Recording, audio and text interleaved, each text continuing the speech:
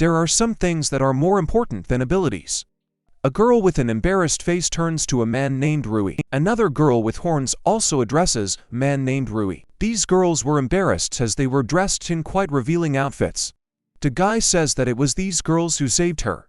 After some time, some actions took place in the village of Quebec. A voice is addressing a guy named Rui. He was a girl who stood with one foot on a guy. She says that Rui is already 15 years old and he still does not know how to use magic. Rui turns to a girl named Alina. The girl shows you how to use magic correctly.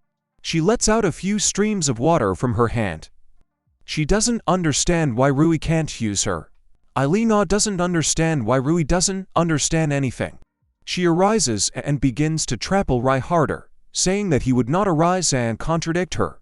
The guy does not understand why Alina grew up to be such a girl, since she used to be kind. He is very sorry, but Rui does not know how to use magic. Unlike other people, Rui also does not have time in sports. It was only at the age of 10 that he noticed that there are those people who, no matter how hard they try, they get nothing. Rui stumbles and falls. At the moment, the crowd of people also notice that Rui is stumbling again. Rui notices that, compared to him, Alina is a genius. She first started using magic at the age of 3. She's got a lot of talents. Rui is nothing to her compared to herself. She probably doesn't understand what he's like. Alina takes Rui's hand and says that she will train him again as his lover. Rui doesn't even love her. She is happy that he is dating a cutie like her and also trains with her. Rui realizes that this cannot go on forever. Rui is a little worried and says that he wants to study alone today. She doesn't understand why Rui doesn't want to study with her. Alina tries to persuade Rui to work out with her, since he can become stronger alone. The girl says that all people can use basic magic from birth. She tells Rui that he is just a loser. She feels sorry for his parents, who are already feasting in the next world. Rui's face changed at that moment. He felt a mental pain. His patience had run out. He says he won't date Alina anymore. The girl is confused, as she did not expect such words from the guy. She doesn't understand why he doesn't want to date her. She denies his words, sharing a sweet look along the way. The guy says that there can be no relationship, since they can't even become friends. The guy despises such arrogant people, and says that the girl would leave him alone. The girl thinks the guy is joking and asks him to stop. After a while, the guy runs into some kind of forest. He says, "It's always difficult to walk in this forest." This forest, which is located near the village, is called the impenetrable forest. There are no monsters or people here. This is exactly what you need for a secret workout. The guy starts his workout. A magical green glow appears around the guy. He raises his left hand to his chest and says that first he must imagine and concentrate the magic going on inside him. He has to turn mana into magic and quietly channel it into his fingertips. Particles are coming out of his right hand. He calls this spell the wine. As a result, it wasn't the wind that blew out of his hand, but something like steam that quickly evaporated. Rui fell into despair because everything turned out as he thought. The guy remembers Alina's words that she feels sorry for his parents. He looks down desperately. Rui clenches his hand into a fist and prepares not to give up. As a result, he gets everything as usual. He repeats his actions over and over again, but to no avail. Still, no matter how hard he tries, he can't do anything. Rui notices that since recently, a strange atmosphere has been floating in the forest. If there are monsters here, then he needs to finish his training as soon as possible. Suddenly, he notices a strong magic that even he feels. He sees a rift in the ground where the glow is coming from. He thinks that it is from this hole that magic comes. He does not understand what kind of hole it is, because as he got closer to it, it began to glow even more. He needs to go back to the village and tell everyone about it. Suddenly, his foot slips into this hole, after which he falls into it. Rui falls into this hole and asks God to give him a good childhood friend and strength at his next rebirth. Rui wakes up in a place he doesn't know. He doesn't understand where he is. He remembers that after he ran away from Alina, he found a big, obscure hole in the forest while he was training. He remembered falling into it. He doesn't understand what kind of space it is and where he is. And he notices a girl who was standing behind him. It was a girl in a black dress with small horns and big eyes. She is interested in the guy saying that he finally woke up like that. Rui does not know who it is, and says with embarrassment that this is the first time he has seen such a beautiful girl. He notices that the girl has horns growing out of her head. He thinks he's seen it in a book. It is said that their owners control strong magic. They are cruel and treacherous. All people are afraid of them. He understands that these are demons. The girl confirms his words, and coming closer, says that he guessed right away. The guy introduces himself as Ruisha and says that this is the first time he has seen such horns. The girl notices that he is not afraid of demons. Yes, the guy thinks a little. The guy remembers that he was told that demons are dangerous and that they can eat him, but surprisingly, they do not scare him. He thinks it's because they're so beautiful. The girl is embarrassed by Rui's words. She tries to calm herself down, thereby presenting herself as a descendant. She was just praised for the first time in several tens of thousands of years. Guy, I'm sorry for such a surprise. Suddenly, their conversation is interrupted by the voice of another girl saying that the guy is a poor simpleton. The girl with the tail and wings says that the guy would look at her too. She notices that she has wings and a tail. He doesn't know who she is. The guy begins to introduce himself as Ruisha, and then asks the girl to introduce herself. The girl does not like his manners, but she really likes the courage to be welcomed. She presents herself as a representative of the strongest race. She is the main dragon, namely the 7th Dragon Queen. Rui is discouraged and surprised by her title. Rui will remember that dragons are considered the strongest race on Earth. Among all the dragons, the black dragons are considered the strongest. The girl was a little embarrassed and says that she has not been so surprised for a long time. The girl says that, since he was so surprised, does he know who this girl standing behind Rui is? Rui stands in disbelief. The girl came to her senses and says that she has not introduced herself properly, yet she is the one who rules over darkness and house, namely the 66th Demon Queen, Descendants. Saint Nietzsche Nodens. The guy is shocked that this woman is the Demon Queen. He asks the girls again that they are the Demon Queen and the Dragon Queen. It seems to the girls that the guy does not really understand the whole situation. Descendants says that the guy does not see her as the Dragon King because she is beautiful, to which the Dragon Queen says that Descendants is the Demon Queen. She doesn't understand why she's so embarrassed in front of a guy. The Demon Queen asks the Dragon Queen to be silent, to which she begins to appear at her. The guy thinks that they are friends in this way.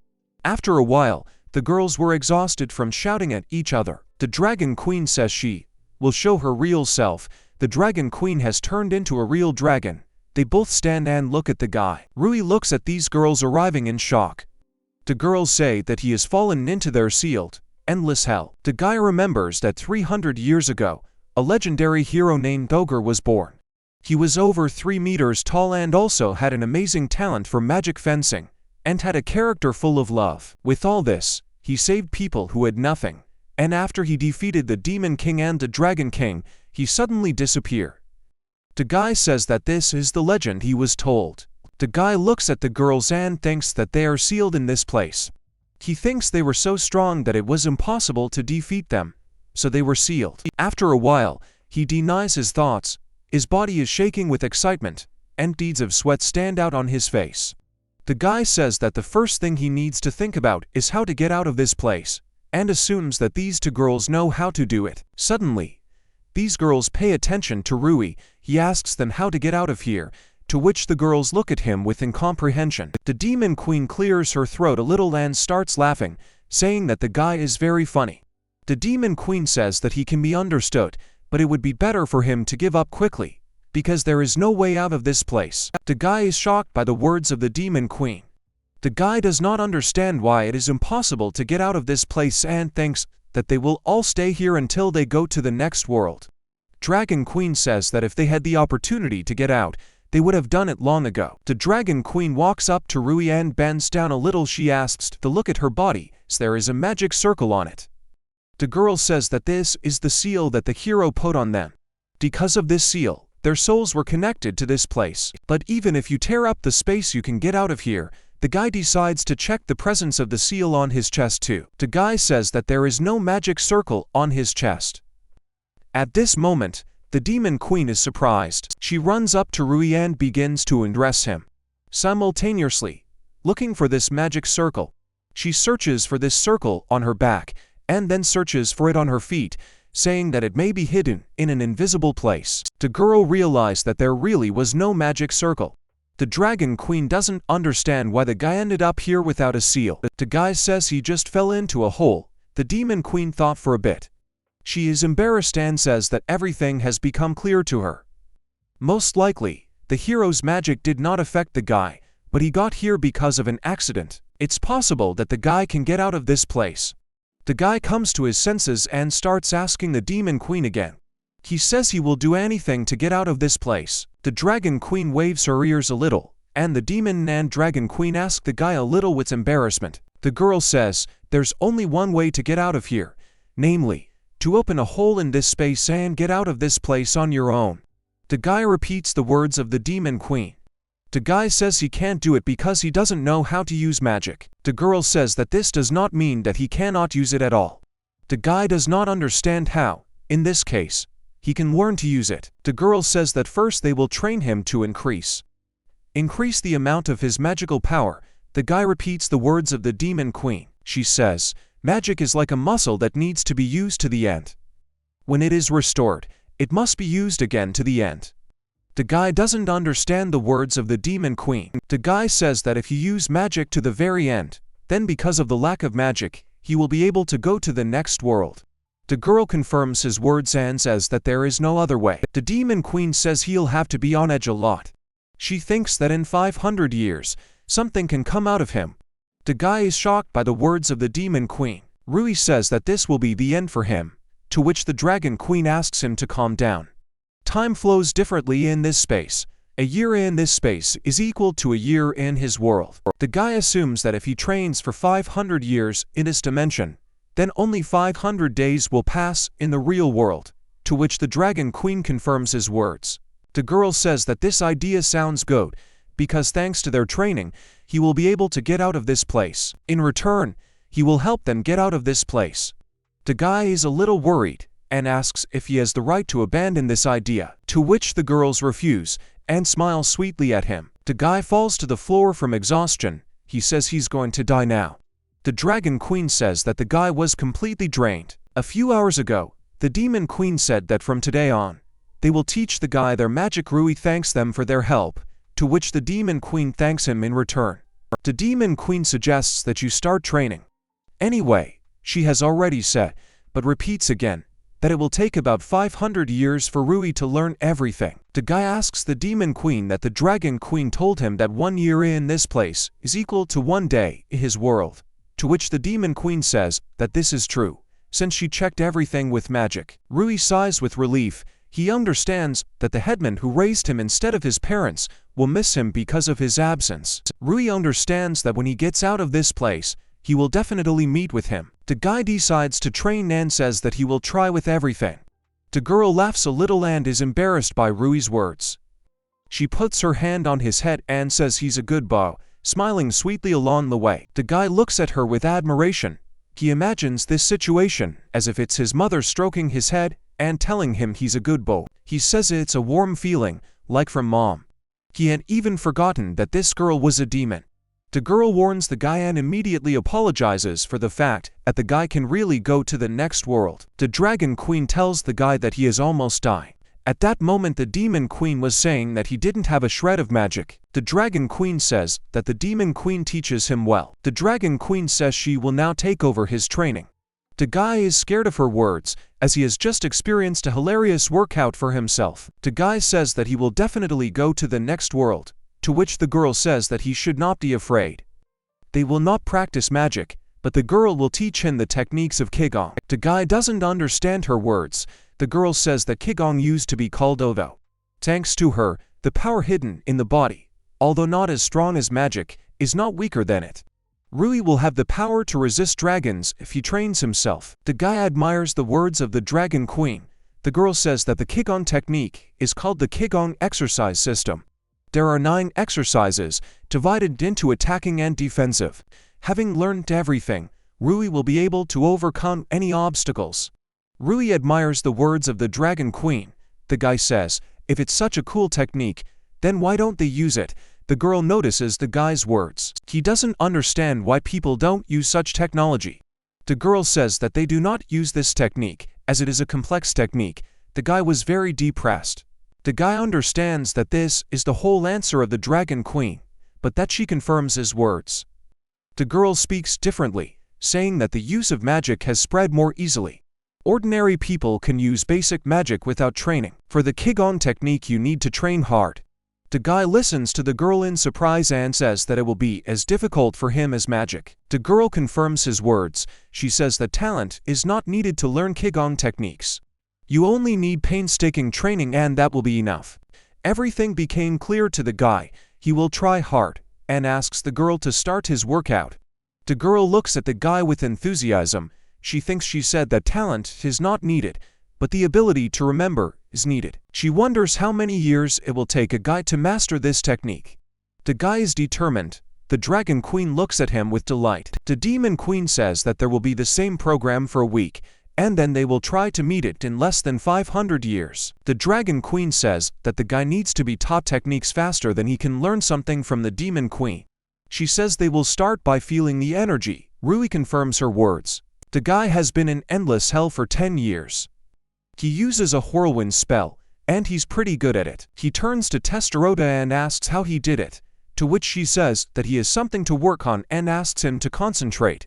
The guy agrees with her words. It seems to the girl that the guy has become a little magician. She trains him like in Sparta, but he hasn't made a single squeak.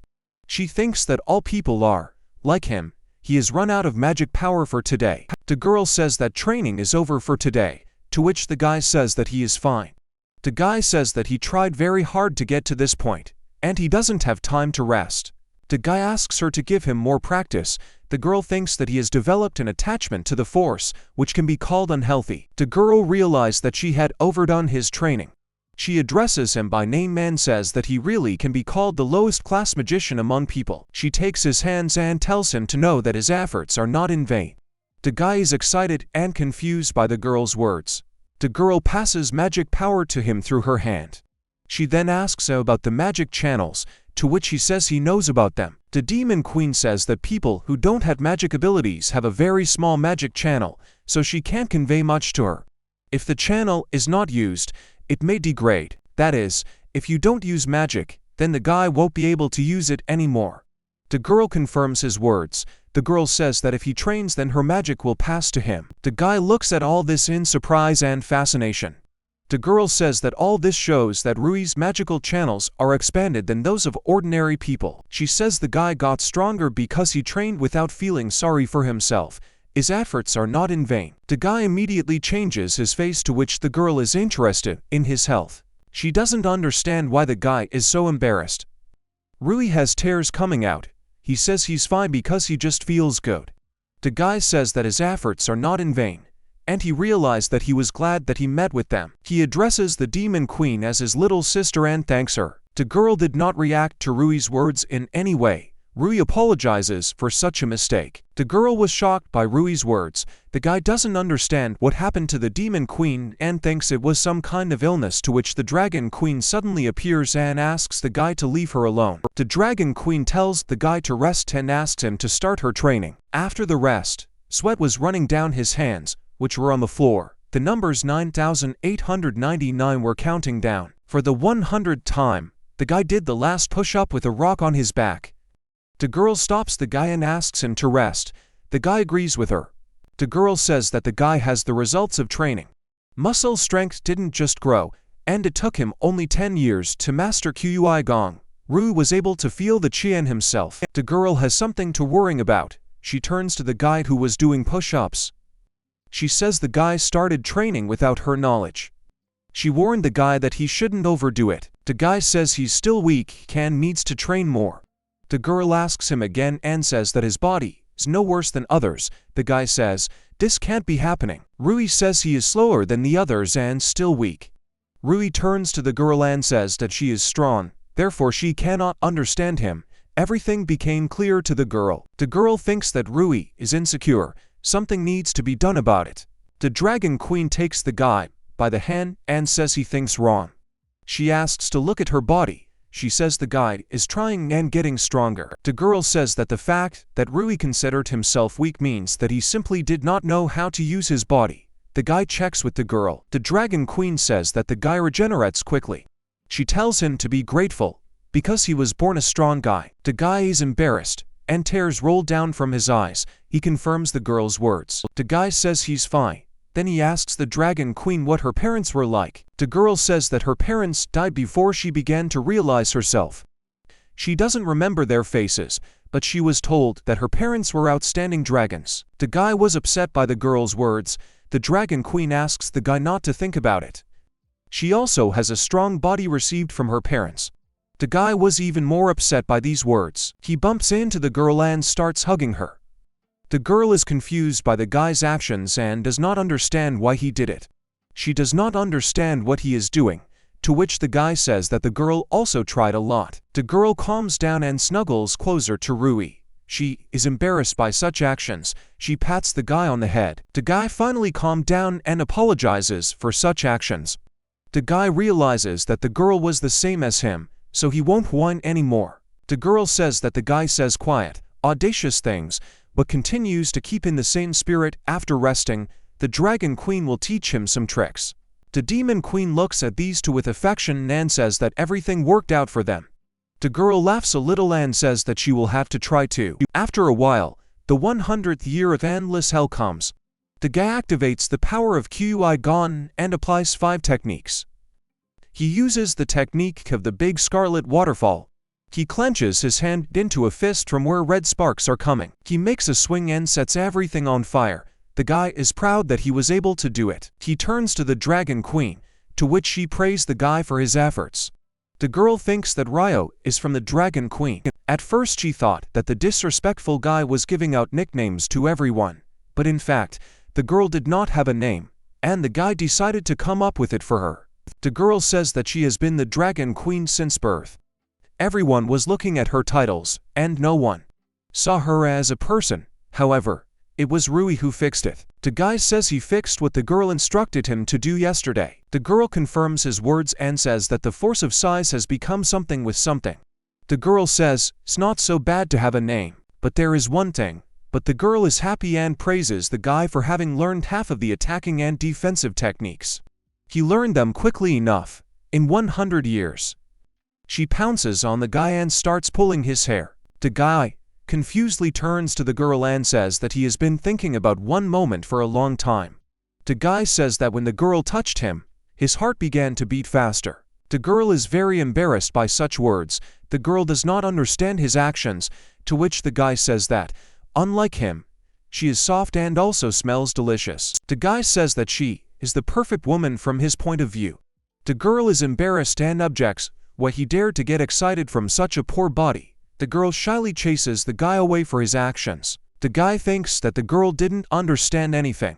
The Dragon Queen is still moving away from the actions taken by the guy. The girl says she is very embarrassed by the guy. Suddenly, her shouts are the Queen of Demons. She asks the Dragon Queen to come to her as she needs to discuss something about training. The Demon Queen says they've just finished training. At this point, the guy says he's going to practice on his own. The Dragon Queen says she didn't think they would be so friendly with the Demon Queen. They used to fight for their lives, but to be sent to the next world.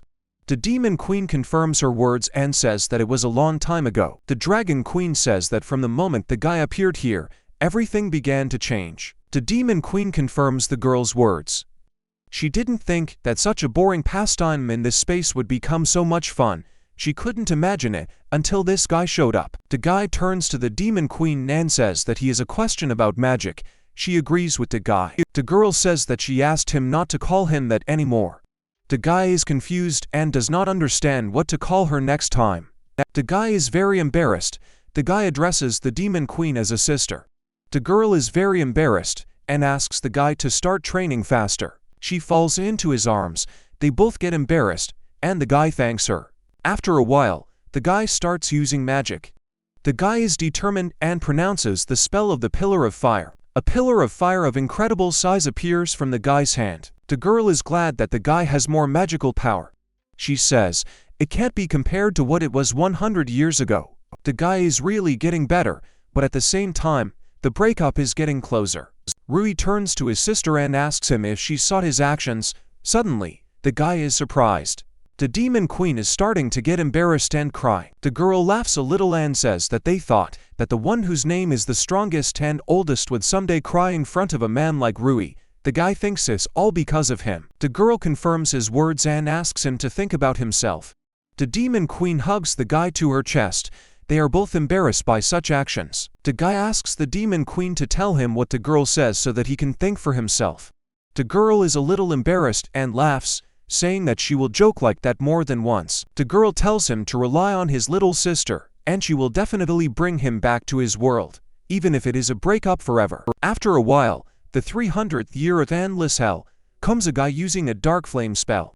It slowly begins to move and then turns into a large circle. The girls are watching the guy closely. The demon queen laughs and says that he succeeded. The dragon queen notices that this is dark magic, and it seems like it can only be used by a demon of the highest rank. The demon queen says that every day a little bit of her magic power got into the guy and he was able to start using it.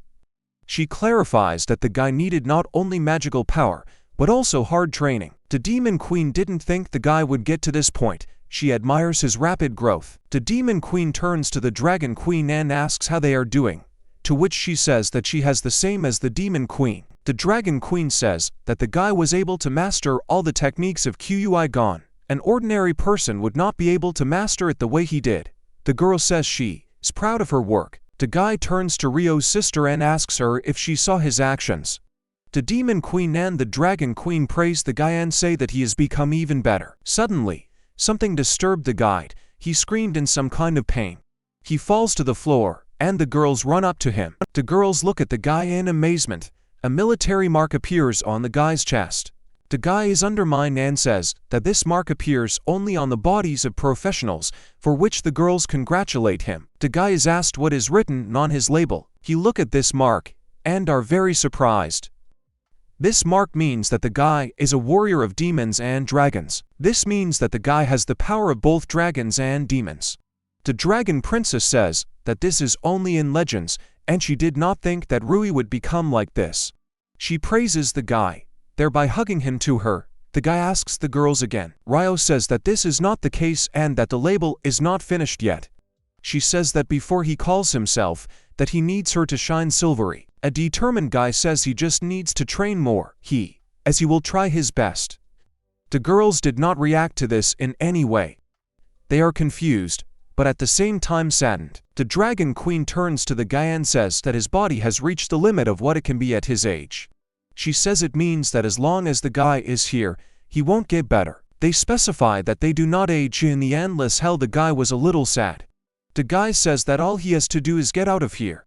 The demon queen says that the current one will definitely be able to get out of here, but first they will rest today and try to do it tomorrow. The guy stands sadly aside. The girls didn't say a word. The company stands and silently looks at each other. The demon queen asks the guy if he remembers how to get out of here. She clarifies and says that if Rui forgot to ask something, then let him ask now, while there is an opportunity. The guy says he has no questions and addresses the demon queen as a sister. The guy says that when he first got here, he didn't even know what would come of it. We were able to do all the training that almost sent the guy to the next world, because these girls were next to him. The guy says that he had fun with them along the way. He remembers moments from training, but now those days are over. He's leaving here today. The guy regretfully turns to the girls and says that he is already leaving. He begins to use his power. Something blue with blue shades appears in front of him. Suddenly, he is stopped by the dragon queen Rio. She holds her hand up to her ear. She hands her earring to Rui and tells him to use it. The guy notices that this earring is Rio's property. The girl asks the guy to direct magic tower into this earring. The guy immediately gets down to business. He clenched his hand into a fist where the earring was. This earring will start to glow. Gradually, a golden-colored sword appears from Rui's hand. The guy notices that he is holding a sword in his hands. Rui feels incredible power from the sword. He is a little shocked that it is a dragon sword. Ryu says it's a relic of her father. This sword is made from her father's fangs. This is a legendary sword, and there are only 2 of them in the world. The girl smiles and says that she is giving this sword to Rui. She says that this is the only memory of her father, and asks Rui to use it with caution. Rui is shocked by Ryo's words. The guy refuses and says he can't accept such a thing, after which Ryo immediately shuts him up with his finger. Ryo interrupts the guy and says that he is giving him the sword for a reason. She says that if Rui wants to refuse, then he must understand his actions. The guy agrees and says he will treasure it. Ryo rejoices and then wants to explain how to use this sword. The guy is determined and says that he will definitely succeed. His gaze is full of confidence. He holds the sword tightly in his hands. He accelerates and makes a swing. He jumps up and shouts a dimension incision spell under the wave. The sword plunges into space, causing a crack in this dimension. He removes the sword from the chip, after which a split appears in that place. The guy stands in front of him and just keeps silent, looking at the split. Tears come to Rui's eyes. He says he's ready to hit the road. The girls immediately break out of their seats. They run up to the guy and hug him hard, to which Rui hugs them back. The Demon Queen wishes Rui a good journey and asks him to be careful. The Dragon Queen cries while in Rui's arms and tells him to do his best. She says they will always be waiting for him. The guy can't hold back his emotions and says that this is really the end. The guy remembers the moments when he had fun with these beautiful girls, but alas, he needs to leave. Rui says it will be much better to live with them outside. The guy makes a promise that he will definitely rescue the girl from this place. He asks them to wait for him. At the moment of his absence, the girls silently accompany Rui. He runs into the split and begins to glow turquoise.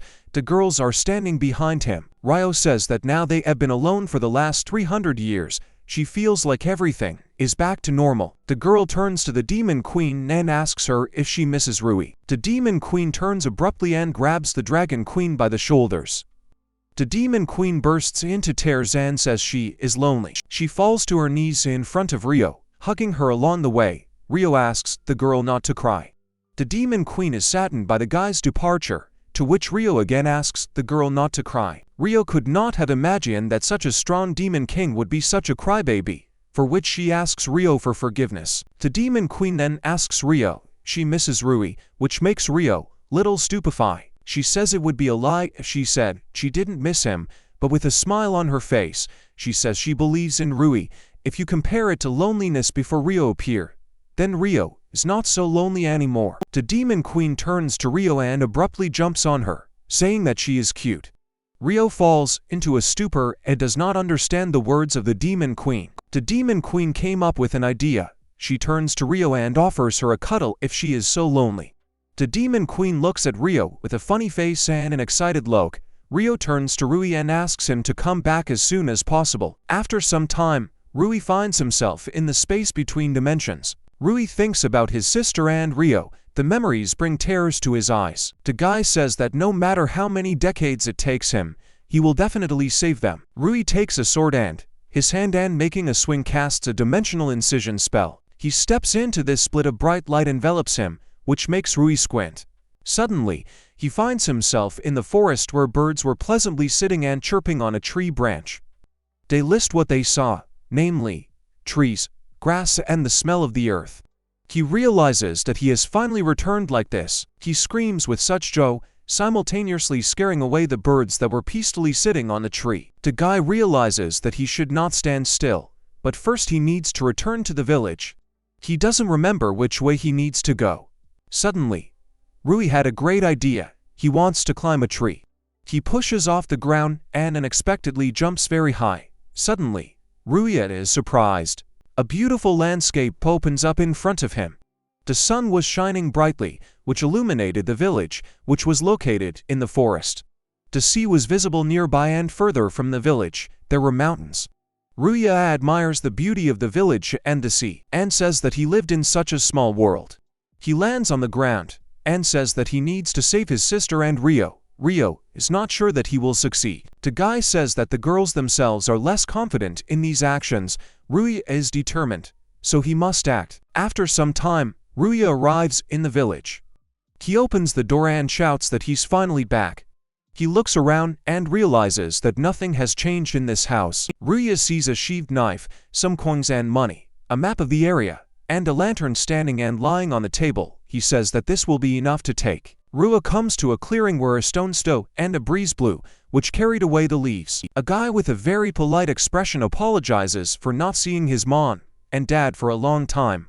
There was a flower next to the stone. The guy says that the next time he comes to them, he wants to introduce someone, namely his sister and Rio. He says, "They're good girls." Suddenly someone interrupts him. He is addressed by an old man who was going about his business and suddenly came across and recognized Ruiz. Rui recognizes the old man and addresses him as an elder. The elder begins to ask Rui where he has been all this time, to which he says that a lot has happened during his absence. He apologizes for the sudden disappearance, and he is glad that they have met again. The elder is glad that Rui is alive and invites him to go to him. The old man will give the guy something warm. Ruia clenches her hand into a fist and asks the elder for forgiveness. He creates a fireball above himself and says he needs to go. The elder doesn't understand anything. Ruia thanks the elder for being worried about him. Ruia says that everything is fine with him, and that he is no longer weak as he used to be. The elder doesn't know what happened to Rui, but he says his eyes are full of confidence. The old man says he won't stop the guy. He will guard Rui's house, and asks him to go about his business. Ruia turns to the elder and thanks him, worshipping in front of him. After some time, Ruia goes about her business, walking along the path. Suddenly, a girl with red hair meets him and recognizes the guy. The guy turns around and addresses Alina, saying that he has not seen her for a long time. The girl says she was worried about Rui since he had been gone for over a year. The girl sarcastically says that since Rui has decided to return, it means that he wants to make peace with her. The girl says that she would like to punish the guy for betraying her. She would have incinerated him, but this time she would forgive him. Rui interrupts Alina, saying that she is still the same. He asked her to finally grow up. The girl is confused and is in a little shock from the words spoken by Ruia.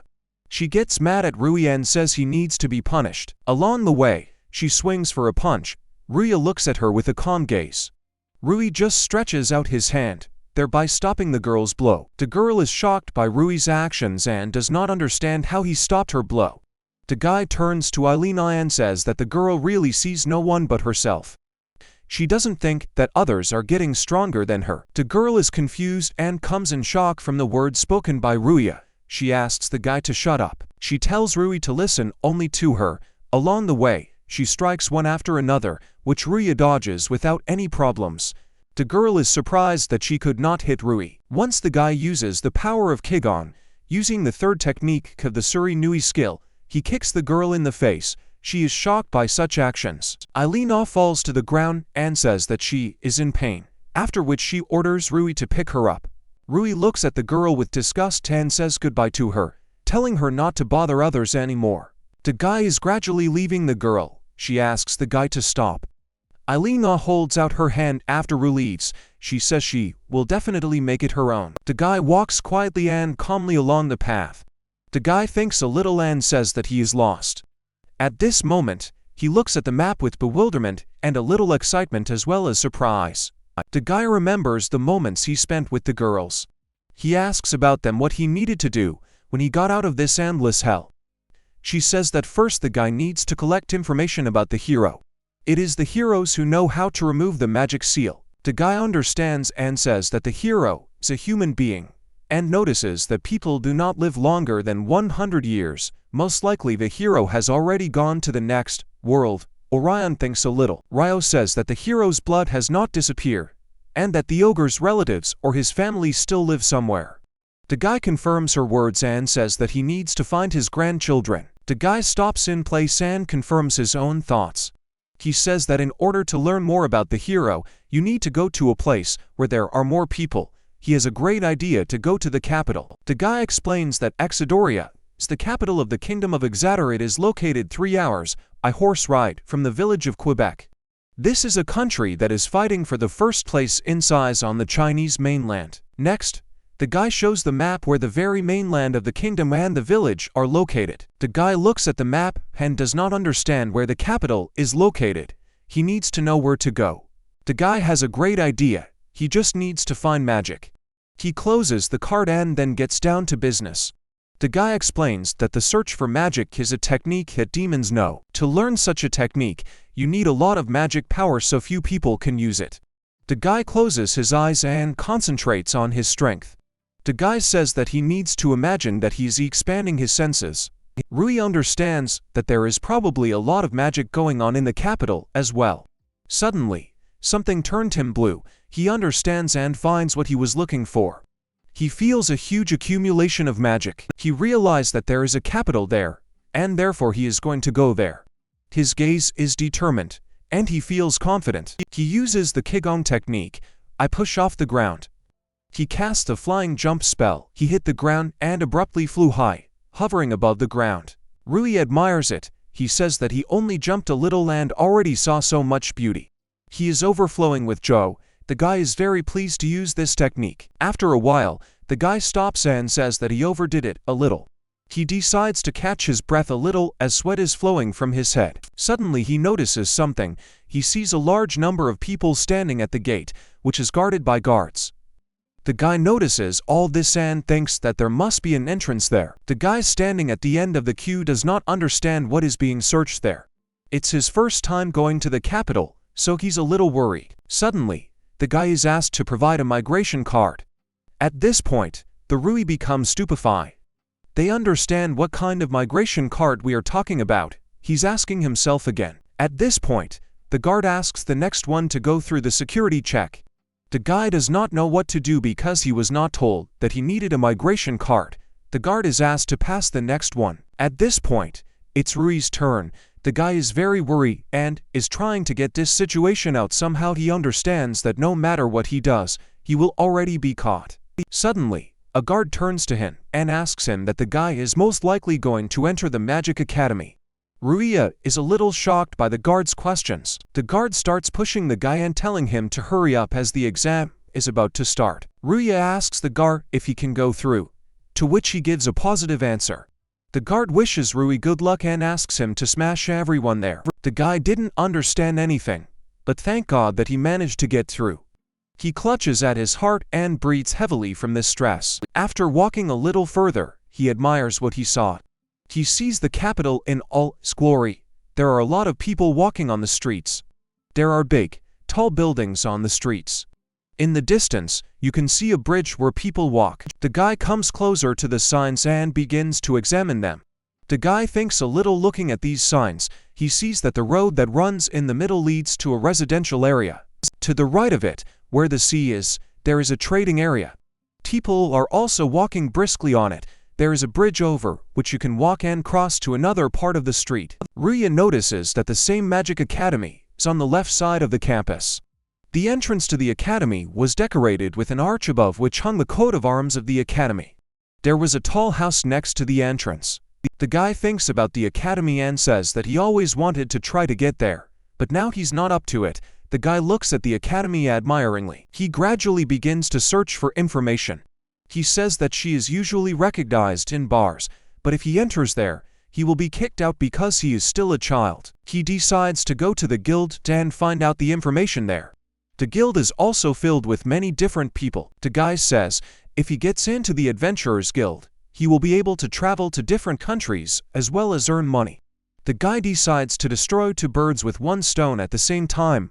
This is where he decides his actions. Rui decides to become an adventurer. His spirit is full of determination and his eyes are full of confidence. Suddenly, someone grabs him by the shoulder and shouts at him.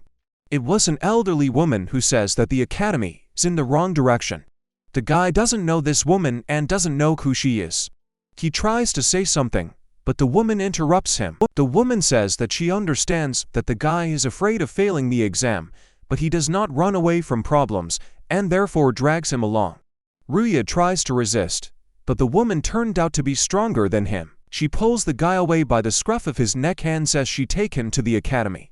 The guy is at a loss to understand anything. He does not know and does not understand what will happen to him. Now, after a while, the guy talks about the Royal Magic Academy of Freud.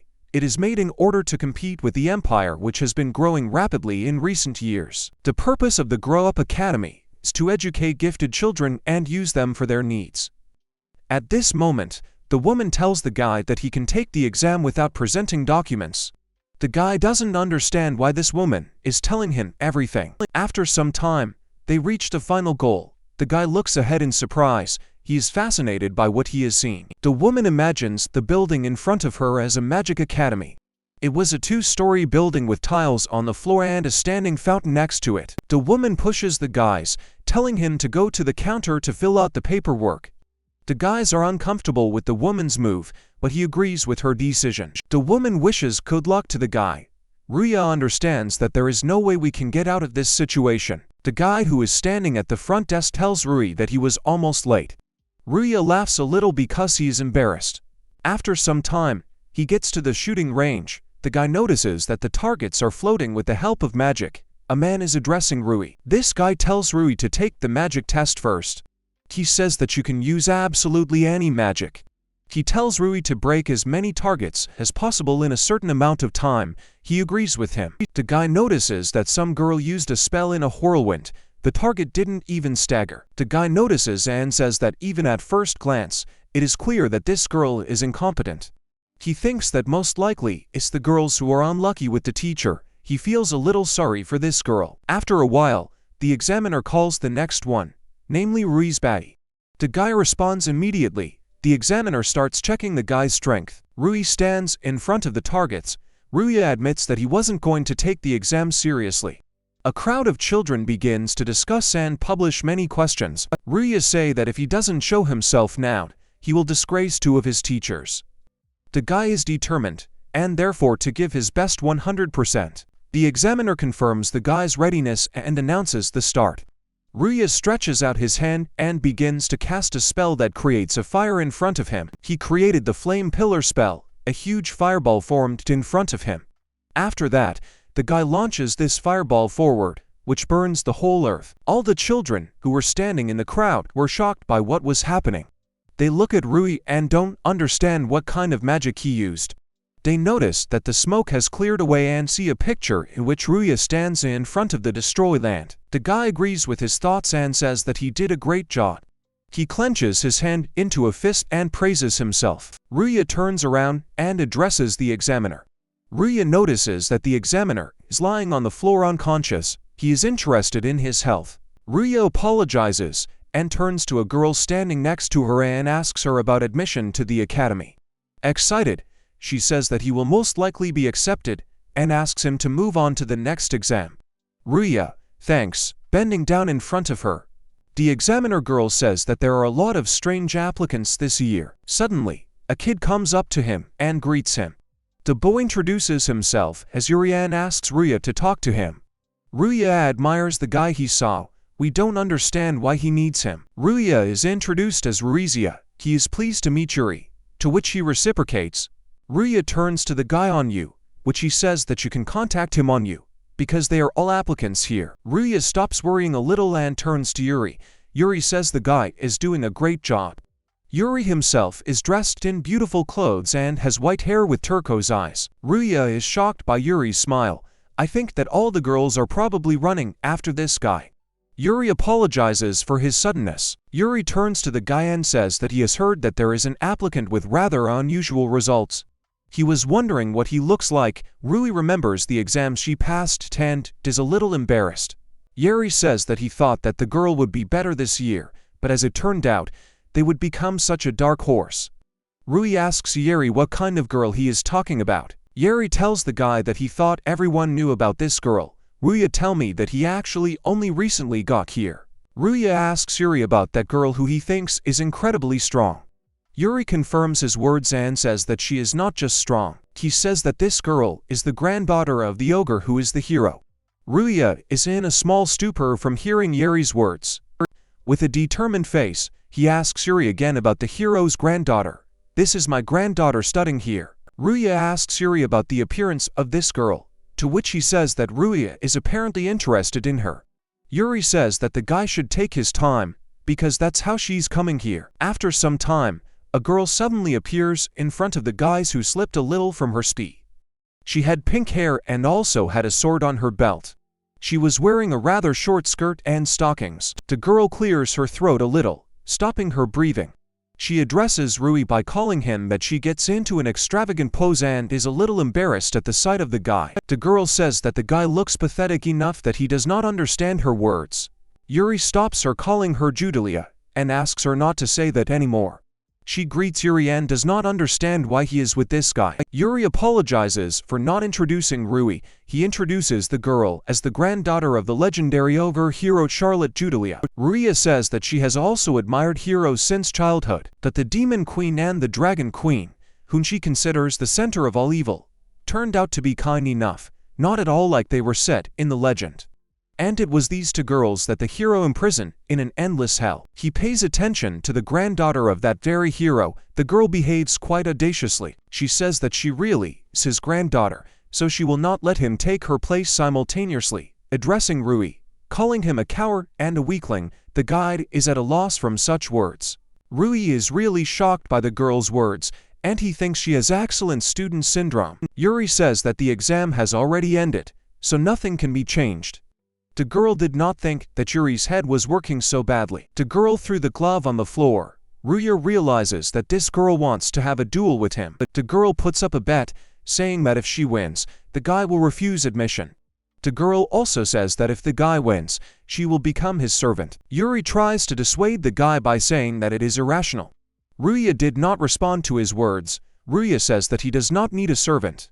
However, his eyes and soul are determined. He believes that if he wins, he will be able to find out about the hero. Yuri tells the guy that if he picks it up, he will start betting. Ruya picks up the glove and agrees with her. He holds out his gloved hand to her, telling her that he accepts her challenge. She looks at the guy with a malicious smile, showing everyone that she is stronger than him. After a while, they come to the arena. Ruya and Charlotte are standing opposite each other. What kind of person does she turn to Yuri, asking him if this duel is worth anything at all? The examiner says that if they are injured, then he will be finished. Yuri addresses the examiner as a teacher, and says that he will take full responsibility for himself. In addition, he turns to the teacher and says that he is also interested. Then the teacher explains the rules. The winner is the one whose opponent surrenders or loses consciousness himself. At this moment, the guy and the girl are facing each other and are resolutely looking at each other. The teacher continues to explain the rules and says that if he considers that the participant cannot continue the fight, then the fight is considered over. He says in the rules that destruction is prohibited by law, after which the start of the battle is announced. The girl laughs a little and says that if the guy admits defeat, the fight will end without injury. Ruya takes a fighting stance at this moment. She turns to the guy and forces him to take out a weapon too. Ruya remembers about the weapon. He remembers the moment when the Dragon Queen told him that the Dragon King's sword should only be used in battle when his life was at stake. Ruya must use the sword wisely. At that moment, the guy agreed with her words. They made a promise to each other and swore on their little fingers. The guy understands and says that he can't use the Dragon King's sword right now. The girl smiles maliciously and provokes the guy, saying that, does he really think he can defeat her with his bare hands? The girl feels sorry for the guy, but then she changes her mind. She takes a sword in her hand. She introduces herself as the granddaughter of the legendary hero, Charlotte Judelia. Her gaze is determined. She also got into a fighting stance. She says she will defeat the guy with all the powers of the great ancestors. After that, she begins her offensive moving towards the guy. Ruya is determined and is not going to give up. He also took a fighting stance. The girl makes a swing at her partner. She at the same time thinks that most likely the guy wants to go to the next world. She can really send him to the next world, thinking that most likely this guy is really weak. At this moment, Ruya uses the Kigon technique. Ruya using the protective golden cocoon technique.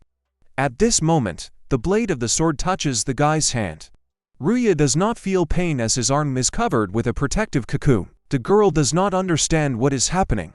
Ruya beat off her sword with his bare hand, namely, a sword that can cut steel. She bounced back and is out of the skill board. She asks the guy who he is, to which he replies that he is just Ruisha body. He is not a demon king, not a dragon king, not a hero, and not the grandson of a hero. The guy is determined. Ruya says he is just an ordinary hillbilly. The girl does not understand how this guy beat off her sword with his bare hands. They are both facing each other. The girl put out her sword and pointed it at the guy. The guy puts up a defensive stance. I say that he used the golden cocoon technique. This technique differs from the iron cocoon, which makes absolutely everything harder. He says that while gold makes only one place hard, it is more effective in rigidity and an iron dragon. The compacted area can be moved safely, so this is a fairly effective technique. The girl asks for more and goes further on the offensive. The guy just stands and looks at the girl's movement. She swings her sword, but the blow was unsuccessful as the guy deflected her blow again. Time after time the guy deflected her blows. The girl does not understand how he does it, and she does not know who he is at all. She has a better command of the ball than many masters. She decides to change her strategy. She begins to cast spells, and a swirl of pink flowers begins to appear from her hand. These petals begin to move forward. She casts a spell of petal vines and then directs them towards the guy. The guy notices this and dodges her attack with awkward movements. He dodged non-contact. The girl continues to stand in her place. She notices the guy's good reaction, but the next attack follows. She asks the guy if he can dodge even more petals. She directs these petals forward and casts the spell Petal Storm. At this moment, petals appear from everywhere, from behind her back, which quickly heads towards the guy. The teacher notices all this and wants to stop this girl. And at this moment, Yuri interrupts the teacher, which he also pays attention to. He asks the teacher to calm down. He says that the guys still have a lot of hope in their eyes. At this moment, the petals are getting closer and closer. With Ruisha, he is surprised and amazed by so many petals. He understands that such a large number of petals require strong magic. After that, he makes a dash and goes to these petals. The girl does not understand why this guy is running to these petals. Ruisha gets off the ground and makes an incredible leap into the sky. He casts a white flame spell and holds out his hand. At this moment, a white fiery flame forms in front of the guy, which almost touches the girl from the effects of this flame. The petals that were heading towards the guy are burned. The girl is in shock from such a strong heat. She doesn't understand why the sword and magic doesn't hit this guy. At this point, the man orders these two to stop. She remembers some guy talking to her and saying that she is also talented. He says that no one has had a hero mark since the ogre disappeared. He turns to the girl and says that if she tries hard, she will be able to achieve it. The girl, confused and tired, repeats the words of this man. Suddenly, someone turns to this girl, calling her the very granddaughter of the hero. They admire the strength of this girl and also say that she can become a hero. This group of male guys is clearly up to something. They say that their son also admires the ogre hero. She is being asked to become a real hero. She heard their words and was determined. She needs to train even more to become strong. She clutches the sword in her hand and says that she will not lose by attacking the guy. The guy gets into a defensive stance. The girl swings and screams that she must become a hero. That's why she can't lose. At that moment, a voice shouts for them to finish. She struck the last blow in defense of the guy. Ruisha remembers the words of Alina, who told him that it makes no sense for him to try because he was born without talent. Then he remembers the moment when I addressed the demon princess and says that he doesn't have time to rest. The guy says that at this very moment he will save her the same way they saved him earlier. He repeatedly changes his hands, thereby blocking the girl's blows. The girl jumps up and wants to deliver a striking blow. At this moment, the guy applies the kick-on technique, using defensive technique number 5. He uses the golden ball grabbing technique to stop the girl's kick with one hand. He holds the sword with his bare hand, and then begins to move it to the left side. The girl, being on the weight, is very surprised by such actions of the guy. She starts screaming and wondering from a little fright. The guy uses the kick-on technique while using the number 1 attacking technique. He uses the Meteor Fist College. After that, his hand is charged with magical power. He tries to make a punch by inserting his fist into the side of the girl's face. At this moment, she is in shock from the action she saw. She realizes that she cannot avoid a collision and says that he is going to kill her. Now he stops his fist and pepper with his face. The girl looks at the fist that stopped in front of her in a stupor. She falls to both knees on the ground in fright and with an axe, she says with a convulsive voice that she is alive. The guy is a little tired of such a battle, says that he won, thereby asking the girl if she agrees with this. The girl makes some moans and a murmur can be heard from her. The guy doesn't understand these sounds a bit. The guys turn around as they hear the crowd whispering. He realizes that they can't see anything. He says that then he can do his sister's reception. He stretches his hand forward and use bathroom magic, thereby casting a spell of dark song. A black square formed around the team. The crowd doesn't understand what's going on here. This was all being watched by a very strange girl who was dressed in a maid costume. She had pointed ears and red eyes. The girl does not understand why everything has turned black around. The guy asks the girl to calm down and says that he just blocked the lights and sounds with magic. The girl confusedly asks the guy again. This is the first time the girl hears about such magic, but she is not surprised, because the guy has a lot of strange tricks in his hands. The guy abruptly sits down next to the girl, which makes her scared and embarrassed. He apologizes for scaring the girl. He will help her. After a while, the guy finished his business and says that everything is fine now. The confused, excited girl thanks the guy. The girl does not understand why the guy is doing all this, because before that, she had said a lot of nasty things to him. The guy says that it's all obvious, because if a person is in trouble, he needs help. The girl looks at the guy in amazement. She remembers a moment when she was told that she was the granddaughter of a hero and she should help people. She understands that there is no reason to help people. She doesn't understand how she didn't notice such a simple thing. The girl admits defeat with a little embarrassment. She worships the guy and apologizes for her bad manners. She addresses the guy by name and says that she recognizes that the guy is stronger than her in body and heart. The guy says that he has a lot to strive for and also praises the girl, who was also strong. He was especially surprised by the last magic. He removes his magic at this moment. The girl wants to say something. She says her friends call her by your name. The guy wonders a little, but accepts the offer of this girl. Embarrassed, the girl says that she will continue to call him Rai. The guy did not expect such words from the girl. They shake hands, after which the guy says that he is pleased to meet this girl. The girl announces to everyone that she is giving up and that she has lost. The teacher asks Charlotte if she is sure of her choice, to which she gives a positive answer and asks Ruit to enroll. The teacher looks at what is happening with bewilderment, but at the same time they agree with her decision. Then he turns to the girl and reminds her of what she has to do if she loses. They remember the words spoken by the girl. She promised if the guy wins, she will become his servant. The guy frantically says that he doesn't need a servant. The teacher agrees with the guy's decision. The girl asks these two guys to stop and says that she will not let the conditions of the duel become dishonest. The guy asks the girl if she wants to become a servant herself. The girl grabs his wrist with a sharp movement. The guy sees a glow on his hand and doesn't understand what it is. Marks formed on the girl's hand, on the guy's hand. These marks represent the servant's mark. The girl says that she is very sorry, and now she is his. The guy is a little shocked at this situation. After a while, the examiners begin to repair the ground. After the battle, a crowd of guys are talking to each other. Yu returns to Rui and asks how things are going with the exam. At this moment, Ru hugs Charlotte by the guy's left arm. The guy meets Yuri and greets him. Yuri says that it was difficult, but he did not think that the incarnation of the hero would obey anyone. The girl blushes and asks Yuri to shut up. Ruia is asked to a guy and a girl are to each other. The girl turns to Yuri, to which he says that if he had told him earlier, the guy would have stayed away from him. He just wanted to make friends with him. Ruia doesn't understand what it's about. The guy introduces himself as Yuri von Exidoria. He is the Prince of Ecuador. Ruia is shocked by the guy's response. The guy turns to Yuri and says that most likely he should be called Mr., to which Yuri says that he should not do this and asks not to call his friends. Mr. Yuri addresses him and notices that the guy is not from the capital and is interested in where he will spend the night tonight. Ruia, of course, did not think about it. Rua realizes that he has neither money nor a migration card. It's hard for the guy to talk about it, but afterwards, he tells the whole situation.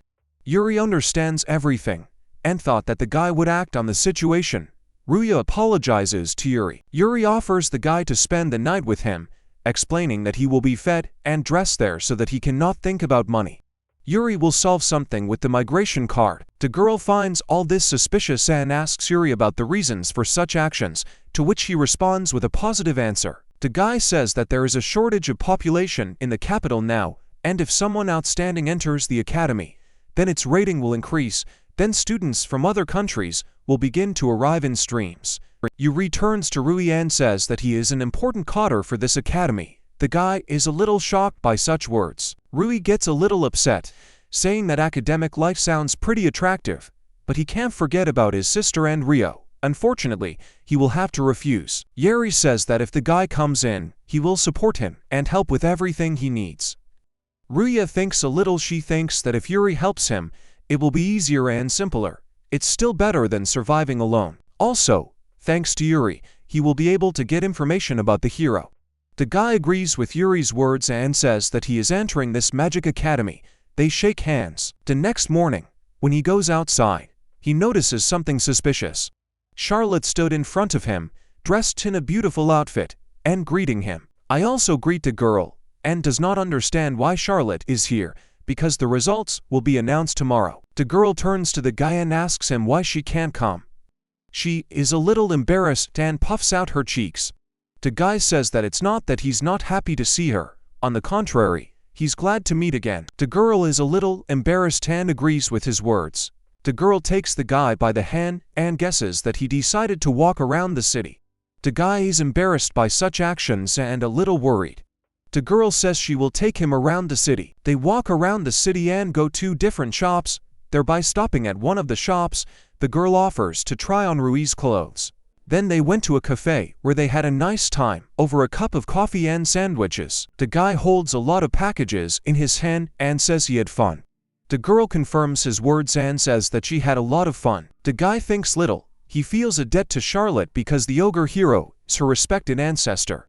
He thinks it's possible that the heroes who sealed them with Rio and his little sister are still alive. Returns to Charlotte and asks her how much she knows about the ogre hero. The girl turns to the guy and asks him if he is a fan. The girl, to tell the truth, knows a little about this hero herself. It has been 300 years since its disappearance. The guy is a little sad at such words. The girl says that she has several items that her ancestors left behind. The guy immediately cheered up from such words. She confirms his words and gives an example. One of the items is her sword. Frau says that her predecessors used this sword.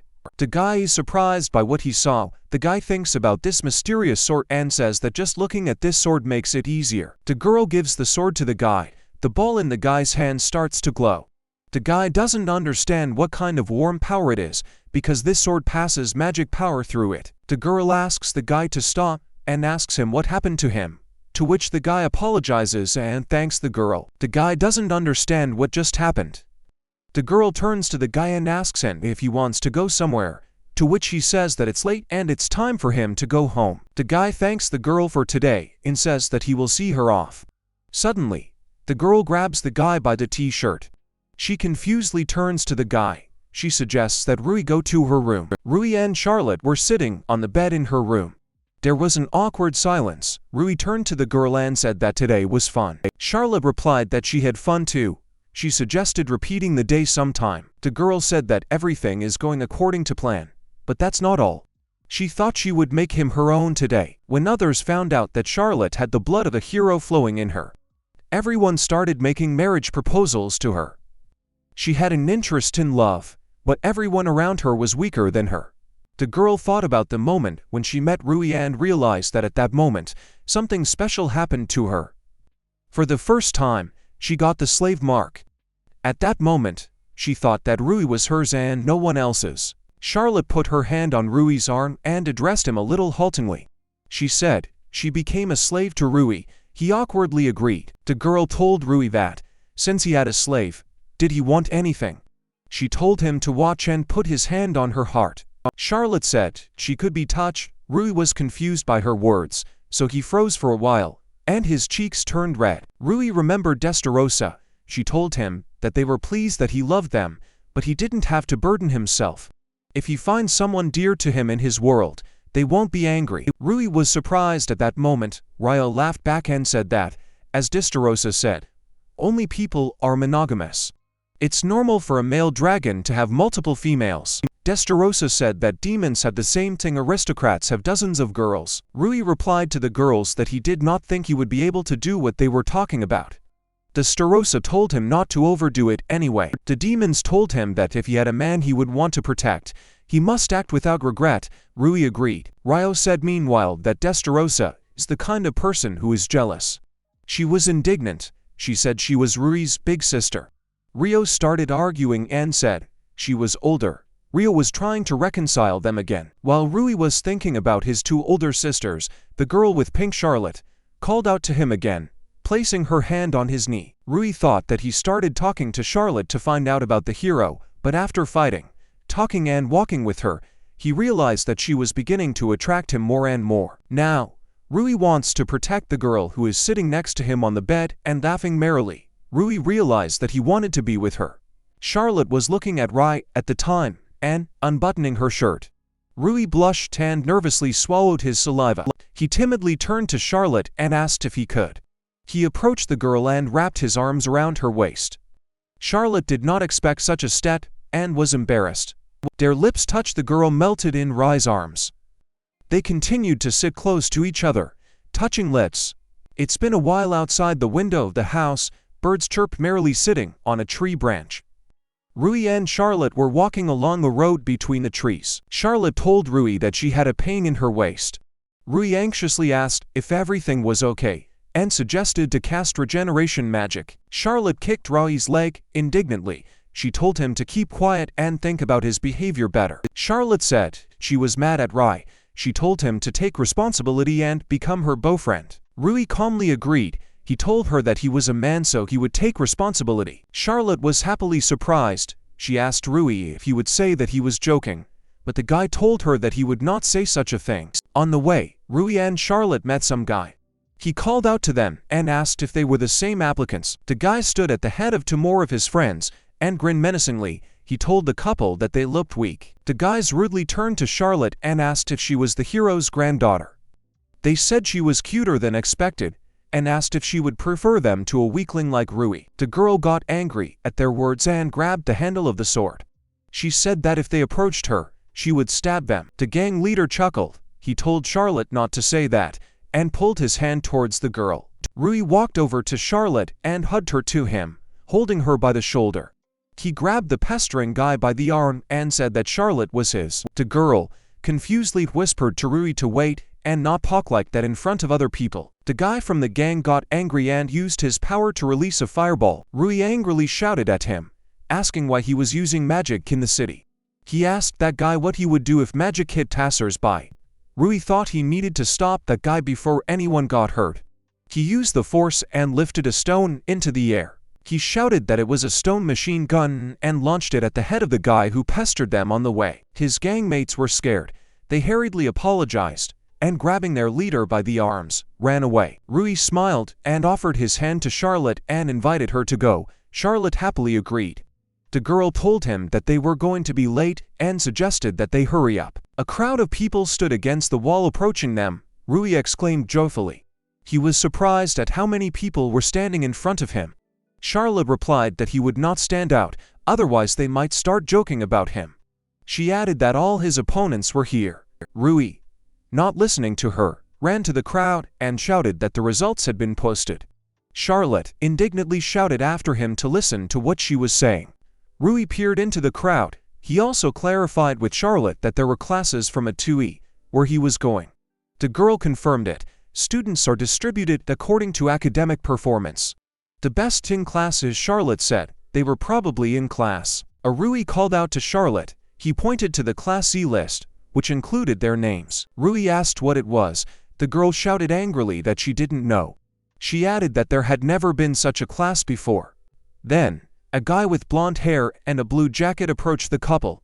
He greeted them and said that they were very lively in the morning. The guy said his name was Yuri and held out a little. He remembered that this was the first time Rui had seen the guy standing next to him. That guy was wearing a shirt and a knight's helmet on his head. Yuri said that this was his escort, Ibuki Earnhardt, and added that he hoped they would be pleased to meet. Rui greeted the strange guy and shook his hand. The guy replied that he was pleased. He said his name was Ibuki, and he was guarding Yuri. As an introduction, Ibuki gave Rui a piece of candy. He offered a piece of candy to Charlotte, but she refused. Yuri said that Ibuki is funny. He said that in order not to show his face, his guard wears a helmet. Yuri added that Ibuki is good and that he hopes that they will become friends with Rui. Then Charlotte turned to Yuri. She asked what it was. Yuri clarified that she was talking about the Z class. He said he wanted to surprise her, so he didn't tell her. Charlotte got angry and told the guy to explain everything. Yuri said that this is a new class that has appeared since this year.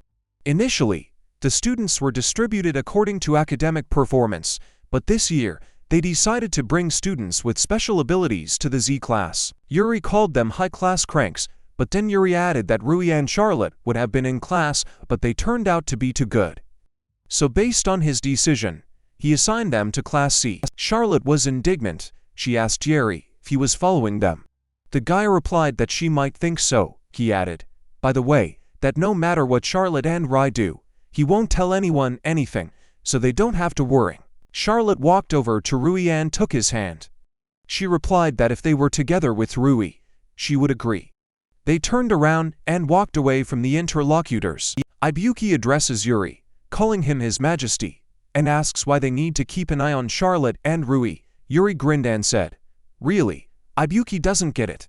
There are only bullies in class, so even Yuri himself finds it difficult to keep track of them, but he thinks Rui will be able to do it. At this time, Rui was telling Charlotte on the way that they needed to change into their uniforms. Ibuki tells Yuri that if he is so looking forward to it, he will bet a lot on Rui. Yuri laughed in response. He noticed that he was wondering what kind of class it would be, and said he couldn't wait. Charlotte said that they had changed their clothes. She said she wanted to see what kind of class of weirdos it would be. The couple entered the classroom. Charlotte told Rui that she hoped they would make friends. The guy with the red hair came up to Rui and called out to him. He asked him if he was the one who won the duel in the exam.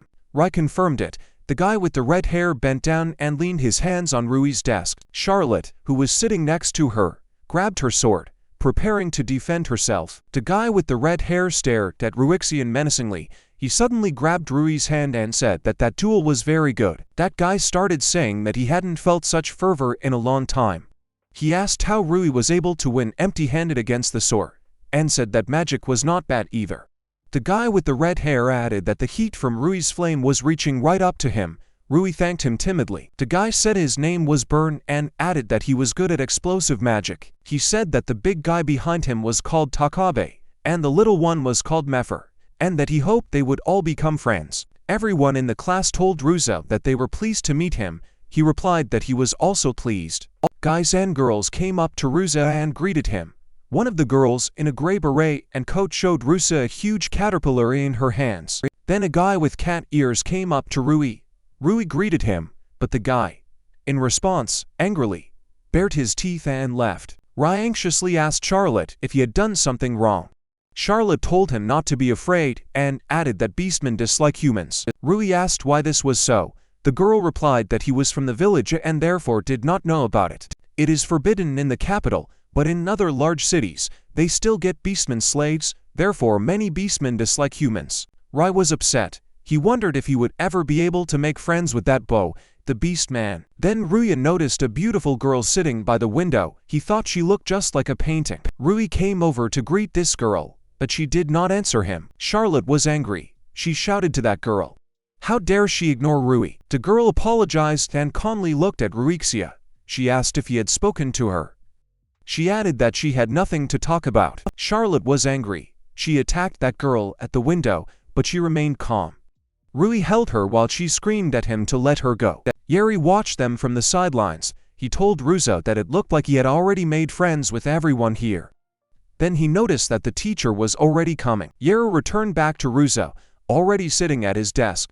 He said that this time, as a classmate, he was pleased to meet him. The Royal Magic Academy of Frey, the first-year class. Rui thought with a smile that his life at the academy began here. There is a lesson in the classroom. The teacher says that, in this way, water magic uses moisture from the atmosphere. Then someone turns to the teacher and says that, surely water magic can also control groundwater. Rui says this with the thought that his sister told him so. The teacher is surprised and asks if this is really true. This is the first time he has heard about it. Rui then offers to show him. The teacher asks if he can. Then he suggests going outside to practice. Everyone gets up and is outraged that the lesson is outside again. Yuri thinks it's been 2 weeks since admission. The teacher asks Rui how he learned this, and he replies that he heard it somewhere. Yeri thinks that thanks to teacher Ligas, he can study everyone, but it's still good that he made him the homeroom teacher of Class C. All the classmates crowded around Rui and said how he clearly explains what was expected of him. They return to the classroom after a while and see that the chairs have been broken. The girl anxiously asks who did all this. Rui turns to Tisa and says that he wants to ask for something. He asks what he wants. Rui says that he thinks to find out who did it. He must have left traces. He asks Tissy if he can help. He answers why not, and agrees. Taisha shows her magical analysis. Rui says that this is what he expected from him. Rui says he is surprised by his wide-ranging analysis magic. Taisha says it's because of him. He believes that this way he could analyze no more than one table. He achieved this thanks to the fact that he trained him after lessons. Taisha notices someone's hair and also footprints. He says it's from a classmate's shoes. He cunningly asks if they thought to deceive him. Rui says he can't be fooled. The latter thanks him for such words. Taisha says that he is a halfling, and he was expelled because he knows how to use magic. Ordinary halflings have little magical power. He says that he was accepted in this class so strange for the first time. He is glad that he can use magic, because now he can be useful. Taisha says that here is the information that he invaded, giving him a piece of paper. He thanks him. Rui asks if he will go with them. Taisha says that he does not like to deal with skirmishes. Taisha asks if he can handle it.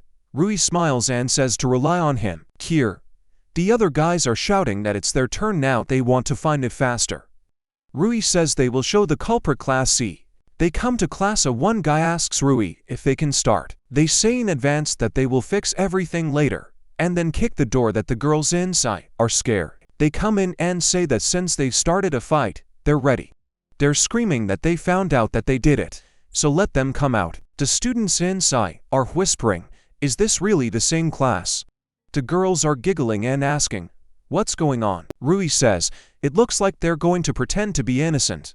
An aristocrat comes out to them and asks if they are students from Class C. Why are they making such a fuss? Rui looks at him and thinks that he has seen him somewhere, like he is from the aristocracy. Rui apologizes for being so sudden, but someone cheated on their class and they're looking for who did it. The aristocrat says, it's a pity, but isn't it a little early to suspect them? Besides, they have a lot of students from disadvantaged families in their class. He says that the poor in the mind is impoverished. Is it not better to suspect among your own? Rui's friends start to get angry. Rui tells Bern that they want to make them angry. Bern is outraged. Does he really suggest just shut up and watch? Rui replies that he does not, and asks you to rely on him. He takes a piece of paper out of his pocket. They ask him what it is. He says that the hair that they found in their class, his friend examined it. It did not match the hair of the students in their class. The aristocrat asks how he found out. Rui says that he has students in his class with the same hair color. Rui says that they did an analysis at the genetic level and compared, so to speak. Then he offers to explain briefly. He uses time backwards. The hair starts to sparkle and makes this hair fly to the head of this aristocrat. He panics and asks what he did. Rui replies that it is magic that returns time. He says that the hair has returned to the head of the one from whom it grew. That is, this hair belongs to this aristocrat. He is horrified and does not understand how he knows this. Not even all high-class magicians can use time magic, and how such a simpleton from the village knows this. He screams and rage that he does not recognize him. He points his magic stick at Rui. Rui asks what he is going to do. He replies that he will clean it. He is going to remove it from here. He turns to the others and tells them to get ready too. Everyone is not moving. Complete silence. Rui says that pointing wands for no reason is not just against the rules of the school, but the law in general. He claims it's self-defense. Rui begins to act and apologizes to Bern for waiting, and tells all the guys that they cannot hold back. It's time for retribution. The aristocrat shouts to his men to shoot. Rui notices that people are gathering at the classroom. It is necessary that they do not get hit. One shouts that it's his turn. He's calling the middle wall. The aristocrats don't understand how their magic is blocked by such average magic of the commoners. Dayan tells Dakaba that he's done well and that he'll deal with them next. He uses his super bomb technique. After that, the aristocrats' wands just break. The aristocrat's name is Goral. His classmates say that they should have easily won. He tells them to shut up and shoot them. They say that their chopsticks are broken.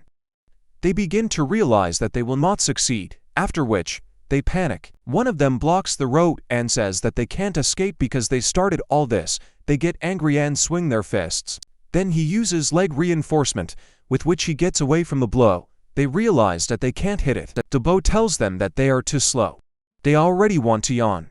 They don't understand where he went. Debo appears, kicks and says with a laugh that he probably overdid it. Goro looks at him in horror. Rui confidently walks towards Goro, who falls and backs away, asking not to approach. Rui grabs him by the throat and says that he started it himself. So who's the bad guy here? He immediately apologizes and says that he will do anything, just let him forgive him. Rui speaks not only to him but to everyone else. He says they can call him whatever they want, but he won't forgive those who harm his friends. He hits Goro's stomach hard enough that his back hits the wall and breaks it for good. He lies unconscious. Rui stands in front of him with a clenched fist. The students of the Z class are smiling happily and proudly. Yuri shouts to everyone that this is too much, and he just got distracted from them. What should he tell his father? All four of them are sitting in front of him with guilty faces. Burn starts saying that they started at first. Yuri shouts at him to shut up, and then says that it's actually his own fault that he didn't keep up. But if they had made even a little mistake, it would not have been so easy. He asks me to think about his head on his shoulders, at least a little. Everyone obeys him, after which Yuri tells everyone that they are free. Rui later approaches Yuri's desk and apologizes, saying that he probably got hurt. He doesn't say anything and just accepts it. He says that when he decided to make this class, he expected from the very beginning that this would happen often. Rui looks at him awkwardly and guiltily. He says that next time, he will speak in advance and apologizes again. Yuri asks him about it, barely speaks and falls asleep right at his desk. Rui realizes that he was dealing with what they had done and did not get enough sleep. He becomes uncomfortable. Rui turns away and decides to go for a walk too. He leaves the audience. Some guy greets him and asks if he is the same Ruisha. He apologizes for being so sudden and says that she is from class 2. Her name is Sean. He says it's nice for her to meet him. He says the same thing and shakes his hand. Rui thinks what a mysterious person is in front of him. There is no negativity coming from him, as if holy energy is coming from him. Rui asks him what he needs. Sean replies that it was just that I was wondering what he looked like, because there are rumors about him. He asks what the rumors are. He replies that, of course, about yesterday's attack on Class 1A. Rui smiles awkwardly. Sean giggles and says that now they have set the heat, they have even spread to the second graders. He says that they are having fun and that they are having a good life. Rui sighs and says, "Thank God, it's fun." Sean tells him that this is good. He puts his hand on his shoulder and tells him not to think that everything will go the way he thinks. Sean tells him that he is really strong, but there are stronger and scarier people in this world. Rui looks and thinks, what kind of charisma, there are some here. Rui bows to him and thanks him for the warning, but adds that he is fine. He knows two who are stronger than him. Sean smiles and says he shouldn't have worry. Then he walks away and says that he needs to go and that they will see each other again. Rui is left alone with thoughts of how mysterious he is.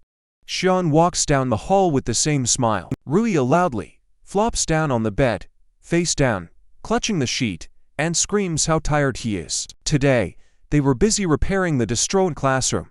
He conjured and restored a wall or a board that had a huge hole in it. He fixed it alone. Now there will be no one else who will encroach on Class C. He closes his eyes, gradually falls asleep and says that, in general, thank God that there is that is. He yawns, stands up in the same school uniform. He pulls up his hands the other, wipes away tears and says, is it really morning? He is surprised, and looks around. He realizes that he is not in his bed. He wonders if this is an endless hell. He looks around, everything is bright and white. He screams, why he's here again. Then he remembers something. He realizes that if this is an endless hell, then his sister and Ryo will help him. He decides to find them by searching for magical power. He uses this magic and is surprised by the result, not believing that he does not feel anything terrifying. He wonders again if this is exactly endless hell. Then someone appears and, in a humble tone, tells him to be calm. The girl with long white hair says that this is the endless hell. She calmly takes a sip of tea from the mug and invites Ruisha to join her and sit next to her. She is wearing a light white dress with a slit at her feet. Ruisha keeps wondering who she is. He doesn't feel hostility from her, but decides that it's worth being on the lookout. Ruisha awkwardly apologizes and approaches the table. The girl tells him not to be embarrassed. She pours him tea with a plant petal and tells him to drink it and then calm down. Ruisha raises her mug doubtfully and suspiciously, looking at the tea in silence for a long time. He drinks his tea at once, while that girl looks at him with a victorious expression, holding her cup. Ruisha relaxes and tells her that it's delicious. The girl openly smiles at him and says that it's good. Ruisha finally asks, still confused, who she is. He is surprised to think that she has just laughed. The girl introduces herself and says her name is Oka. She says that the ogre left her to manage this endless hell. She lowers her relaxed and cunning eyes. Ruisha immediately gets up from the table and prepares his fists, which does not touch in any way, and causes reactions of Oki. She tells him not to be afraid, explains, means that she is not his enemy.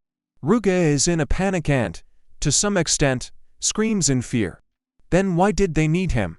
Why is he here again? She calmly answers him that the reason is simple. She says clearly that he has lifted the seal from the endless hell. Ruisha continues to stare at her in surprise, still not lowering his fist. His mouth opens slightly. He asks in shock if he really took it off. Oka asks him if he got an item from the hero in the real world. She explains that thanks to him, the seal fell off. Ru lowers her eyes from understanding what Oka is talking about. He reflects that the time he held Charlotte's sword, he felt some kind of power from it. He guesses that it was then that the seal was lifted. Oka tells him that he and endless hell are connected. She tells him that if he collects all the hero's items, the seal from the endless hell will be completely removed. He asks, joyfully and in surprise, if this is really true. He immediately begins to think, if this is the case, then if he asks Charlotte for help, it will be better than looking for a hero who is unknown whether he is alive or dead. Ruisha thinks of it and asks, in doubt, she runs this place, why does she tell him how to remove the seals? She subtly says that this is because the goal of endless hell has already been achieved.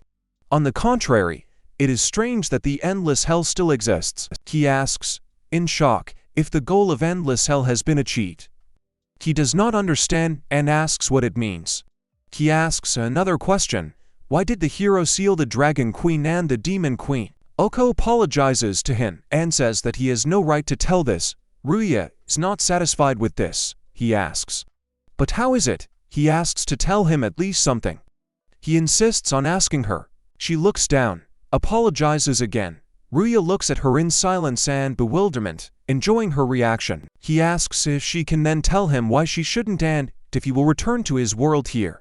Oka gets up from the table and explains that he is not physically here right now, so he will definitely return. His body is now sleeping deeply. She ends her explanation by saying that he was called here to train Ruisha. At these words, she pulls out a sword and points the point of the sword directly at him. He does not understand and asks again how to train him. He stands in front of her in a stupor, doing nothing. Oka says that now her goal is to remove the seal from the endless hell. For this, he needs to become stronger. She tells him to draw his sword, but he is not with him. Then Oka tells him to just think about him, and then he'll show up. He imagines a golden sword appearing in his hands. He holds it aloof and says that it really appeared. Oka asks him if he is ready. Without waiting for an answer, she says that they are starting their training. Rai is standing in a stupor. Oka swings his sword and strikes at head level. Rai manages to dodge and sit down, thereby saving his head. He begins to realize in horror that his head almost flew off. Oka tells him that she forgot to tell him if he dies here he won't wake up in reality anymore, so he has to be careful. He screams that he should have said it in advance. What should he do if he dies? Oka says that if he dies by her hand, he would have died long ago just walking along the road. This training is also an exam. He defends himself from her blows and thinks that this is her strength.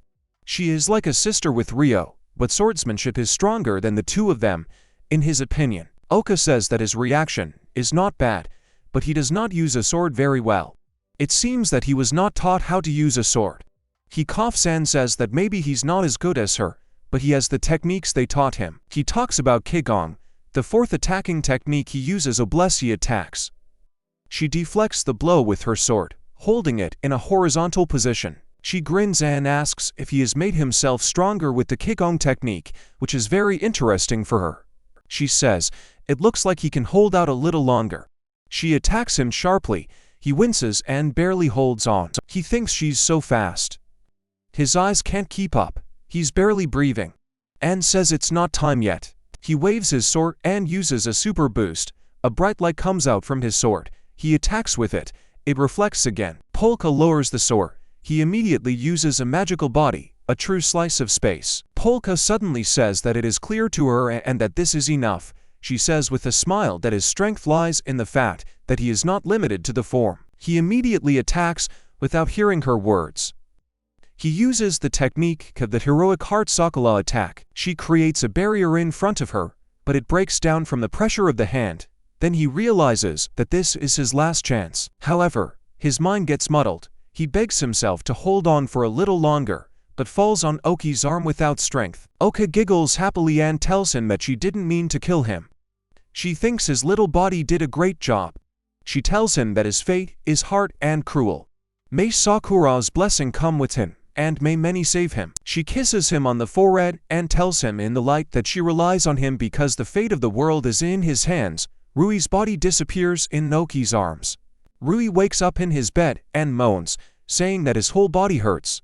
He quietly lifts himself up on his hands and accepts that he overdid it yesterday. He examines himself and says that, by the way, there are no wounds. That is, he really has not been physically in an endless hell. The magic body is an advanced technology that mixes magic and Qigong. If you combine it with a measurement section, you will get a real measurement section. He succeeded the first time, but immediately after he lost consciousness, he looks at his hand. He thinks that with an opponent of his equal strength, even if he is armed, magic and Qigong can be used to fill the gap in his swordsmanship technique. But he remembers about Aka and thinks maybe she's better than him. He says emphatically that it is necessary to learn how to use a sword. At this time, all his classmates notice that he is coming to them and wish him a good morning. He comes up and asks what they are doing here at recess. They answer that they have nothing else to do. Rui asks them if he has already come. Everyone points to this person. Rui comes over and asks Ibuki if he can talk to him. Ibuki, wearing a mask, lies on the grass, pays attention to him, and says that he is surprised that he needs something from him. Rui asks him about Yuri. Is he really at work now? He replies that it is and that he was kicked out again. He told Yuri that he ran after the cat, but the cat at work first asked for forgiveness and then asked if he could leave for a while. Ibuki asks Rui what it is. He replies that he really needs him to teach him how to use a sword. Ibuki thoughtfully asks if it's really him Rui. He says he doesn't have to use it, and wouldn't it be better to ask Charlotte? Rui says that he will ask her too, but she attacks them, and Ibuki protects them. Rui declares that he wants to learn both techniques. He says without enthusiasm that it is clear to him. Then he agrees with Rui and says that he will give him the hereditary sword technique of protecting the king. Rui immediately thanks him with special joy. Ibuki then asks him if he can teach him magic in return. Rui looks at him in surprise and asks again. Then he agrees, too, and explains the stopper by saying that he is just a little surprised. Ibuki says that he looks at how everyone is trying. Everyone has started to influence him. He says with embarrassment that he usually shirks, but if he is with everyone else, he believes that he will succeed. Rui sincerely smiles at him and then offers to become stronger together. Ibuki joyfully shouts that he will try moderately. Rui is surprised to ask what moderate means. He awkwardly asks if it's really not necessary. He points his finger up and says that people don't die that easily. This phrase scares Ibuki. A little later, they train. Rui swings a sword. Imagining Oki, Rui grazes Oki's forehead with a sword, which causes her to bleed. She then tells him with a smile that he is improved. She says that it looks like he is training. Rui claims that he has many teachers. He is taught by guys who are good with a sword. Oki is surprised to say that he is serious. She says the time is coming. She then offers to take a break. Later they drink tea. Rui remembers and asks, "It's an endless hell, so why aren't my sister and Rio here?" She replies that this is because they are on another floor of the endless hell with him. This is the first floor closest to his world. She tells me that the Demon Queen and the Dragon Queen are on the deepest third floor. He is surprised abruptly. Gets up from the table, almost poor as he and asks if this is so. Then there is another second floor where he has never been. He asks if there is someone there too. Oki replies that it is, but she cannot tell him who is there. She guiltily lowers her eyes and says that she is forbidden. He sits back down at the table in frustration and sighs. He thinks with disappointment, oh, this hero. Oki remembers something and turns to him.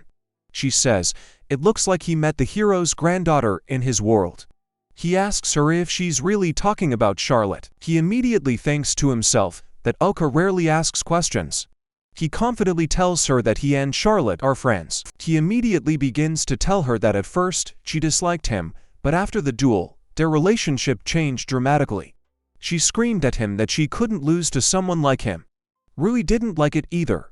Oki says, it's a pretty interesting introduction. Rui immediately says that she is really lonely.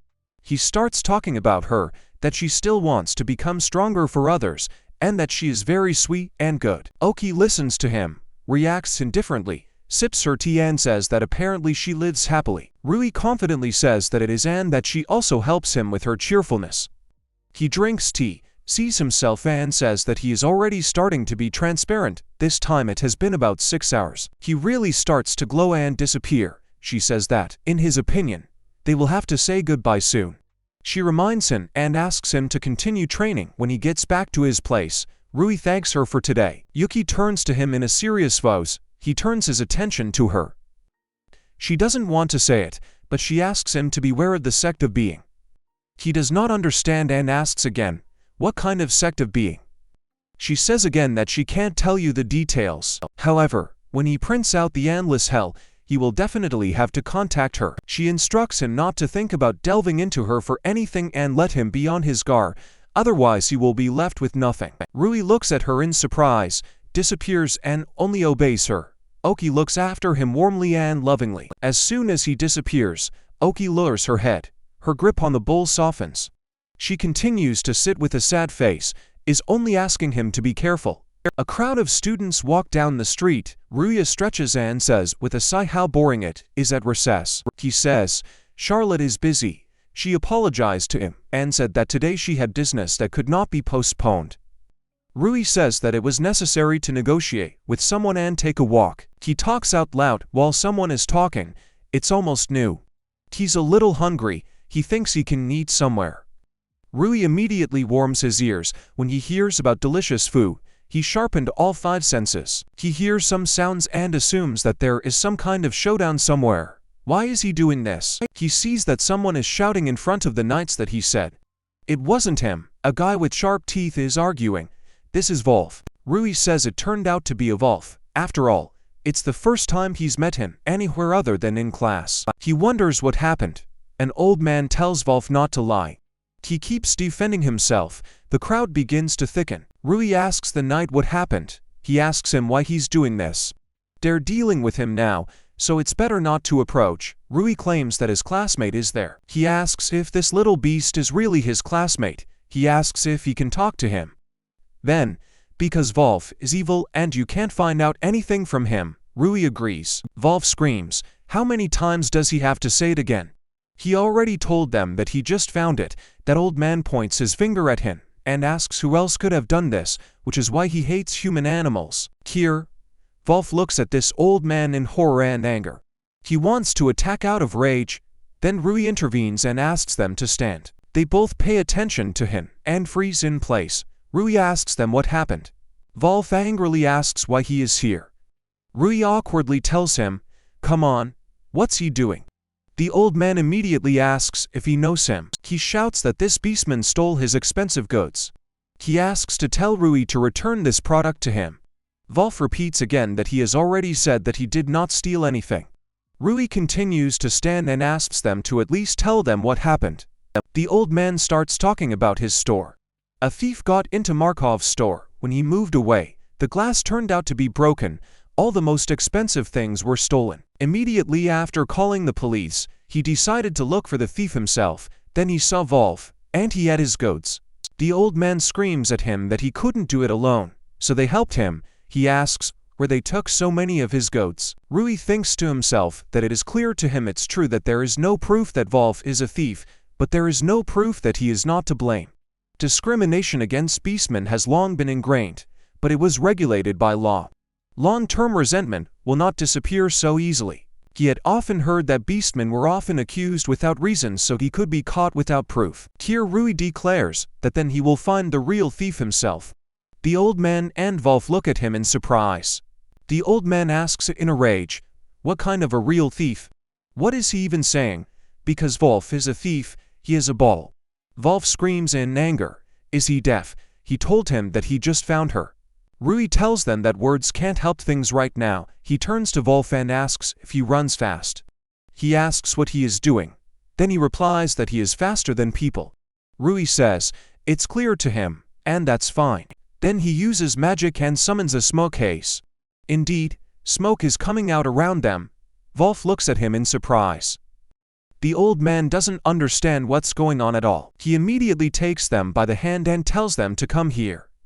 The old man looks around suspiciously and doubtfully. Then he realizes that neither Rui nor Wolf is with him. He screams that this worm has escaped. He begins to report that the knights have been watching him since he ran away.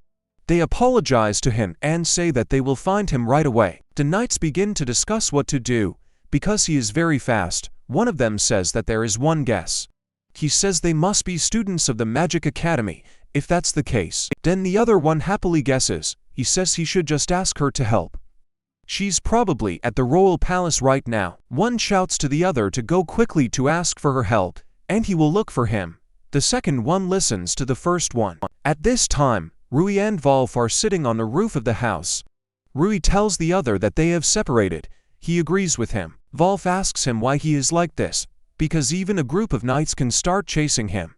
Rui says he just needs to find the culprit as soon as possible. Wolf asks him why he got involved in this and all he suspects and asks if he is up to something. Rui says that this is not the case. Wolf asks in anger, then why is he spinning underfoot? Rui says with a smile that they are friends, because it's obvious Wolf doesn't understand what he's talking about, and is even redder. He thinks to himself that he growls at him every day, but he doesn't care about it. He looks at Rui's smile and surprise. He doesn't understand what his goal is. He probably also thinks beastmen are bad, because all people are like that, in his opinion. Rui then tells him to go with him to where Wolf found this bottle.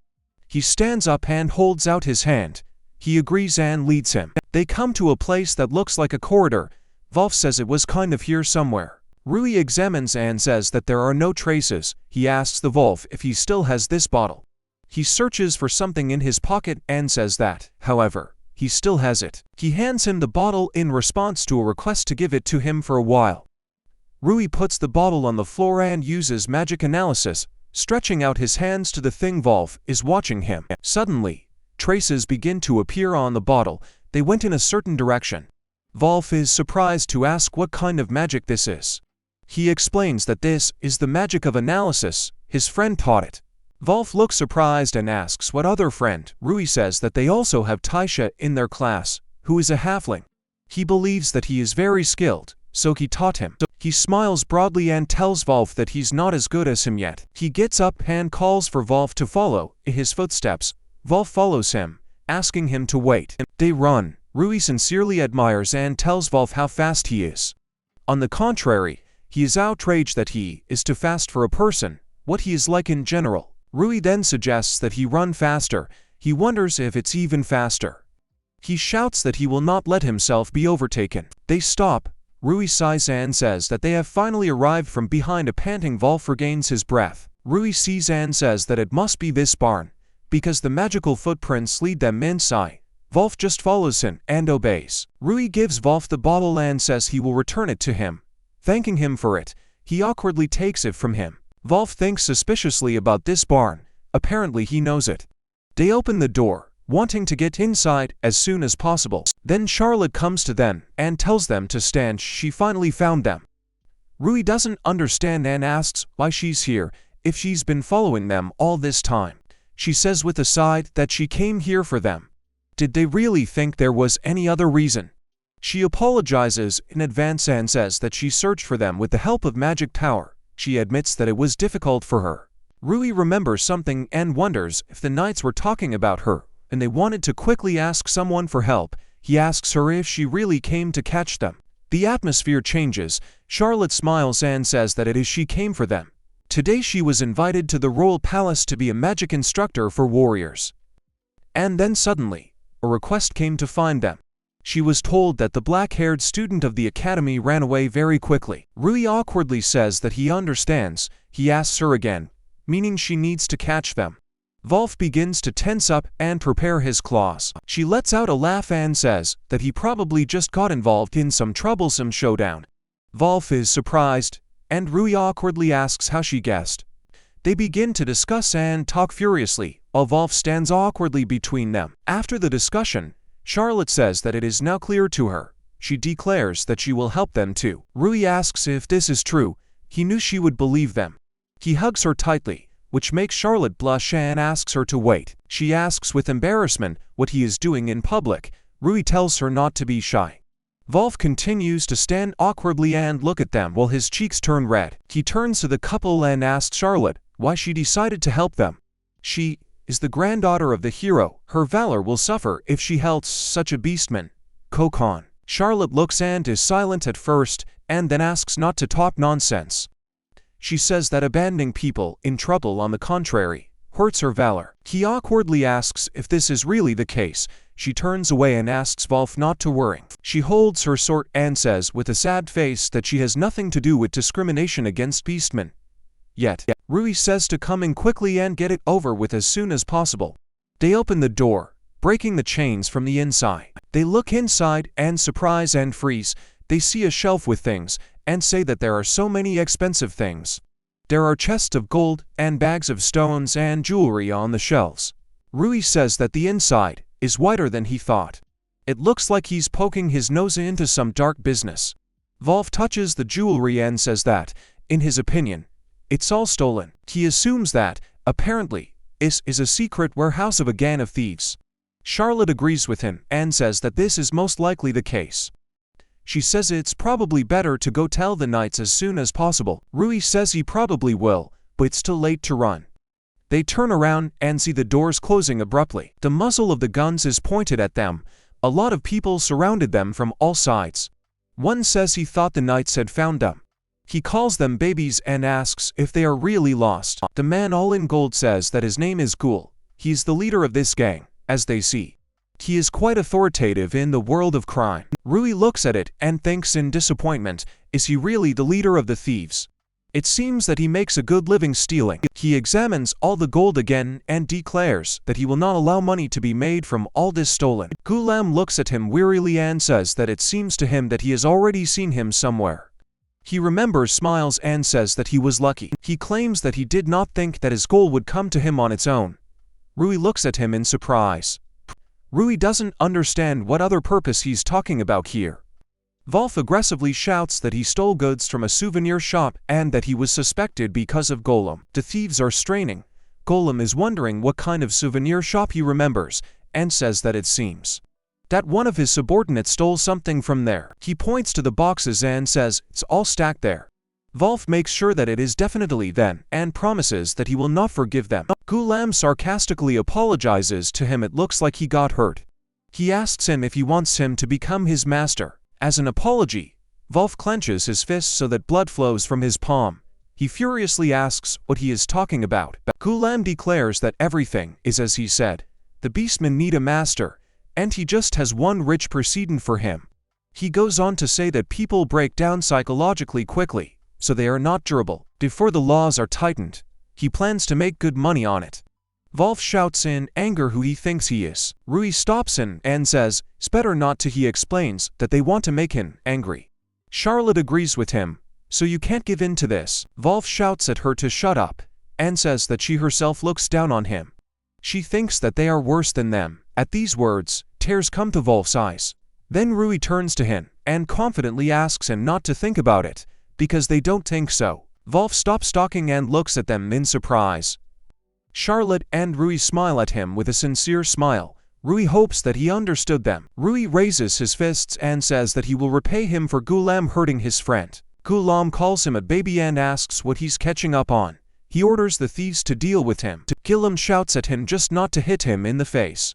If you sell him to people who love cube bows, they will get paid a lot. The bald man holds out his hand to him, but immediately screams in pain.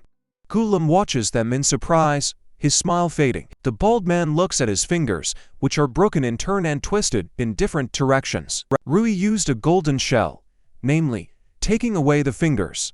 Rui realizes that they are not listening to him. Gulam tells everyone to leave and points a gun at him, along with the rest of the thieves. They wonder who he is. Rui asks him what happened, because his gun is shaking. Gulam shouts at him to shut up. Who is he holding him for? Anyway, he gives the command to shoot. Rui says that he uses something to protect himself and friends. He uses Kui Gong, a 2 defense technique called crane. A barrier appears around them, which stops the bullets. Wolf stands open-mouthed in surprise. This is the first time he has seen such a technique.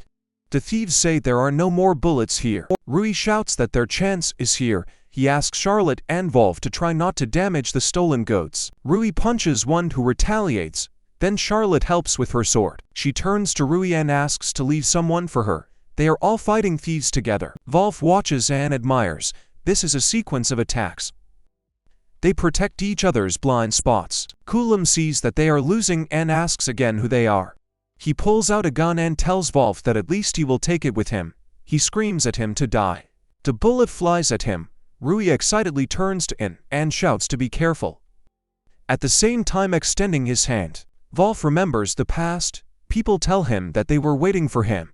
They think he came late. He apologizes. Wolf did not understand and asked why he suddenly called him. He shirked the answer and said to come in faster. They come in. A man tells him to look, there are a lot of people in front of him. He pushes him towards them and says goodbye to him forever and wishes him good health. Wolf does not understand what is happening. One says that he wants to show his relatives such a poor, abandoned beastman like him. He asks to be introduced to his friends. Everyone points guns at him. One guy tells him that he is lucky. They have become famous now. They will be able to live even richer. Wolf then realizes that they want to sell him. He hears the words that his friends have money and that they will shelter him now they can all be happy. They asked him if he really thought he could make friends with people. He is furious and thinks what kind of friends they are. He decided for himself that he would no longer trust people, no one else. He then broke the pistols of these people. Here in real time, Rui screams at him to be careful and gets shot instead of Wolf. He looks at Rui in horror. He groans from the bullet. Wolf excitedly asks if he's okay. Rui asks Wolf if he is injured. He starts shouting in anger why he saved him. He hates them. Rui starts saying that he's like class E to him. They're all the same as him. He smiles at him. He explains that they were born with strange talents. It happens that members of the race who should have powers do not have them. It happens that they are not accepted either. They were all alone. They all ran in search of a place for themselves. Wolf is surprised by such words. Rui says he's not like that. He wants him not to be like that either. After getting to know the class and the teachers, they always pointed the finger at Wolf and said that he was just a beastman. He remembers all this. He reflects that he has always been the object of discrimination, but he certainly does not see someone beneath him. He thought that people considered him evil. He was discriminated against for being a beastman. Then Charlotte comes up to them and asks Rui if he's okay. She's going to cure him. He thanks her. Then she decides to treat him, and Wolf gets up from his seat and tells them to rest. She will show them something, namely the real herself. He begins to transform, grows fur, he appears. He takes on the full form of a Wolf, and says that he is better. Now Charlotte looks and asks if this is really an atavism she had heard. Such a thing, a beast and a human being, is a beastman. A long time ago, beastmen could easily change their appearance. She had heard that now, a very small number of beastmen were born with this ability. She asks him if he is one of them. Wolf begins to howl long and loudly. Looking up, he pushes off the ground with his paws, removes all thieves from the road. One thief in a panic shouts not to approach and shoots. Wolf dodges the bullet. Charlotte looks at him with admiration and says, "How fast he runs." Gulam realizes that things are bad. All his successors are unconscious. He starts to run away and goes to some wall. He begins to free a huge bird that sits in a cage and chains. The bird, exhausted, looks at him. Wolf sees and asks if this is really a wise parrot. He understands that he is such a rare species. Vul tells the parrot to take off faster. Does he really want to die? The parrot can't start flying. Then Wolf approaches and shouts from the side that he will not let this happen. Gillum shows a bottle with a potion and says that it is a rarity, but he will have to sacrifice it. He throws this bottle on the floor, shouting to deal with it. A purple liquid is spilled right in front of the Wolf. The liquid begins to move and take on a certain silhouette. Everyone looks at the huge lump of jelly and surprise and does not understand what it is. They don't understand and ask what it is. Gulam laughs loudly and flies away on a parrot. He's not surprised that Wolf was scared. He says that this is a gluttonous slime, a very rare representative of slime. It sucks things into itself and becomes even bigger. Gillum says he didn't want to use him for Wolf's sake, but it was his own fault that he attacked him. Ghoul flies away, breaking the roof. Wolf shouts at him to stop. He says, we have to catch up with him before he flies far away. Slime stands still, then a certain hand comes out of him and reaches out to Wolf, who sees and dodges Slime's blow. Slime approaches the body of one thief, sucks it in. They scream in horror. Did he swallow it up? The human body is visible through the slime. Then he has several more hands that are ready to attack. Wolf runs away from his tentacles. Charlotte hugs Rui and covers him with herself. She suddenly remembers something about gluttonous slimes. She says that they eat both people and things. They eat everything. He makes everything for himself with food. She claims that it is a monster of danger rank A. Slime ruins everything around and absorbs every broken detail. Wolf screams that if he stays in this barn, he'll get sucked in too. He understands that he needs to go outside. They overlook an entire part of the roof, slime inside the room.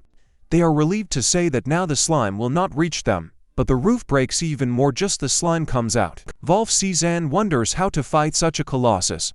He tells Charlotte that even experienced adventurers fight with the rank monsters and groups. Charlotte says, the two of them won't make it. Ruiz shouting from behind so that they don't give up. If they don't stop him now, it will only get worse. Charlotte walks up to him and asks if he's okay. He forcefully says, clenching his fist, that thanks to her treatment, he was able to start moving. He sighs and causes his magic to freeze. Numerous ice crystals appear behind him. The slime begins to freeze and cover with ice around its circumference. He turns around and sees that it's Rui. He abruptly points his tentacles at him, while Rui stands in a daze. Then Charlotte comes out, saying that she also needs to stand out. She cuts Slime's tentacles with her sword. Slime makes sounds, and his tentacles multiply and increase. Thus it covers the entire house they were in. The students standing on the other one are screaming in horror that he sucked up the whole bar. Wolf says, we have to run before it's too late. Rui says that this will not happen and refuses. Rui turns to Charlotte and asks if she can stop him. She calls him a fool with a smile and asks who he is asking. She pulls out her sword, rests her heels on the surface and then runs towards slime from above. While she is flying and the ice slime is approaching her, she uses Sakura's heroic heart technique. She smiles confidently, swings her sword using a flash of petals, thereby crushing the ice around the slime. Chunks of ice fly around and break with a crunch from her impact. She turns to Rui and shouts that she leaves the rest to him. He holds out his hand and promises that he will not let her down. Its ice enlarges around the slime and covers it completely, along with the house and its huge tentacles. Wolf watches him and admires him sincerely. He tells them that they really stopped such a machine. Then Rui suddenly falls down again, holding his stomach. Charlotte uses her magic and asks him not to overdo it. She explains to him that running with such a wound can kill him. Charlotte adds that he has probably already run very far away so they won't find him. Rui barely straightens up. His eyes are cloudy and tired. He forcefully says with a trembling voice that there must be some other way. Wolf listens to them, is silent, and then declares to both that he will be able to catch up with him. Rui looks at him in surprise. Wolf says that he understands where he flew to by the smell. Therefore, Wolf asks Rui if he will climb on it. Rui looks at him for a long time and wants to somehow object to his proposal. He looks at Wolf with great surprise. He thinks to himself that if you climb on an animal or a beastman, then this. a sign that there is absolute trust between a human and a beastman. Then Wolf realizes what he's thinking and says that, to be honest, he can't trust all people yet, but he says they're different from others, and he's already figured it out. Charlotte and Rui look at him in surprise. Wolf asks them not to think that he is doing them a favor, but asks them to help him. Rui smiles, agrees to his proposal and offers to defeat him together. Charlotte tells them that she will help those who were sucked in by that slime and let them go and deal with him. They thank Charlotte for this. Rui climbs on top of Wolf and tells him to ride forward with great confidence. A ghoul flies on a bird in the process. He is all outraged about who they are, and he just had a path to the world of metropolitan crime. He says that, okay, with the help of a bracelet that he found near the ruins in the capital, he will get out of the situation. He says there's a big stone on it. It's probably not just some kind of treasure. If you sell him with this bird, he will get a pretty good sum. The bird hears these words and smiles sadly. Gillum is furious and says that he will never forgive them. He plans to rebuild his gang and take revenge on them. He flies over the city. Wolf and Rui see him and run across the roof. Rui shouts that Gillum has already flown out of town. They are swearing at this thief. How dare he even think that he can escape from them? They jump on the walls, climb up. Rui enjoys such a rental. They climb over the fence, crossing the border of the city. Rui says that there is only a forest further on, and that there will be many obstacles and it will be more difficult to catch up with him. Wolf asks Rui what they will do. Rui then suggests attacking him before they miss him. He uses the average force of gravity, that the bird begins to fall down. Ghulam curses, "Why is he coming down? Let him fly harder." Rui is glad that it worked. He says that everything is on him next, calling him a general. Rui is flying straight to Gulama. He freezes in shock. Rui wishes him a good day and says that they haven't seen each other for a long time. Rui takes him by the collar, lifts him up and says that he will beat him properly. He prepares his fist and asks him with a smile if he is ready. He asks to wait and says that he can kill him that way. He starts saying that he will give him the money and that he actually has a lot more with him. Rui says he doesn't need it. He then offers magical items. He replies that he does not need stolen items. Kulam then offers to give him the women. He promises that they are all very beautiful. He grins, apologizes, and says he doesn't need it. He confidently says that he already has his own sweet girlfriend. He keeps asking me to wait. Rui disobeys and uses a hammer made of a golden kigong shell. He strikes that the drone flies far away. Rui says that now you can relax. He strokes the bird, apologizes for scaring it, and asks if it can land. The bird happily agrees. They land. Wolf tells Rui to watch. He shows that he took everything from Gulam. Everyone is smiling, including the bird. Rui offers to go after Charlotte because she still saves thieves. Wolf transforms into a human and agrees with Rui. Rui examines Gulan and notices something. He sees the same bracelet with red stones. Wolf sees his reaction and asks him if something really happened. He says that it's nothing like that and offers to go. They come to Charlotte, who pulls out the thieves. Wolf sees and says that the knights have just arrived. Rui says it's obvious it happened here. They see and say that the group of thieves seems to be fine. 2. The knights escort the thieves. Rui tells Wolf then to go and prove that he is innocent. Charlotte pays attention to them. She waves her hand at them. Yuri orders the knights to make a damage report. Another knight comes up to him and hands him the plan. Rui says that Yuri seems to have suffered from thieves himself. Yuri says in anger that the next time they are reported, then he hears them. Wolf hears and asks if he is okay. Here a joyful bird flies to Rui. The bird cuddles up to him, puts his head so that he strokes it. The knights don't understand and are scared. Wolf listens to him and tells Rui that it looks like he wants to become his bird. Rui looks at and strokes the bird. The bird says something. Rui asks Wolf if he understands what he is saying. Wolf replies that he understands. He is atavism. He says that he is more a beast than a beastman somehow understands what the animals are saying. Rui is surprised. Rui says that then he will ask if he can borrow it from the hostel manager. The bird is telling him something. He wonders why he likes him so much.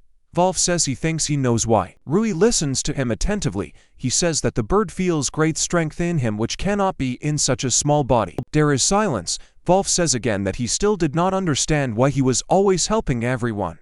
Rui says he may be strong now, but he couldn't do anything before.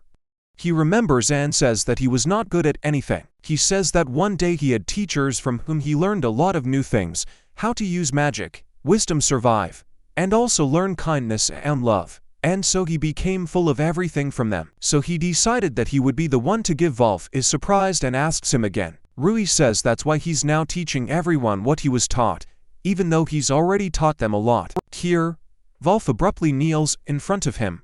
Rui is shocked by such actions. Wolf says that this pose means complete obedience for the beastman. He says that he has fallen in love with his spirit. He asks him to make him his attendant. Rui doesn't understand who needs to be made. Rui refuses and offers to just become his friend. Wolf says that he may need his power in the future. Of course, he is not against simple friendship, but inside his soul, he still wants to serve him. Rui looks at him in surprise. He agrees, but adds that he will still treat him like a friend. Wolf is surprised by his agreement. He's so happy about this. Charlotte comes and says how friendly they have become.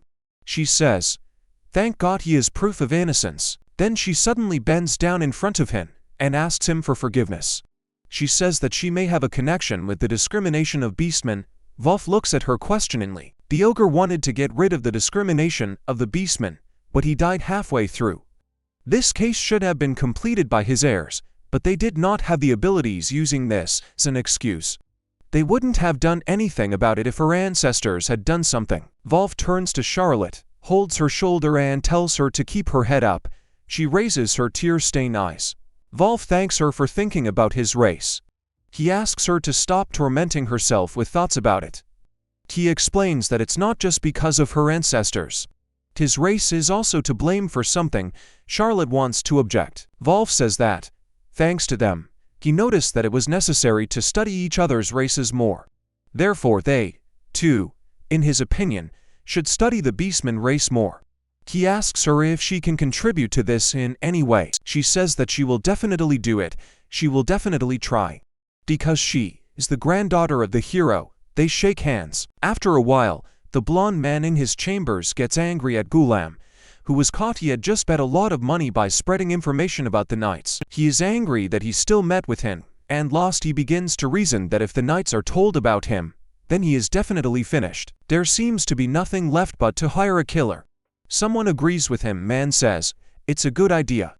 It's amazing that he's already dealing with criminal organizations at his age. Then that respected man turns in horror and does not understand why an outsider is in the room.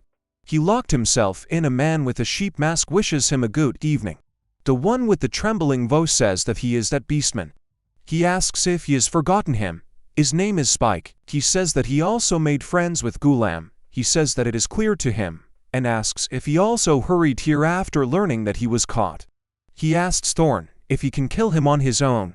He knows a lot of skilled killers. Spike asks him why he needs it, because he is already dead. With these words, he hands him the severed head of a ghoul. The man pulls away from him in horror. Spike says that now he won't tell about him, but since he's missing, the knights will start an investigation, and so they can find out about his connections with him. He gets scared and immediately asks if he really came to shut him up next. He objects and says that he comes from a first-class aristocratic family. He says he can't just die. Spike asks him to wait, and appears right behind him, saying that he hasn't finished yet. He sticks his palm into the aristocrat's stomach, so that his hand passes through his body. The aristocrat is bleeding. Spike says he's done a lot of things. He takes his body with him and says that it is better to leave the capital for a while. He says that he actually wanted to meet Rui, but it seems like another time. He says that everything will be as the creator wishes. Wolf tells us that he has now become his first servant. He introduces himself. His name is Wolf Blackbite. He is glad to see them again.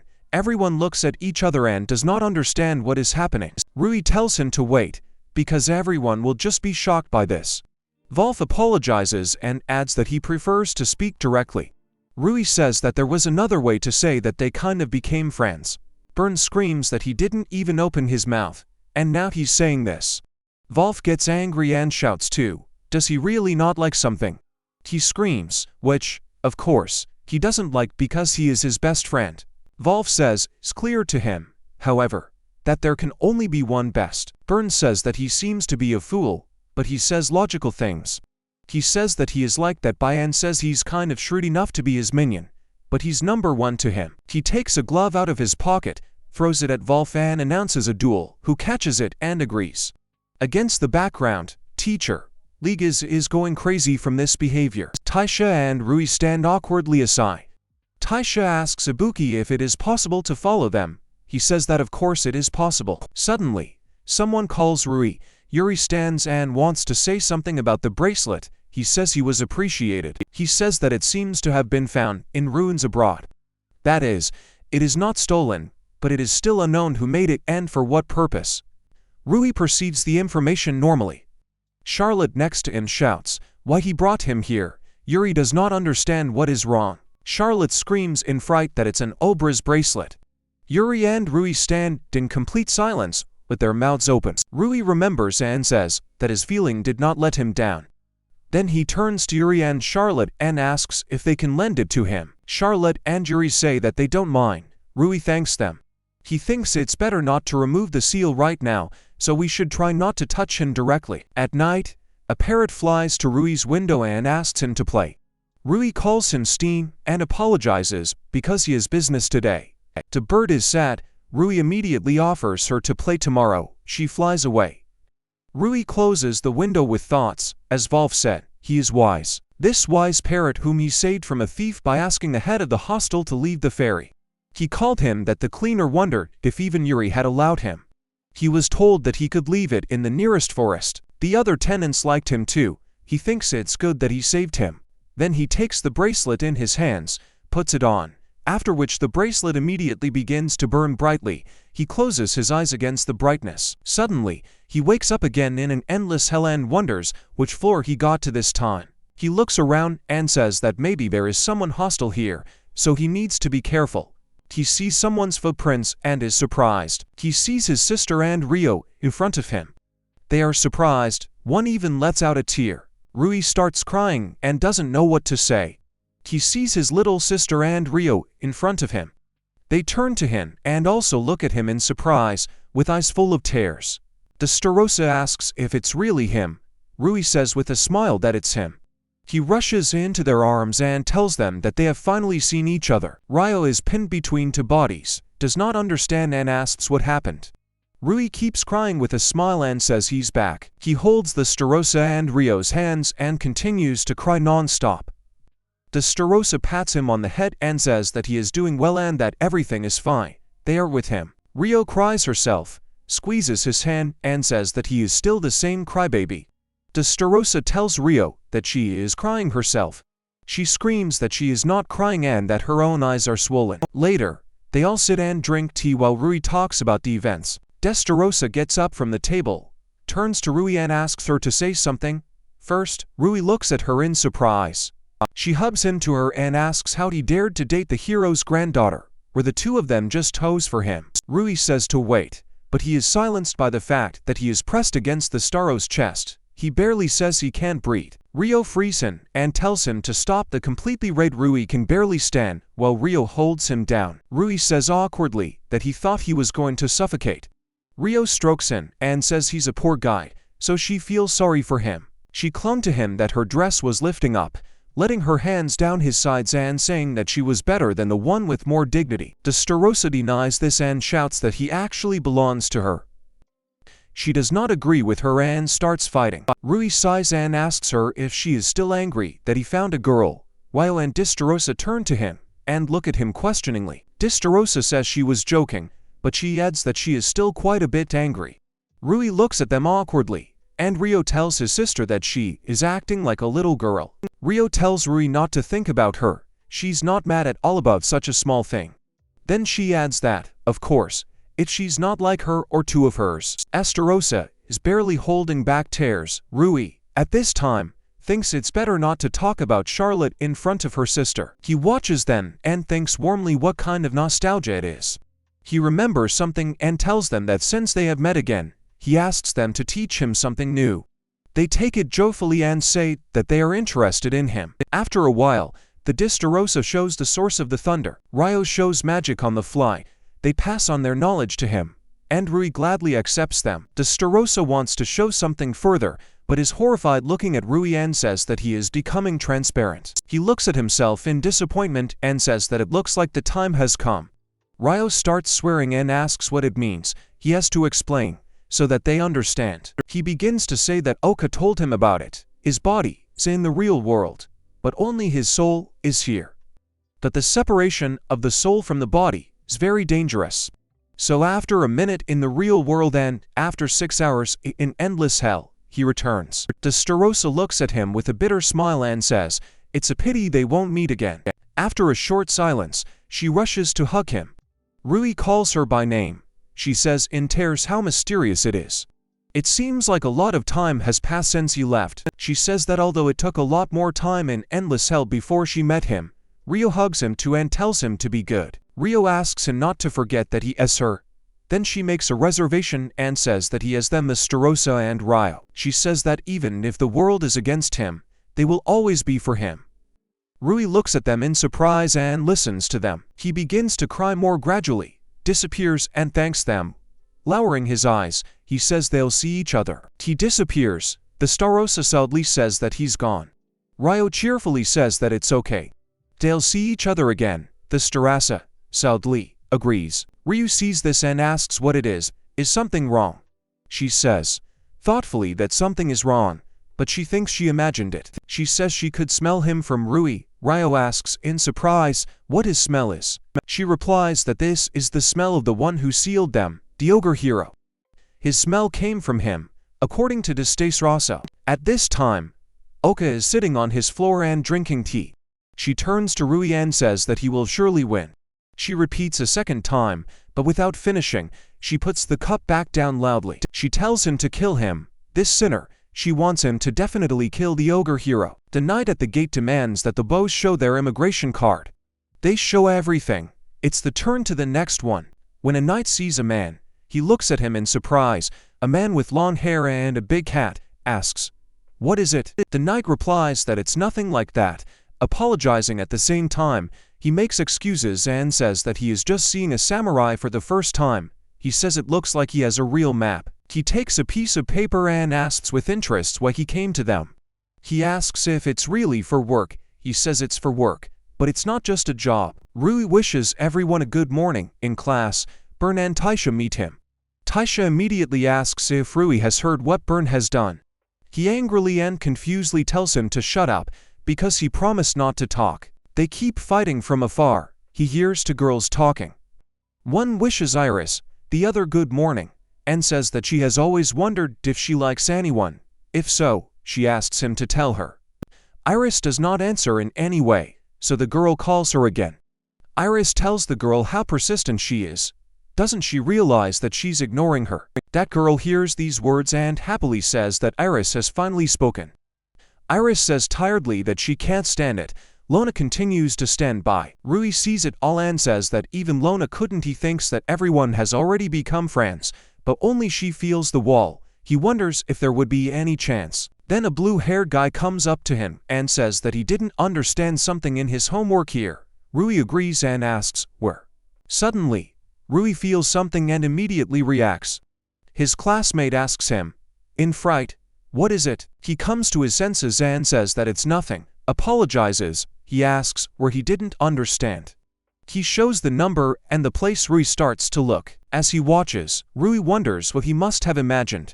It seemed that he felt someone's gaze. After a while, a tired Rui lies on the desk with his head. Charlotte comes up to him and asks him if he's okay. She sees and says that apparently he hasn't been getting enough sleep lately. Rui doesn't know what to say to her. At other times, Rui trains with the fairy causing wind. He says that he hit everything, so he praises the fairy, calling it a good job. He notices something again and says that someone is looking at him again. No, it's not that he feels the gaze. He begins to wonder if this is someone's intention to kill. He wonders who he will be killed by. Going back to the time, Rui tells Charlotte that this is not the case and that he is almost awake.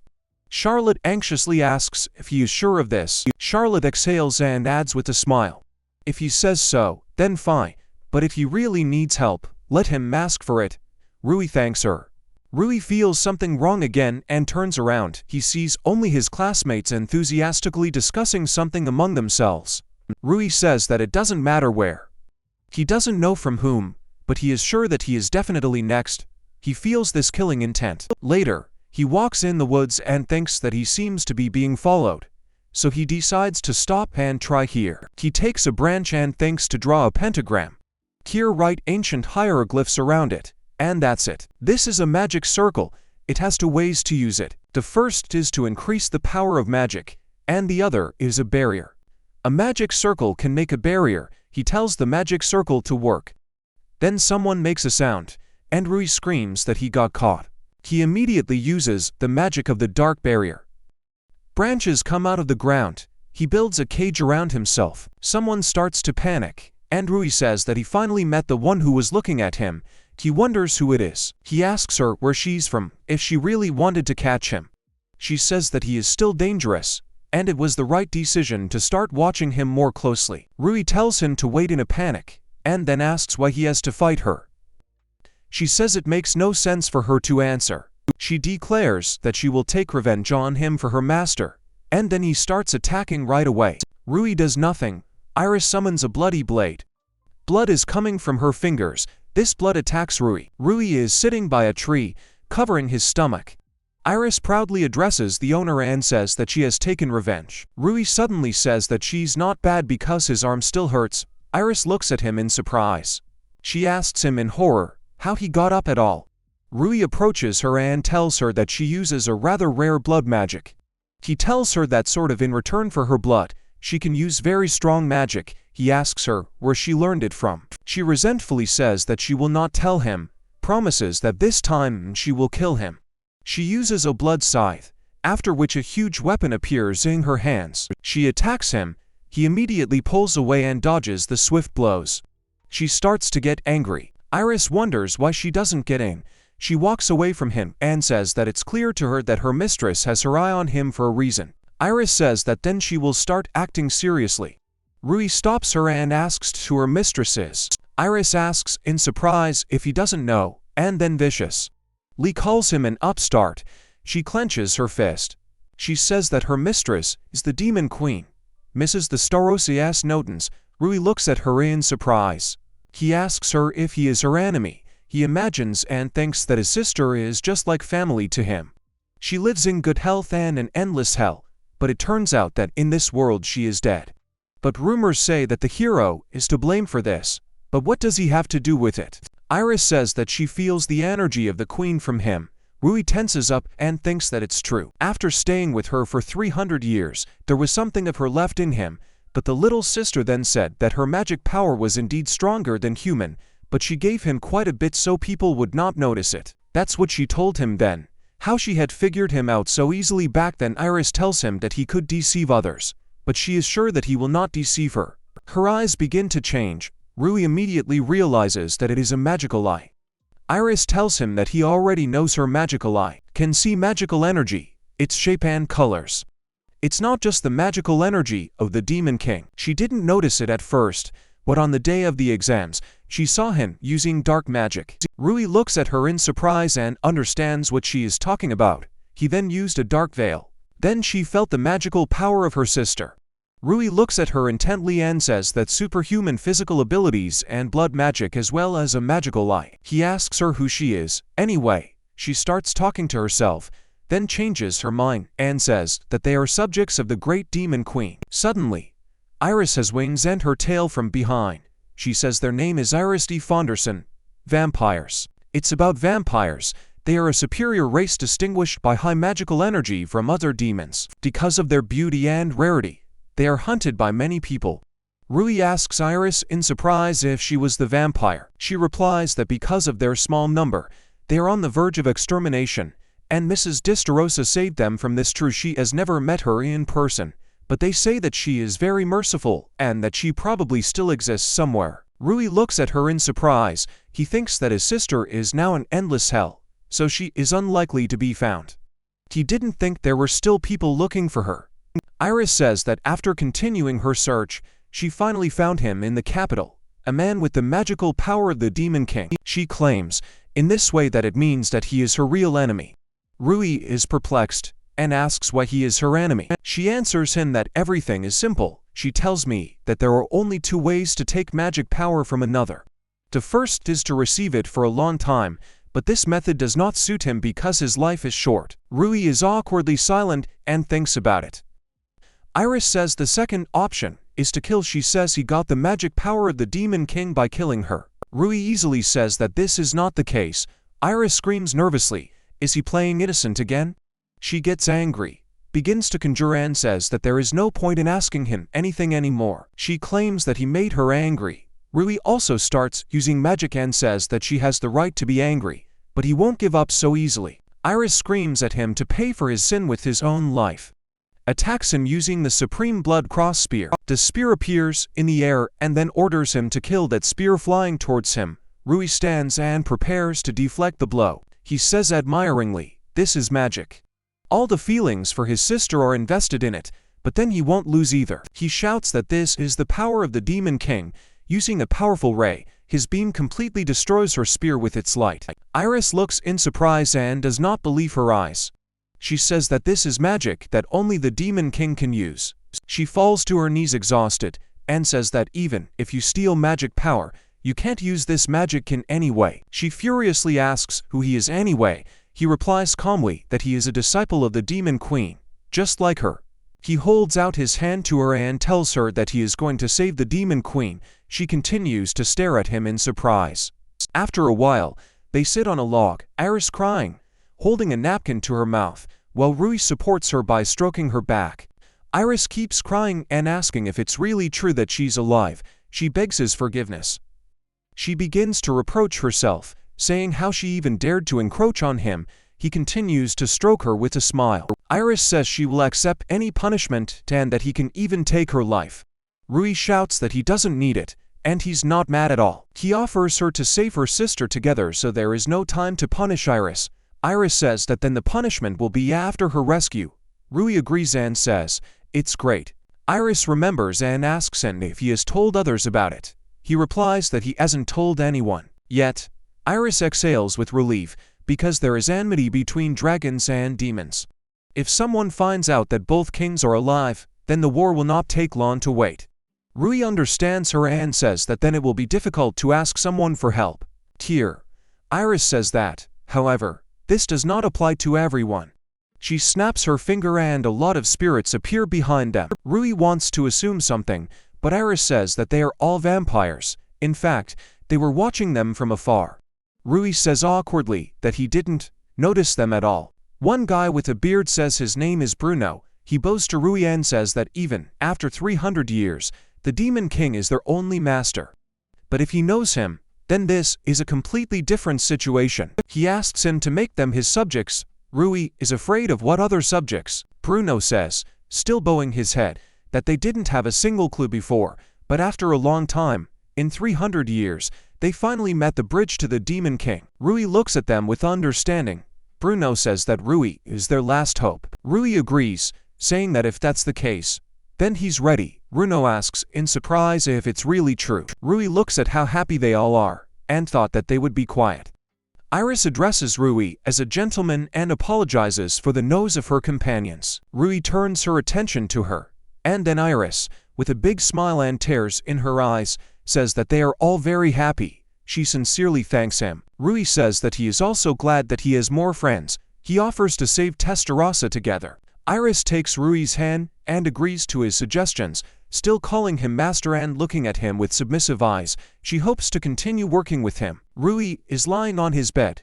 After a while, he wakes up, rubs his eyes and says how delicious it smells. He abruptly opens his eyes and does not understand why it suddenly smells delicious at home. He gets up abruptly and sees Iris cooking something in the kitchen. She turns to him in the form of a maid and wishes him good morning, calling him master. She says she's making him breakfast, so she asks him to wait a bit. Rui looks at her in disbelief. He is shocked to ask why she is in his room at all. Iris, with a sly smile, said that such a castle was nothing to her. Rui says he needed an explanation of how she got here. Iris replies that it is obvious that she should help him. Rui is still staring in disbelief. Iris holds out a plate of Japanese omelette and offers him breakfast. She has put all her love into it. They sit down at the table, thank you for the food, and start having breakfast. Rui tastes the first spoonful and says how delicious it is. Iris smiles with red cheeks and thanks him for the praise. Now she offers him to change his clothes.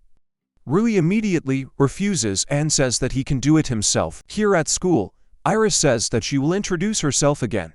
She is Iris, and now she reports to Mr. Rui. She says, it's nice to meet them. Everyone is terrified. Bern immediately asks Wolf what it is.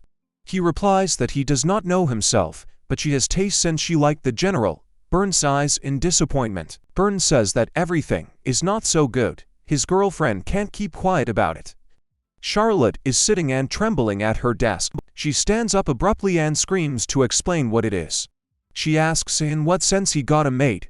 Rui laughs awkwardly and apologizes. Then Iris comes up and says that he is a poor landlord. She hugs him to her, offering him a hug. She says it's better not to listen to this stupid woman. Charlotte looks at them angrily. She can't stand it and screams that if she wants a fight, she have a fight. She throws her a handkerchief. Iris says that she just has one thought about her. Rui gets up and asks to stop. They both turn to him and tell him to shut up. At the same time, Bern and Wolf are sitting and saying that even he will not suffer. Rui hears them and thinks that they themselves have been fighting recently. The teacher conducts the lesson. Rui writes everything down in his notebook. He notices this atmosphere that Iris and Charlotte are looking at each other as if they are ready to pounce. Rui thinks about making friends with them somehow. Here, the teacher says loudly that what is written here is important. He thinks they already know that regardless of race, those who have overcome the wall of power receive a special mark. Its first form is the Silver General's mark. After its owner becomes stronger, it becomes the Golden Royal mark. There is also a special royal mark. About this mysterious royal mark, he asks if they know what the mark is. Then raises his hand. The teacher asks him, then thanks Legis for choosing him to answer.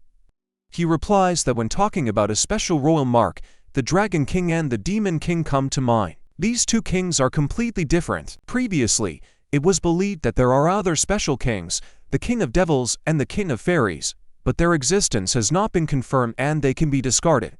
The teacher says that Ben is doing well and that everything is right. The Demon Kings become the force. The participants of the martial arts tournament fight the previous Demon King, and if the participant wins, he becomes the next king.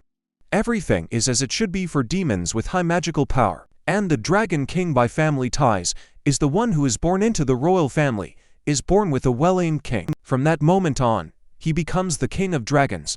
It is said that those two kings 300 years ago were considered the strongest of all time, but they were defeated by the ogre hero. He says that it is still unknown why he defeated them. Rui reflects as he thought. Sister and Rio are amazing. He thinks, really, why did he win? If he finds out why he sealed them, it may be a clue to their salvation. The teacher tells them that the history of magic lesson is over. He says that there will be practice next, that they will have another teacher. He tells them that they will be taught. A person with a general's mark, he says to ask him what they want, while they can. Ibuka and Yuri are surprised that they will have a teacher with a label. They're wondering what he looks like. Rui himself is delighted with how much he can learn with the help of this teacher. Under the window of the school is the man with long hair, whom the knight met at the gate. The new mentor asks the class if they are Lega's students. He introduces himself as the wandering swordsman, Kijiro. He will be teaching with them temporarily. Charlotte turns to Rui and asks if he really is that strong. Rui says, it looks like he's just standing there, but he doesn't seem to have any weaknesses. The other girls also discuss that he has a general's mark and that he looks quite peaceful. Kijiro hears them all and then asks if they want to fight. He says that he will be bare-handed, but they can, at least with weapons, even with magic. Everyone is surprised and doubts whether it is really possible, although they were offered it. Wolf and Bern go ahead. Wolf tells the other to leave because he wants to do it. Bern shouts that he was actually going to be the first. Wolf tells him to shut up and sit still. Kijiro hears this and says how young they are. Legis is still bowing and apologizing to him for his behavior. Kijiro tells Bern and Wolf not to be shy and that they can attack together. Kijiro sticks his sword into the ground and provocatively asks if they are afraid to lose together. Bern says here that he doesn't seem to take them seriously at all. Wolf is also angry and says that, if so, they will show him. Kijiro says they have a good spirit, and it sounds interesting. He gets into a fighting stance and says that then the swordsman, Kijiro, is ready. In a split second, they are in front of Wolf, who panics and does not have time to do anything. Burn sees and immediately calls the bomb. The bomb explodes, everyone pulls away. Kijiro says that it was a little dangerous right now, standing next to him without wounds or scratches. Lion says he didn't even get hit. Wolf apologizes to him for underestimating him. Burn says it's okay. However, while they were talking, Wolf finally notices that he is attacking now. Wolf goes at him with his fist and Burn calls the bomb again. Kijiro sees that they are using tactics with long-range and close-range attacks, thinks that this is not bad. Wolf attacks and tells him that he will bite his tongue while chatting during the fight. Kijiro easily dodges his fist and immediately knocks his knee into his stomach. Burn sees him and calls him anxiously. Wolf is lying unconscious on the ground. He does not believe and asks if this is serious. Burn begins to bully even more and says that if he gives up now, his dignity will suffer. He tells Kijiro to get his strongest magic. Kijiro is just waiting for him. Burn asks if he is going to receive for standing up straight. If so, he will try to attack harder. He throws a high-range bomb, but the fire misses Kijiro because he stops it with one fist. Burn looks at him in shock. Kijiro asks him if they will continue. Burn refuses and says he's giving up. He admits that he is lost. The others stand and wonder Kijiro defeated them so easily. All the students look at Kijiro admiringly. Charlotte and Rui stand to the side. Charlotte tells him it looks like it's going to get nosy. Rui agrees and says that now he will be taught how to use a sword. He thinks he's going to get even better. Now he's wondering what's going to happen next. Later, Rui holds a weapon. Kijiro tells him that he has strained his shoulders again. He needs to move the weight lower. He thanks him. Kijiro tells him that he's catching on fast. He smiles awkwardly and says that he just explains it well. Kijiro exhales and says that he used to be nobody, but he knows how to explain it so that it is clear. Rui thinks that his perseverance has given him a mark. Kijiro says that he will continue to teach the prince. Then Ibuki comes forward and says that he trains the prince himself so he doesn't need to do this. Kijiro tells him not to be so worried. He's not going to do anything wrong with him. Ibuki says he doesn't suspect him, but it's his duty. He wants him to understand. The prince tells Ibuki not to. There is silence. Kijiro sighs, agrees, and then asks the others if there is anyone else. Burn and Golf are holding out their hands. Ibuki sits dejected and says that somehow it turned out. Rui sees and tells him that this is the first time he has seen him like this. Ibuki apologizes to him for showing himself like that. Rui says, not at all, and that he looked cool. Ibuki says he doesn't think he's bad. It's just that he can't let others get close to the prince without much to do. The prince hugs him and says, why is he like that? He is grateful to Ibuki, he says, with embarrassment, that you're welcome. Rui looks and thinks that they really have strong connections. Rui tells Ibuki that then he will teach him today. He happily agrees. They shout that. Then they will start. A disappointed Kijiro stands in the background with a sword and says how sorry he is. Rui stands awkwardly so that sweat flows from him. He groans in despair and wonders how it happened. Charlotte is on one side of it, and Eris is on the other. Both look at him angrily and pull him towards them, pouting. Charlotte asks her why she always goes with him. She tells her not to interfere. She replies that she should be with Mr. Rui. She tells Charlotte to think about her rebellious behavior. Don't let her spoil Mr. Rui. They all continue to look at each other like that. Rui, in the middle, thinks that usually Wolf would also be at them. He mentally asks at least someone to save him. Then someone comes up to them and asks Rui how he is doing. He sees a Kamzan in front of him. Rui says that this is a surprise. He heard that Xian was in trouble again. He laughs and replies that they shouldn't say that. He likes it when something interesting happens. He looks at the girls and asks who it is. Rui apologizes at first and says that he will introduce them now. Charlotte immediately says that she is Rui's girlfriend. Iris says that she is the most understanding of Mr. Rui and his subject. It's nice for her to meet him. Zion says how funny they are. Turning to Rui, he tells him to keep up. Rui covers her face with her hand and laughs awkwardly. Zion asks him if he is free now because he has information that he will like. He looks surprised and asks what kind of information he would like. Sean says he found a dungeon nearby. Rui asks, in surprise, if this is really true. Sean asks him he was interested. He notices that the girls are wary. He tells them not to be afraid. He won't steal their prince. Rui asks him why he decided to tell him he doesn't really need money because he's in a dorm. Sean asks if he likes all kinds of treasures and monsters. Rui immediately says that it's really tempting. Sean says that the ruins there may also have a connection with the hero. Rui looks at him and then asks what it means. He laughs and says he's glad he's interested. He takes a paper out of his pocket and says that he has found the entrance there, but there is a pretty strong seal on it. So far, no one has entered it. He says that there is also such a template on that seal. He holds out the paper. Charlotte and Rui look at it in surprise, anticipating what is there. They see a drawing of a pink flower on the paper. Zion asks Charlotte if there is anything in this pattern. Charlotte looks and replies that this is the family label of the hero family. There is a high probability that this dungeon has some kind of connection with the hero. Zion turns to Rui and asks what he thinks about it. He remains silent, considering his words. After a while, the Kazakh goes and says, how interesting it all is. What kind of treasure awaits them there? Zion asks her name, and says that he has a rather unusual way of speaking. He asks where she's from. She says that she was born and raised in Cuba. He says it's clear to him now, then that's where her dialect comes from. She speaks a dialect of Western Japan. The five of them, including Charlotte, Iris, Rui, Kazakh and Zion, are walking through the forests. Charlotte asks Rui why Wolf didn't go with them. He replies that he is training with Burn today. After the fight with Kijiro, they began to train a lot. He believes that he also needs to not give in to them. Rui notices Kijiro gathering something in the forest. He immediately asks him why he is here. He turns and sees the students. Kijiro says he was told that effective medicinal herbs grow here, so he was looking for them. He also asks why they are here. Rui says they're actually going to see what's ahead of the dungeon. He asks in surprise if they are really going to the dungeon. He immediately says that it is dangerous there, especially since he is new. It is unknown what kind of monsters and traps are there. Rui says that, of course, they do not go there to play.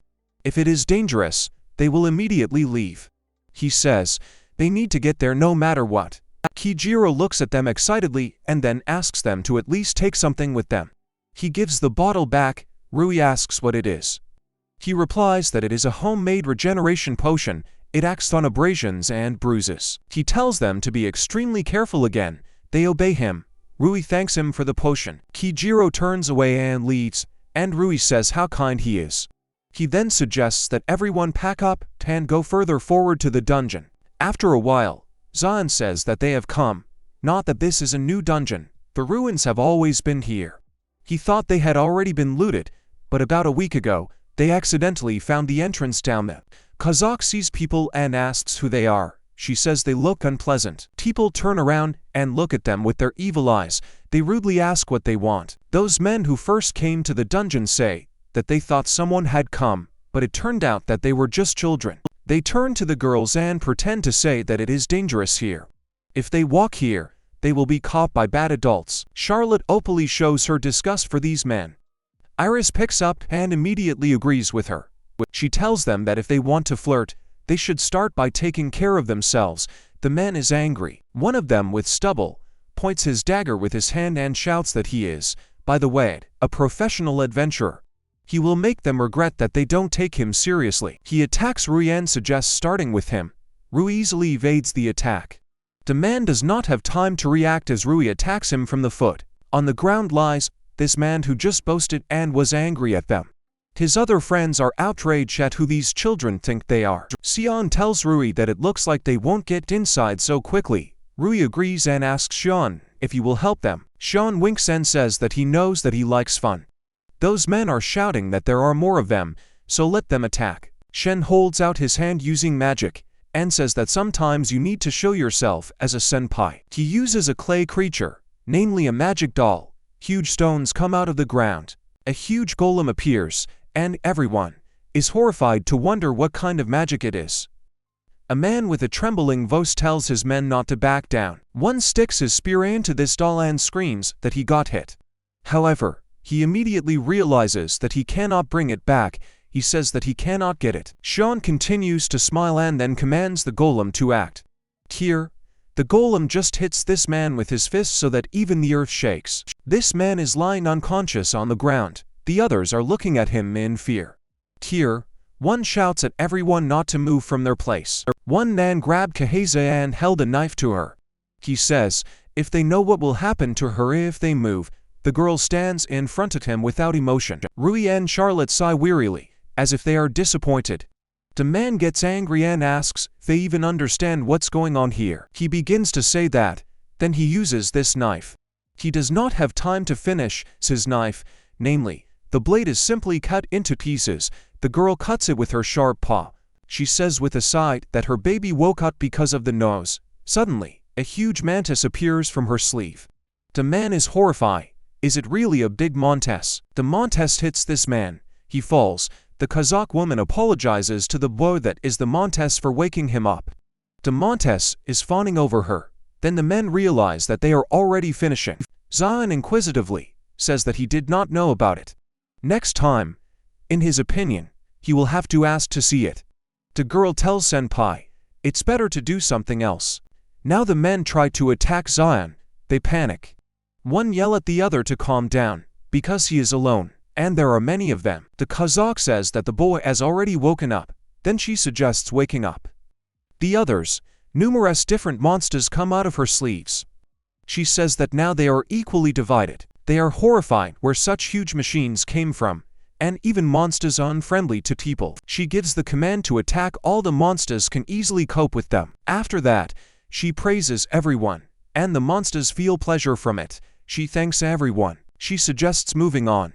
It seems that everyone has figured it out too.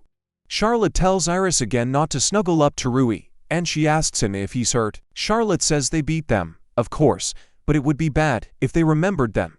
Rui agrees and says that's why he will make them forget about them. He starts doing something to the man's head. Everyone looks at him in horror and does not understand what is happening. They ask what he's doing. Rui says this is what he learned from his teachers. If you run it electrically through your head, you can control your memories. There's an explosion going on here. After a while, the electrified man gets up and asks where he is, if he has seen them somewhere. Everyone looks at them awkwardly. After a while, they come up and wonder if this is really a dungeon they pass by.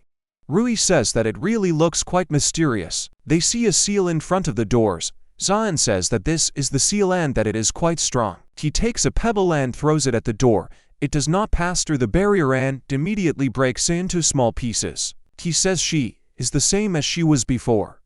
He asks Charlotte if he can ask her for a favor. She says that it is possible here. Rui grabs Charlotte's hand, showing that he is worried.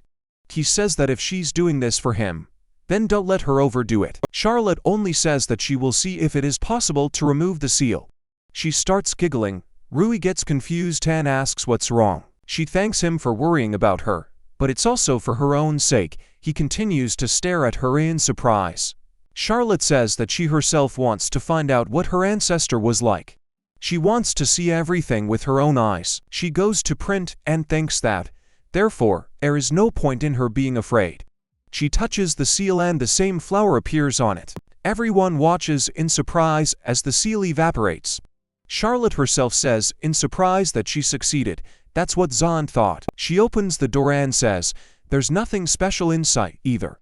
The Kazakh says that, however well the seal, if it were not for the hero's granddaughter, nothing would have happened, as it is calm inside. Here, they want to come in, but someone calls them and asks them to stand. They turn around and see the adventurers. They all turn and look at the adventurers. One of them asks to let them get into this dungeon with them. Rui asks them who they are. One apologizes for scaring them. His name is Max. He is the leader of this group called the Jackal. One blue-haired guy says he's a thief. His name is Jim. He is pleased to meet them. The girl's name is Mal. She is a magician, although she is still a beginner. Rui asks them what their purpose is. Max asks them not to be afraid, and says that they are still really weak. Their group is of the lowest rank. They can't do it alone, as they honestly admit. So they decided to ask if they could help. Rui asks what kind of help. They say that they actually secretly watch their fight. He apologizes for not being able to help. Charlotte asks to wait and asks reproachfully if there are any advantages to helping them. He happily says that there is. Max says that even though they are weak but experienced in dungeons, they do not know how to find traps, treasures and secret passages. Everyone falls awkwardly silent because they realize that this is true. Charlotte asks Rui what is the best way to do. He replies that, in his opinion, they will not interfere with them. Iris says that she follows Rui's orders. Zion says that the main thing for him is to have fun. The Kazakh says that he does not want the share of the treasures to decrease. Max says that if they can't decide, then let them look at something. They say they have magic items. They pull out things, a charge ring that sucks in the magical power of the one who puts it on and accumulates it in himself. Rui stretches out with interest and shouts that it's cool. Jim says that it sucked out Max's magic power and released the part that wasn't included in it. He pulls out another one. The body change metal, if hung around the neck, it protects against any attack. Rui shouts that it sounds useful and asks if it is possible to try. He refuses, because it breaks even from a light attack. Zion and the Kazakh awkwardly stand aside and watch them. Max says that's not all. He pulls out an amplifying earring. Rui tells them that he allows them to go with them. The three of them react joyfully and ask if this is really true. Charlotte stands next to Rui and asks doubtfully if everything will be okay. Later, they all walk down the hallway together. Jim tells his leader that he's done well. They didn't think it would be so easy with Mal. Max asks if they remember, if a strong opponent appears, then let them immediately run away. Max confidently whispers that they, the jackals, will take all the treasures and that they will need Rai's team. Rui turns around and asks Max what it is. He says that he just thought about telling about the dungeon. He says it's better to be careful. There should be a trap in such a corridor. Rui asks what the trap is. He says that, for example, spears emerging from the floor, or arrows, there may be a button in the floor, so they have to be careful. Immediately, Rui accidentally presses this button and then asks Max if he's talking about it. He confirms it. A huge rock with lava is flying towards them from above. A huge round stone is rolling down the corridor. Max indignantly asks why he stepped on it while he was talking. Cheerful, Rui laughs and apologizes. Charlotte screams at everyone to do something. They took them with them to do something in such a situation. Max shouts at Mal to act. She gets scared and asks why she is. She summons a medium magic arrow. However, her weapon simply breaks under the pressure of this huge stone. Mal wonders if it didn't work out. Max says, in horror, is it really a stone that seals magic? He later claims that it is a stone that neutralizes magic. Rui asks if there is any way to break it. Max begins to reflect and says that he saw how he was hacked by a gold rank adventurer. But this stone is pretty strong. They are unlikely to do anything to him, so he suggests just running. Rui says that this means that it can be broken, not by magic. Max stops him and asks what he is doing, calling him a fool. Rui uses Kui Gong attacks, but the first technique, which is called Meteor Fist Stone Fracture. He destroys this stone with one blow. The jackals stand and stare in shock. Iris says that's what was expected of him. Charlotte tells him to be careful. Rui awkwardly apologizes. They continue to move forward. Iris uses her blood. Spear Xion uses her strength, and Kazakh uses her monsters. After a while, they walk and Zion happily says, "What a fun trap."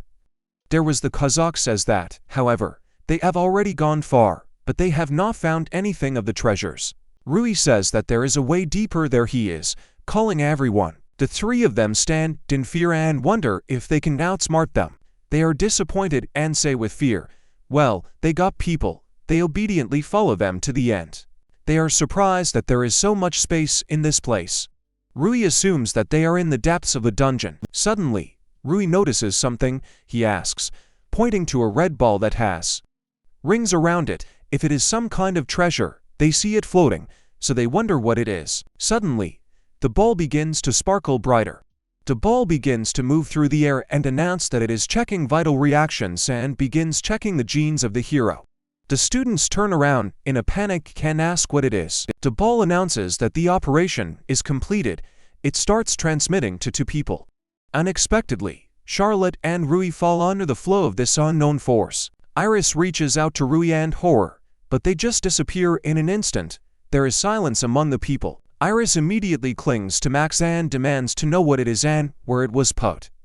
Max screams in panic that this is the first time he has seen such a thing, so he does not know either. Kazak tells Iris to stop, explaining that panic will not help the case.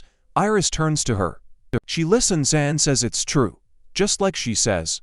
She bows to Max, apologizes for her own lack of control. He says that it is not necessary. Max says, analyzing the situation, that the way they disappear is similar to the magic of displacement.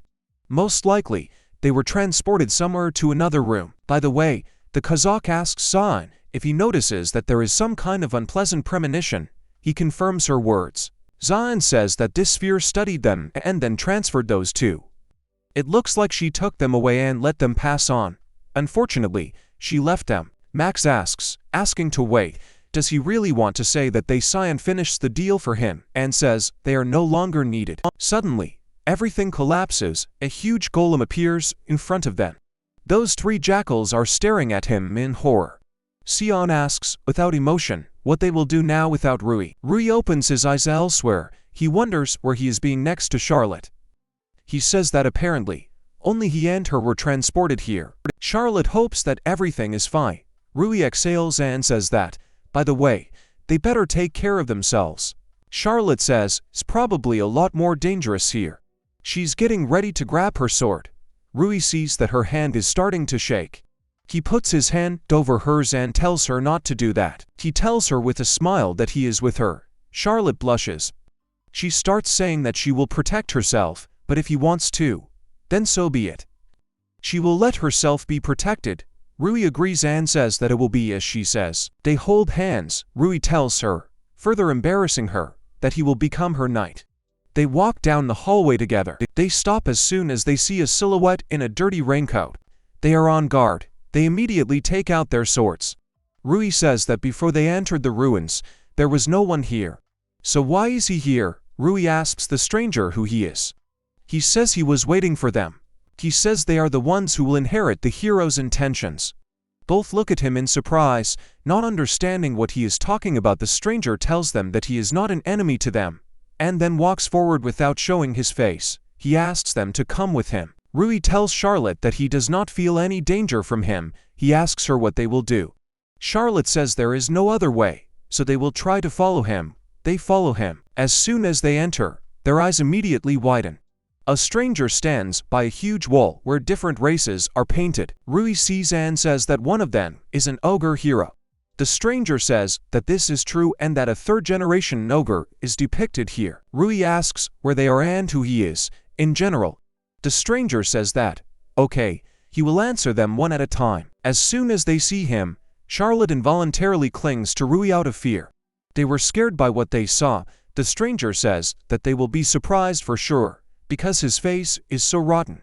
Charlotte and Rui stand in a stupor and look at him. The stranger begins to say that his name is. Suddenly, he thinks about it and wonders what his name is. He hides his face with a hood. Charlotte and Rui stand awkwardly waiting for him to remember his name. He says that's why he hates this zombie body. He says that this is the place to manage and protect data about Mr. Ogre. Here is information that cannot be leaked. This place is made to leave a memory for the future, and he is a part of this place in order to correctly tell what is depicted on the fresco. He waited a long time for the right people for this. Rui asks him, anxiously, if he has decided to become like this himself. The stranger replies that everything is correct. He turns slightly. It is clear that his face, without a shape, looks flowing. He says he became immortal at will. He then suggests telling them about the hero and his three friends. Sion thoughtfully asks, as soon as he sees the huge golem, what they will do now without Rusi. Iris screams that whatever he is, he's just a golem. She emphatically declares that she will deal with him. She summons a blood spear and sends it to the golem, but the spear breaks only because it came into contact with the golem's body. Max screams in horror that it has broken and that this cannot be. He sees for the first time a golem made of sealing magic stones. He shouts that we need to retreat. Iris says that if you don't take it by magic, she prepares and then kicks the golem with her foot while jogging. However, it only hurts her leg. She lands. Does not have time to get up as the golem's hand flies towards her. She manages to react. From the golem's blow, everything is covered in dust and smoke. Iris opens her eyes and finds herself in the hands of a Kazakh woman who tells her not to get into such dangers, so let her stop. She asks her if she can go. She says, he seems to be angry, so it's better to back off. She says, we need to call more people. Iris asks her why she saved her. She could have just been dumped. The Kazakh begins to laugh at her reaction. Iris indignantly asks, what's funny? The Kazakh apologizes and says, repeating her question, why did she save her? She knows why herself. Iris looks at her in surprise and asks if she really knows. Rui asks the stranger if he really wanted to become a zombie himself. He thinks to himself that if he becomes a zombie, then life and memory will be long, but in most cases, others break down psychologically from the fact that their body falls apart and becomes disgusting. Charlotte asks if this means that he has been alone here for 300 years. The stranger replies, then don't look sad. The fact that they came here is his reward, in his opinion. The stranger says that then he will continue his explanation. This mural depicts a hero and 3 other people. This is the team of the ogre hero, which is considered the strongest in history. They defeated the evil Jabberwocky king. Charlotte is surprised to ask about the hero's team because neither she nor her ancestors have heard of it. The stranger confirms this and says that the information about them remains only here. However, his memory is also starting to fail him. He apologizes for the fact that his memories are now only fragmentary. He suggests starting with the one to the right of the hero. Her name is the Fairy King Titania. There is a fairy village somewhere. She rules it. Rui thinks about the fairy village and says that it was not only in a fairy tale. The zombie goes on and says that the king of the 3 worlds, Bamung, is depicted to the left of the hero. Rui immediately asks him with interest who it is. He says, after doubts that he still does not remember, Ben asks to wait, then sticks his finger into his skull. Charlotte and Rui look at him in horror. Charlotte asks in disgust what he is doing. He replies that if you interfere a little, he can remember a little. He keeps stirring something in his skull, and after a while, says that he remembered. That's how it was. Bamung was the strongest fighter in the hero's team, and such a person was Rui. Thinks to himself that later, he will have to ask Wolf about him. After he tells everything, he concludes that the Snake Queen Echidna remains. It was written that she had the ability to see the future. She was the queen of Lamias, half human and half snake. Rui says he doesn't know her either, and then asks, what about Charlotte? She replies that, unfortunately, she doesn't know either. She says she didn't think her generation would have to know such a secret. Rui notices and says that everyone except a hero is not human. Charlotte understands what he's talking about, and then says that they probably didn't want them to know that he had human partners. If everyone knew about this, the discrimination between non-humans and beastmen might decrease. Rudy says, supporting Charlotte, that there must have been some reason, so it's better not to think too much. Charlotte agrees with him and thanks him. Charlotte, perplexed, remembering the conditions, asks him why he got here in the first place. He awkwardly and in a panic begins to apologize and say that he does not know himself. He himself wonders why. He thinks to himself that it's probably because he's been in an endless hell. He remembers something. His eyes widen. He says that exactly. He just got into such an important room. He believes that it is possible to find a clue how to remove the seal from the endless hell. Rui turns to the stranger and asks him if there is anything else he needs to tell him. The stranger asks and thinks what else could be. He asks to wait and then remembers. He quotes the hero what he said. Then he said that if the one who got here was in trouble, let him tell them to ask for the help of his partners. Rui asks if they really need to ask the hero's teammates for help. The stranger says that if there were anyone else with them, they also need help. Someone was attacked by a golem. Rui screams in fright that she should have said it earlier. He starts to move abruptly. His body glows with green magic. He apologizes to Charlotte and says that he is coming back. The stranger asks Charlotte who he is. She sighs and replies with some pride that she would like to know herself. The stranger says that's all he needed to tell. He had been waiting for this moment, but when it came, he suddenly felt lonely. He stretches out his hands and puts them on Charlotte's pawn, and thanks her for everything. She hugs him and says, he's probably a hero too, even a better hero than her. The stranger tells Charlotte that his blood flows in her. He is very grateful to her. He wants the world to be at peace. After these words, the body of this zombie crumbles, and right on Charlotte's hands. One continues to stand in silence. Her hands drop. She scoops into her pawn and says she will inherit his desire. She claims to be the fourth hero. Kazakh woman. When asked by Iris why, she saved her answers with the question that she understands it herself. Iris continues to stare at her in surprise and bewilderment. Then Max turns to them and tells them to run with the help of his pet. The Kazakh walks away from the blow.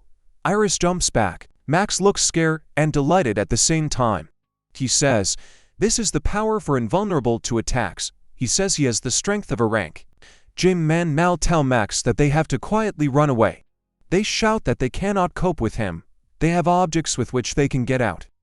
Jim says they've already tried, but for some reason, they don't work in this room. Mal then suggests just standing in the corner of the room, otherwise they will just get in the way. Max turns around and sees Iris in the Kazakh coping with the golem. He tensely wants to say something. Iris pushes off from the golem and jumps back, after which she accelerates and goes to attack him. The golem attacks her. Iris' leg breaks so she can move. The fist flies towards her. She covers herself with her hands and freezes in anticipation of death. After a while, she opens her eyes and sees that the golem was stopped by some goo. Max comes up to her and asks if she's okay. She replies that she is fine. Iris asks him if he really stopped him. Max says, "It's him." Something similar to chewing gum sticks to the golem's leg. Max says that this is a special item of adventurers, which is called a sticky bomb. It only works for a few minutes, but skillfully stops big monsters. Jin comes up to Iris with a potion and tells her to drink. She looks surprised at this time. Mal ties up Iris' leg and asks her to tell if it's too tight. Iris is embarrassed to thank them for putting a bandage on her, but she asks why they are here. It would be smarter for them to just run away. Max says that everything is as she says. Iris is surprised. Max says that, in fact, they always ran away. They tricked other adventurers and made decoys out of them. They were cowards because they were weak. But when they saw him, Rui, they thought that whether they should stay like this. He remembered his childhood dream. He wanted to become a cool adventurer. Max apologizes and says that even if they don't need it, they will still help them. He tells his guys to show themselves. Mal and Jim obey their leader. The golem starts moving and activates the fire in its palms. Max wants to say that if you set fire to the Velcro, then he realizes that the golem did it, and wonders if he could have done it anyway. The golem collects fire in his hand. Mal and Jim are in fear. Iris looks confident, and Max says with a smile that there is nothing to be afraid of. He pulls out his racket and says to rely on him, calling him a partner. Iris, horrified, asks if he is going to fight this. He asks her to just look at it. Max pulls a rope and puts a ball there, saying that he saved it many times. He throws it away, saying it's a smoke bomb. Mal and Jim say the leader is doing well. Val comes up to the Kazakh woman with the potion. She says that he is just right. Jim approaches Zion, who drinks a potion from them, thanks them, and honestly says that he did not expect help from them. They want to say that this is the end, although it is unlikely. The golem is still standing whole in front of them. Iris and Max look at him. Max pulls on his racket again and says that then he will have to show his best. He shoots a kind of slippery ball. This ball falls on the golem's leg and envelops it. Jim also throws balls, which he calls a special lubricant, and shouts at him to get them. The golem is standing in the mud. Jim shouts at Mal to act. She shoots her magic weapons, telling him to rely on him. She attacks him with a fiery arrow. The golem starts to burn completely. Max claims that even in a class monster can't resist such a combo. Nothing harms the golem. Max stands in front of him in a stupor in his thoughts that all this did not work remotely. He is told to run. Already, a bloody spear is flying to the golem here. Iris pushes Max to the side while the golem gets hit. He is already fully up and confidently thanks her for saving him, saying that now he owes her here. Iris says that she just did a natural thing for her. She stops talking and tries to say something, fighting herself. She remembers Kazakh's words why she saved her. She understands why she thinks that when she was rescued, she couldn't think of anything. Iris says she doesn't need a reason to save someone. She just wanted to say it. She says it's mysterious. When she fights with someone, her feelings get stirred up. She wonders if Mr. Ruixia felt it too. Iris stands up and confidently says that it's her turn. Now she sticks this sword right into the eye of this monster. after which she immediately jumps back. The monster does not react in any way and attacks her with his fist. Iris falls to the ground with a groan. Max runs up to her and asks if she's okay. He immediately gives me a bottle and tells me to drink a regeneration potion. The monster approaches them. Max apologizes, saying that he is useless after all. Iris says that's not the case. She says that it was thanks to them that she was saved. Rui stands in front of them, and then turns around and says with a smile that he is back. Rui uses his magic analysis, but immediately wonders if he has beaten it off. He suspects that these are magic seal stones. He says that now he understands why it was not possible to defeat him. He decides then to kill him with it. He summons his sword through the earring. He waves it and cuts through the space. The golem falls apart with a groan. Rui exhales and says that they are safe now. He runs up to the guys and asks if they had any wounds. That trio of jackals admire him, and asks to be allowed to call him their bro. Max asks to take him on as an apprentice. Rui doesn't understand what's going on. Sean says you won't get bored with him. Rui sees him in the Kazakh and is glad that they are okay. Kazakh says that if he is going to praise, then let him praise her. That is Iris. They turn to her. She looks at him with bleary and submissive eyes. She says, folding her hands in front of her, that she believed in him. She believed that he would return. Rui comes up to her, takes her hands and says that he believed in her too. He thanks her for protecting them all. Charlotte comes in and says, it looks like they've already dealt with him. While Marl treats Iris' leg, Charlotte sees the wounds and says that apparently they didn't get him easily. He tells Rui that he great. They start shaking. The Kazakh asks, but aren't they shaking? Even Zion is a little worried. Stones begin to fall from above. Max shouts that the dungeon is collapsing. If they don't get out, they will be buried alive. He says that usually, if you go through the dungeon, there will be a way out. So why is there no way out? This time, Rui remembers that this dungeon is a building made to keep the secrets of the hero. If the infiltrators defeated the golem, then the whole dungeon will start to collapse. It's such a double trap. He shouts to Max, maybe they have some kind of object. He answers uncertainly, as if there is. But he turns to his team and asks if they agree. They voluntarily not in agreement. Max tells his bro that this is a magical item, a magic moving stone. He hands him 3 red stones. He says that if you work magic on him, he will transfer them outside. After defeating the golem, it can be used to this. He only adds, sadly, that there are only 3 stones left, so he has to choose only 3. Max holds out everything and asks him to do it because, unlike him, they were only cowards, and he can choose who to save. He claims that he is greedy and he doesn't want anyone to die. Rui shoves these stones back at Max, who asks, then, how will they get out? Rui tells him to believe in him. He uses magic. A huge light sphere appears in his palms. Everyone looks at him in surprise and admiration. Iris even cried a little at what she saw. Rui uses a powerful beam which then explodes and illuminates everything inside. This beam is driven into the ceiling and collapses it. Iris watches and thinks to herself that she now understands that a powerful ray can cancel magic. If the dungeon is created from magical power, it can simply be erased with a powerful beam. Rui exhales, loses his balance and tells the guys that everything is up to them. Iris catches him and thanks him for his work, holding his body. Iris turns to the Kazakh and asks her if they can somehow take off. The Kazakh woman raises her hand and says to rely on her 18-year-old baby and on her respectively. She calls a certain radish, and they say that they are going to fly now. They all fly away with the monster holding on to each other. Sean happily says that they somehow escaped. Jim says from below that, thank God they were saved.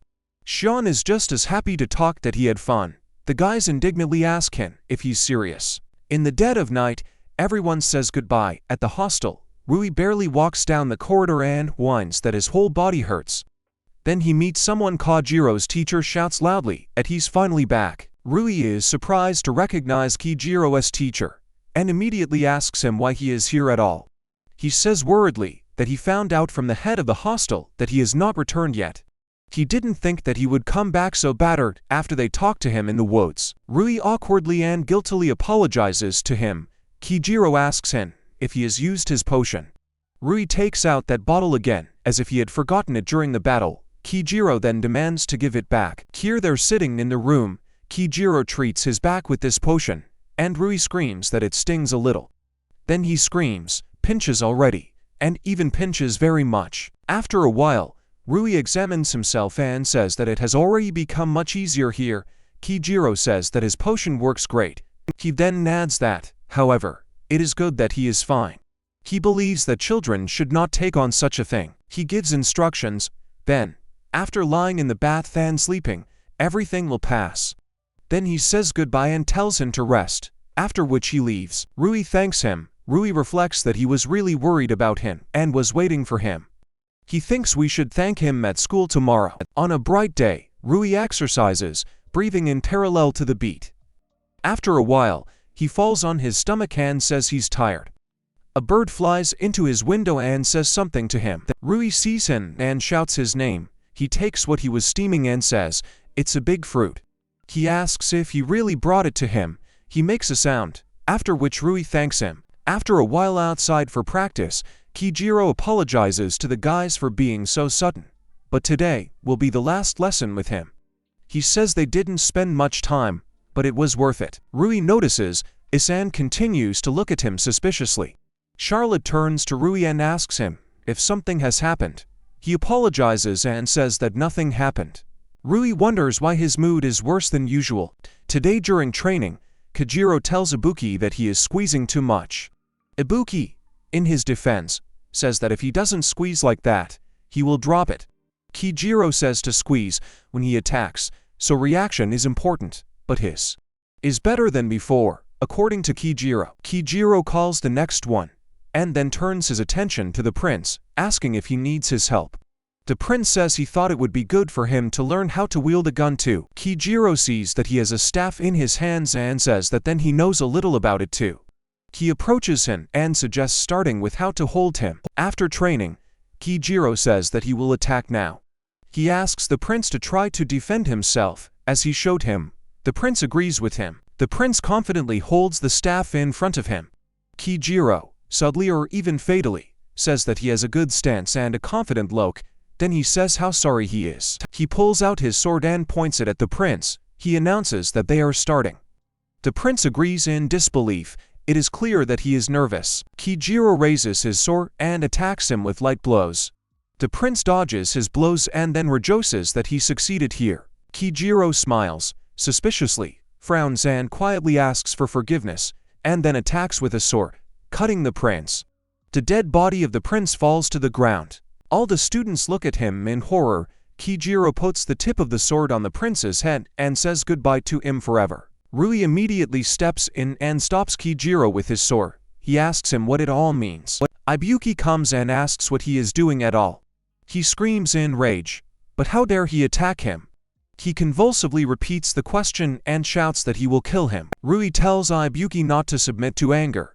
He yells not to stop him, claiming that he will kill him. Rui tells Ibuki that actually, he whispers something in Ibuki's ear. He calms down and asks if this is really true. Rui stands in front of him, confidently pointing the sword at Kijiro, who, on the contrary, puts the sword back in its case. Iris is standing next to them. She analyzes their capabilities and says that there is not a single weak point. Their difference in strength is huge. Rui asks Kijiro directly why he did it. He says with regret that he didn't spend much time with them, but Kijiro, who worries about them, seemed to him like that. In reality, Kijiro is silent at first and does not answer anything, and then only squeezes out that everything is not so simple. After a pause, he says they won't understand. He calmly asks Rui if he can get out of the way. He declares a wish that he doesn't want to hurt anyone except the prince. He adds that the blow seemed fatal to him, but he needs to make sure that his breathing is stopped behind them. All the classmates are trying their best to cure the prince. Rui tells Kijiro that he won't let him leave the man who maimed his friend, and he also has no reason to attack him. Kijiro does not look him in the eye and says that he is partially right, and it is not easy to understand why he needs to kill someone. He pulls out his sword again and says that, however, he has his own reason. He sets a condition for him that if he blocks his way, he will pass by force. Kijiro points his sharp sword at Rui. Rui does not go anywhere and does not give up his chose. Kijiro understands. Isan disappears from Rui's field of vision in a moment. In a split second, Kijiro is right in front of Rui with a smile. brandishing his sword and attacking Rui. He attacks horizontally, which Rui manages to dodge, sit down and get away from the blow. He declares that he will not lose so easily, after which he attacks cleanly with his fist down, but Kijiro easily gets away from a side kick. In the same second, Kijiro gets up and attacks him with his foot, but Rui deflects his blow with his forearm, which earns a large wound. A huge ball of fire forms in his palm. Kijiro just obediently waits for his actions, not afraid of anything. He sees his efforts and says that Rui has well-trained magic. However, he asks him a question. Does he really think that this can take him? Kijiro raises his sword in an upright position and pronounces the words Tenganryu, tailcoat. His sword easily cuts through and extinguishes a huge flame. Kijiro attacks with a sword. He reflects with his sword, holding it with both hands. Kijiro says that doing what the enemy doesn't like is the basis of the battle. Rui groans from the load. At this time, Kijiro reflects that if everything is converted into numbers, then there is not much difference between him and Rui. He believes that he is just a child. He lacks experience. If he continues like this, then for sure, he thinks back to the battle, and is surprised for a second that he doesn't get into it at all. He begins to wonder if he is getting stronger during the battle. Then he changes his mind, abandons that thought, and realizes that Rui remembers his movements with incredible speed. Rui stands confidently in a sword stance. He uses Tenganryu. Then Kijiro hits his sword directly into Rui's shoulder. He coughs in pain. His shoulder begins to bleed profusely. Kijiro says goodbye to him forever, calling him a strong bow, and then he swings his sword. Here, Rui uses Kui Gon, the protective technique number 7, namely, hot air. Thus the Rui evaporates under it. Kijiro is surprised by such a trick and wonders what it was just now. Rui moves to another place. Kijiro stands in a stupor from shock. Rui is going to deliver the decisive blow, a space cut. Kijiro says, it's a good move. Kijiro uses Tengenryu again, namely, the swallow's tail. The sword hits right on Rui's chest. Rui is bleeding and squatting, barely holding his sword. Kijiro wipes the blood off his sword as it groans in pain. Kijiro looks and says he's not losing consciousness. It can't be that he survived his swallowtail, so he thinks he's not bad. Kijiro leads and speaks that will check the prince's breathing, and then they will disperse. Rui continues to lie in place. Kijiro approaches Iris. Charlotte and Volve are standing in front of him. He says he doesn't like to kill without a good reason. If they leave, he won't hurt them. They do not obey and only maliciously tune into him. Rui slowly comes to his senses and only begs to wait. His eyes slowly close. He remembers the days in endless hell. Rio told him that he had become stronger, but he still lacks something. Rui asks what it is. Rio says that he lacks determination. If he gets into his own world, there may come a situation where he will have to kill the enemy. Rui begins to say that it is not necessary to put his life on the line. If we talk, then he can understand. Rio indignantly replies that she knew he would say that. She hubs him and says that his kindness is his strength, but if everything could be discussed, wars would not happen. Things that are important to him can be lost in an instant. In this case, she asks him not to get lost when he is fighting for his life and death. Rui returns to consciousness from this memory. Kijiro and Charlotte look at him in surprise. Rui apologizes to Rio and says that he remembered. Rui gets up from the ground and straightens up. Rui found the strength and motivation to get up and continue the fight. Kijiro did not expect that he would have the strength to fight with such wounds. The guy is shaking all over, but is still ready to continue the fight with the teacher. Rui was determined. He wanted to put an end to this lawlessness. Kijiro asked for forgiveness for treating him like a child, and will now accept him as an obstacle to his goal. The teacher was ready to strike Rui again, but to the surprise of everyone, the guy was able to easily repel this attack without using a weapon with his bare hands. Kijiro couldn't understand how Rui managed to do it so easily. He was confused, because his movements were very careful. Then the main character began to launch his attack. Kijiro will notice that Rui's number of hits has changed, which means that he has become stronger. The main character realized that he needed to use a third attack technique called Saranui. This blow was really strong and unexpected for the teacher. The man immediately fell to his knees after such a blow, and the guy immediately began to thank him, because thanks to him, he learned the horror of war and true determination. And with the help of this power, he will overcome the teacher. Kojiro did not expect such a surge of strength from the guide. He was not ready for it. In such a small amount of time, he became stronger. He became too strong. Kojiro couldn't believe that willpower changes people like that. The man noticed changes in the guy's face. It is unclear why the main character's eyes changed color and became red. Rui realized that this is not just like that, and they give him strength. The main character remembered how in Endless Hell, he said that when they were training, he noticed that she began to defend herself faster than he began to attack. The girl was happy about this because it meant that the guy became stronger and that he noticed it. It's called the Dragon's Eye, and only the strongest of dragons have it. Unlike the Magic Eye, it also sees life, fan, QI, gong, muscle tension, and movement. With this, you can understand how the enemy will attack. Rui was upset when he learned that only dragons could wield it, but the girl made him happy and told him that he could have it too. Her blood flows inside him, and thus he can also use Dragon QI Gong. Rui was really glad that he too would someday have the Dragon Eye. He will appear when Rui senses real danger and is ready to fight with his will. Then the power of dragons will definitely save him. Rui was grateful for these words in Ryo's lessons. It is clear that for Kojiro, this meant that he had even more problems. He was sure that now he would definitely not lose and walk towards his goal. It is clear that Rui will not just stand there and began to defend himself. The main character needed to jump back, but he didn't hit. He hoped that everything would work out. On top of that, Rui literally managed to cut off the teacher's hand during his attack. The main character asked whether Kojiro was ready to continue the fight, since he could no longer use a sword. After these words, Kojiro became completely furious. But he also has a reason for which he needs to win this battle. Even if he is covered in blood or dirt, he must win. But Rui also has his own reason.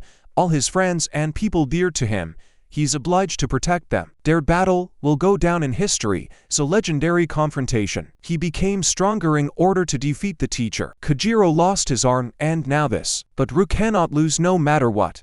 The main character began using Dragon Ki Gon as his #1 attacking move. Rui was ready to use the Dragon Star Fist.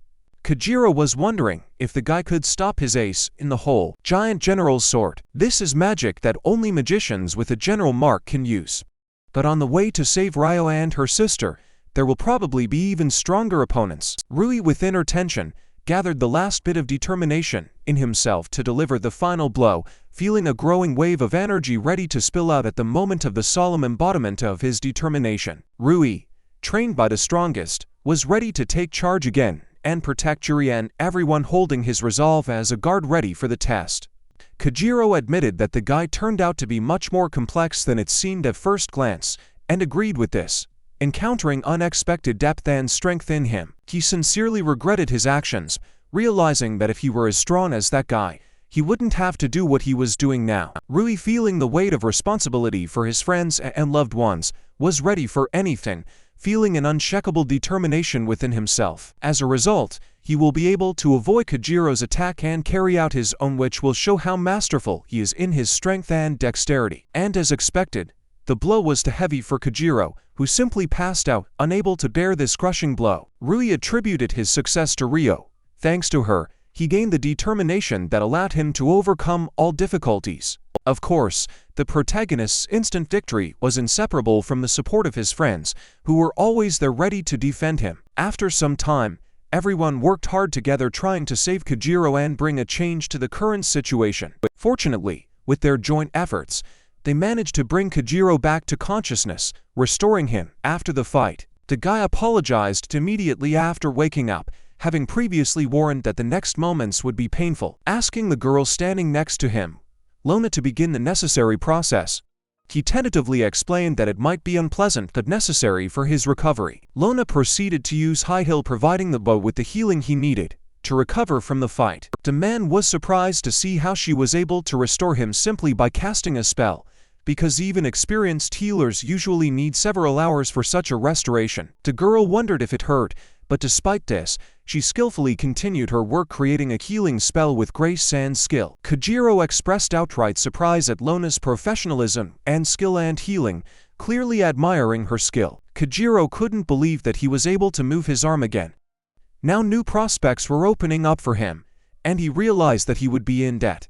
The teacher could not understand why Rui decided to save him after all the events that had happened and the actions he had done. but the guy himself also seeks to understand what the point is. When Kojiro, at the end of the battle, found himself under his protection, it was as if he had conceded, as if he was deliberately aiming for defeat, giving the impression that his goal was to concede in this battle. Then Kojiro realized that his deception had been figured out, and even the children noticed this cunning move. Having lost the battle, he realized that the most important thing now was to take the prince to the hospital, because the chances of saving him were extremely small. Approaching him, Yuri asked him not to worry, trying to calm him down and support him despite the current situation. In fact, the main character gave him a magical artifact revealing a secret that could change the course of events. Thanks to the substitution medal that the adventurer in the dungeon provided him with, he managed to escape, avoiding the danger that awaited him. The blow was so powerful that he still temporarily lost the feeling of recoil, switching off from the intensity of the moment. It was clear from his expression that he was enjoying this, enjoying the moment of recovery and peace from the intense events. Then Kojiro, realizing his mistake, knelt down, beginning to beg forgiveness to those whom he had upset with his actions after such changes. I don't even want to respond to words, but it is clear that the upcoming punishment will not be easy. The teacher, realizing the current situation, was ready to accept any punishment.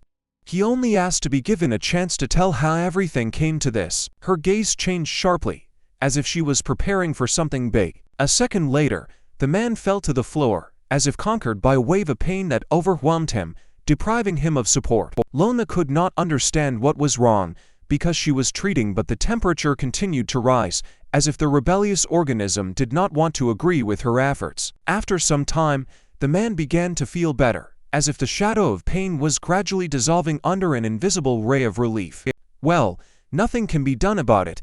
The temperature does not subside because of this, as if it had become an unruly element, ignoring any attempts to influence. As it turned out, the man had the mark of a slave, as if invisible chains of long-lasting submission paved the way to his past, intertwining with his present. Rui noticed that he was not just a slave because the seal was made in the wrong sequence, as if a moment had flown through his awareness, revealing a mystery hidden in the mystical signs. The man said that the guy was great because he understood this mark is prohibited by royal decree, being an illegal seal of slavery, as if he had unraveled a secret message in the signs of submission. It's only a matter of time before he dies due to his failure to kill the prince, but he wants them to listen, as if his final plea remains forever hanging in the air, awaiting justice. As it turned out, he has a 7-year-old daughter, but a year ago, she fell ill with an unknown illness, as if the shadow of a mysterious illness had enveloped their lives, leaving a trace of mysterious moments. His symptoms were the same as those of his wives who had died several years ago,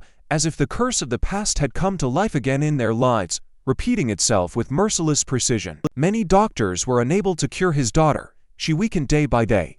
When he lived far away, 2 men came offering a special magical item to relieve the symptoms.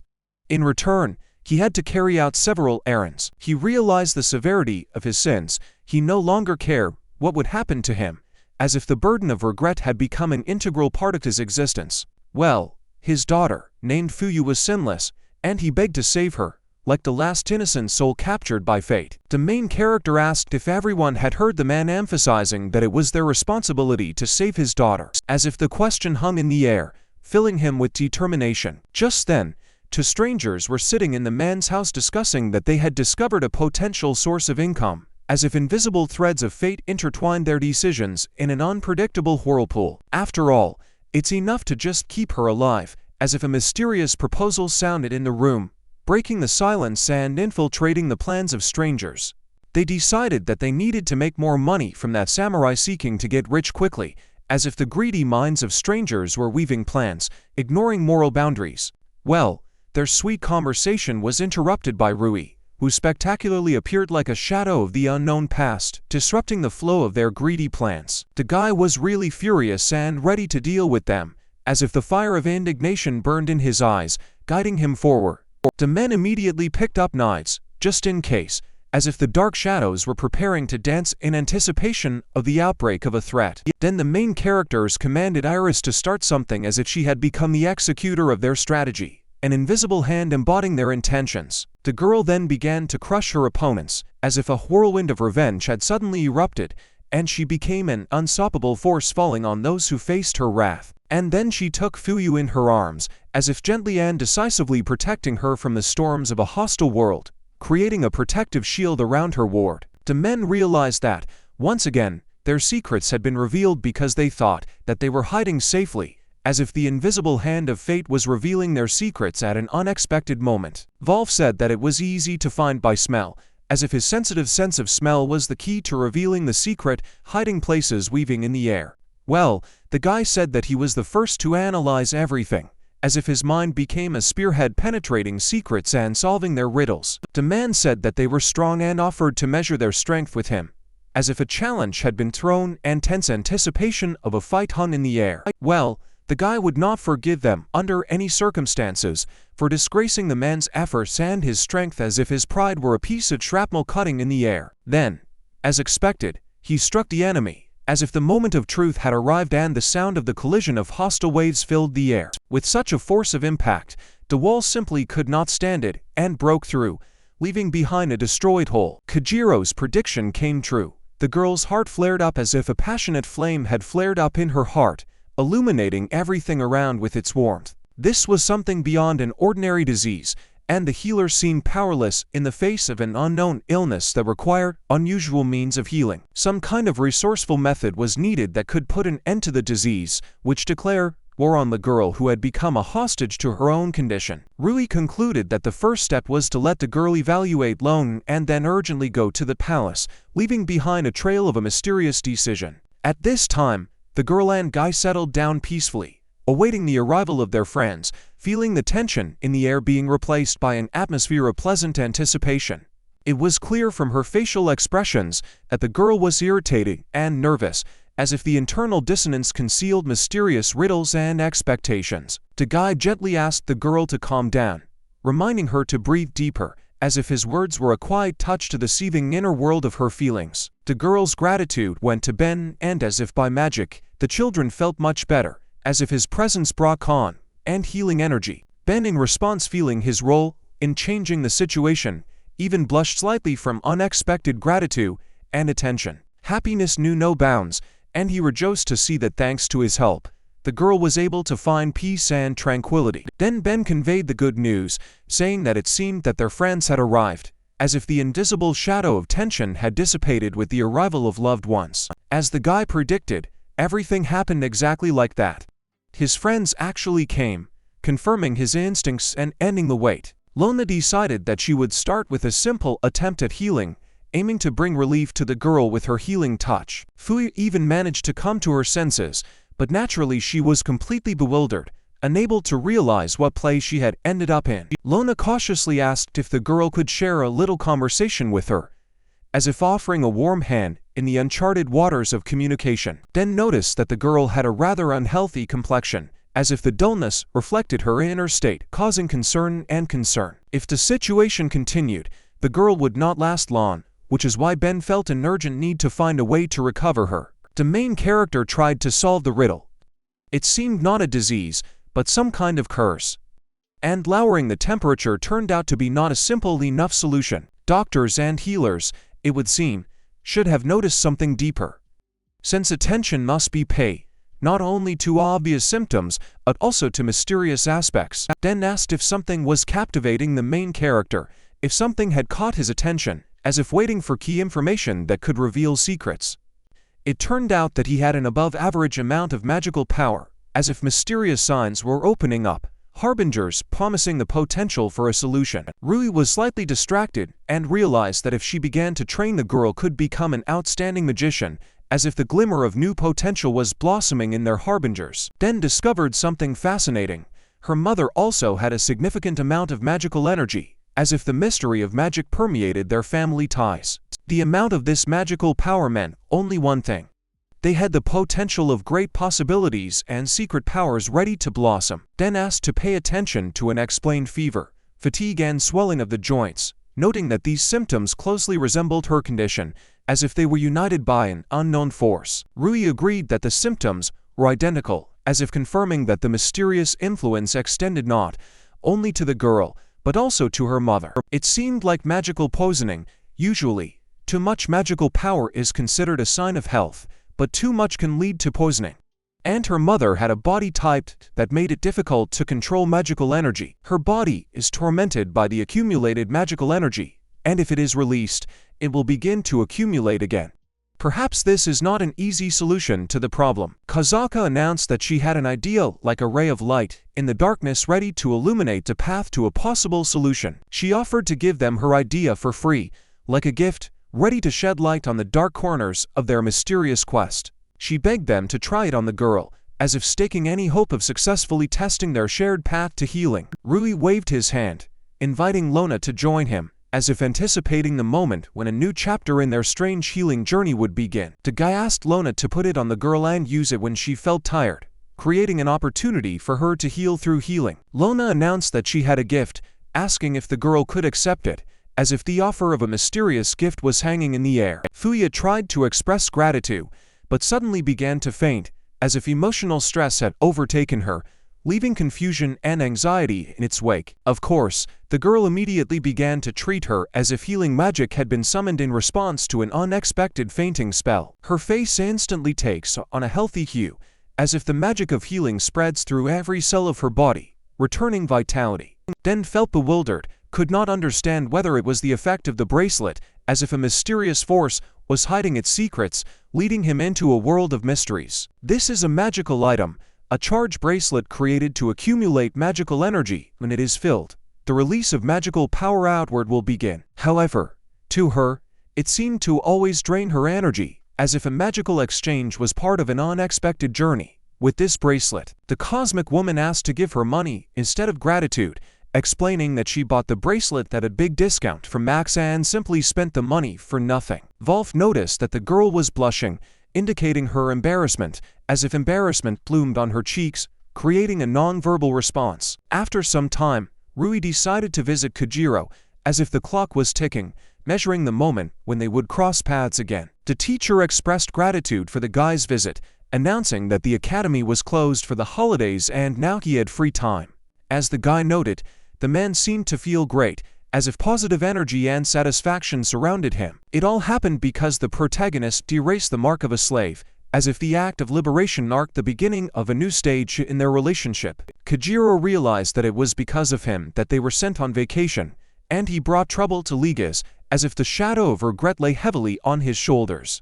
The man should have been severely punished, but Yuri took him under his wing, as if his difficult task was in the hands of a man ready to change the outcome of events. So far, he has not been removed from the post of class teacher, as if the educational institution provided him with a temporary refuge, allowing time to heal the wounds. It was as if suddenly an almost sepulchral silence reigned, as if everything around instantly froze, leaving only the echo of previous events.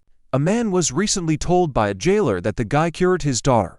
He saved not only from robbers, but also had a healing effect. The man couldn't even imagine how he could thank the guy for this, as if her daughter's life had received a second chance, leaving behind a debt of gratitude. Rui stated that a man should not be grateful for this, as if the act of healing had become a natural manifestation of her gift, a kind of integral part of her being. After all, at the very least, he simply acted in a natural way, expressing concern and asking her to leave quickly for the good of his own daughter. The man firmly decided that he would never forget his debt, someday he would definitely return it.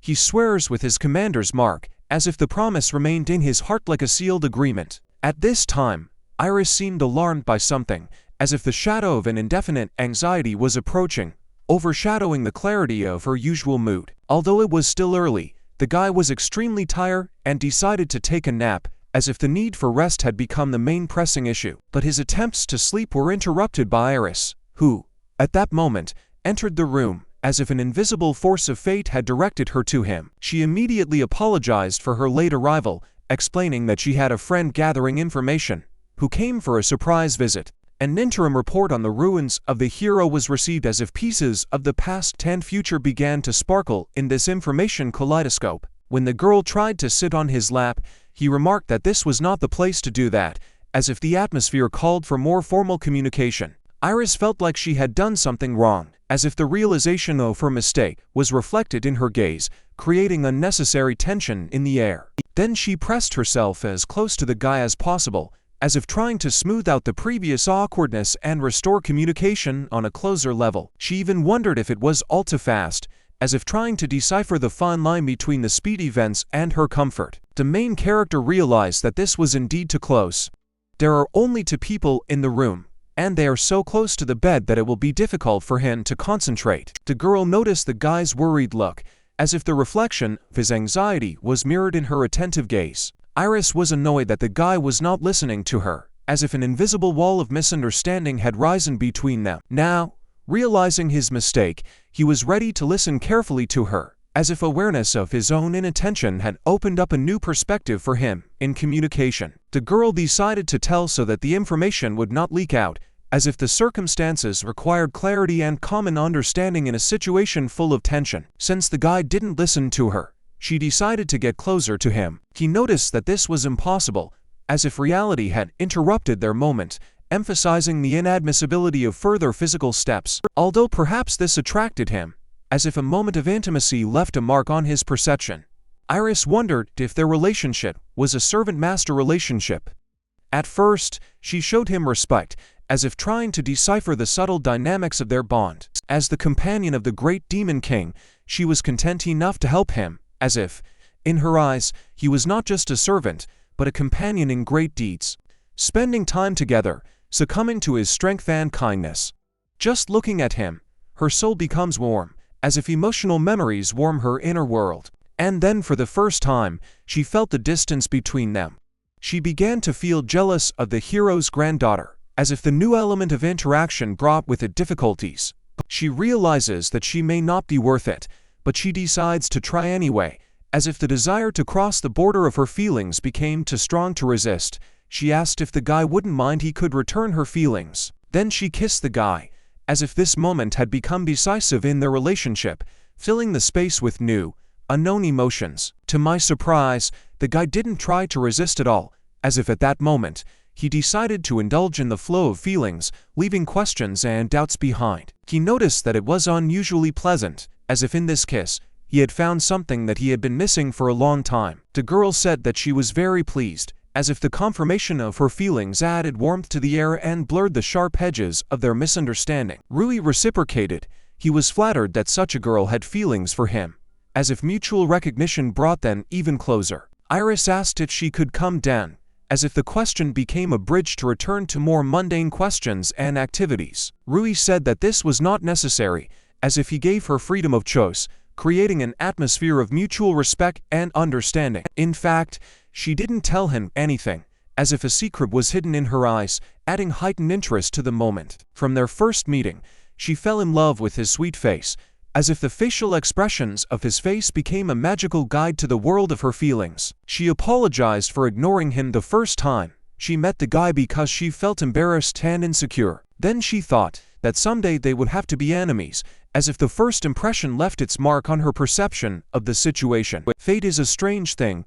Back then, she didn't think their relationship would develop into this, as if a path that began with uncertainty led them to an unexpected turn. She couldn't stop looking at the guy's sweet face, as if she found something in his features that made her heart beat faster. For a long time, she had wanted to make him blush, as if in this embarrassment, she saw a peculiar charm and inexpressible tenderness. The guy only asked to be more gentle, as if his request sounded tender and trembling. Iris apologized for disobeying his request for more gentleness, but then defying this order, kissed the guy passionately, revealing the reciprocity and her own passion. Meanwhile, Charlotte was sitting in her room, unable to understand who Iris thought she was, as if a mysterious shadow of misunderstanding had passed through her thoughts. She didn't know what she was doing, because if she was attacked, she would come back, as if a mysterious threat lurked in her ignorance and uncertainty. She noticed a brochure from a harvest festival she had attended often as a child, as if memories of past joys had resurfaced in her mind. And in this she saw some kind of sign from the universe. She understood what was needed, as if the random find had become a reminder and direction for her from the cosmos. While the guy was sleeping, it was time to enjoy his sweet sleeping face, as if these moments of peace brought joy and peace. Using her long nails, the girl decided to sneak into the room, as if her determination and dexterity were the keys to the secret corners. Carefully opening the doors, she immediately asked for forgiveness and wanted to ask something, as if her sudden appearance was accompanied by sincere intentions. To her surprise, she did not notice anyone in the room, as if the emptiness and silence became her silent testimony. And only on the table did she see a note, as if the mysterious message had become her only guide in this quiet emptiness. It was a note from Charlotte where she said that she had taken the guy and asked everyone to go to his room, as if mysterious courses of events were developing under her leadership. There was no longer any warmth left on the bed, so that meant that they had since left, as if the empty bed was evidence of their temporary absence. She agreed, and now takes her for a rival in love. Next time she will not give in to her, as if a hot struggle for attention and feelings have flared up in her heart. At this time, the couple was directly running somewhere, as if their haste was evidence of urgent concerns or exciting events. The guy waking up in the morning and finding that she was in his room was scared. He would have been grateful if she had given advance notice that they would be leaving, since the surprise had caused misunderstandings and anxiety. And then the gaze of a couple of girls fell somewhere in the distance, as if something had attracted their attention in the distant future. This is the trading country of Bloom, as if the name of the place carried a hint of prosperity and variety of trading opportunities. They really use ships as homes, as if sea travel has become not only a means of transportation for them, but also a way of life. A state city on the seashore founded long ago by a great merchant, it is called the largest port on the mainland, as if its history is imbued with great trading traditions. Usually there are more people in the capital, but today there are a little more people here, all because today is the first day of the fertility festival.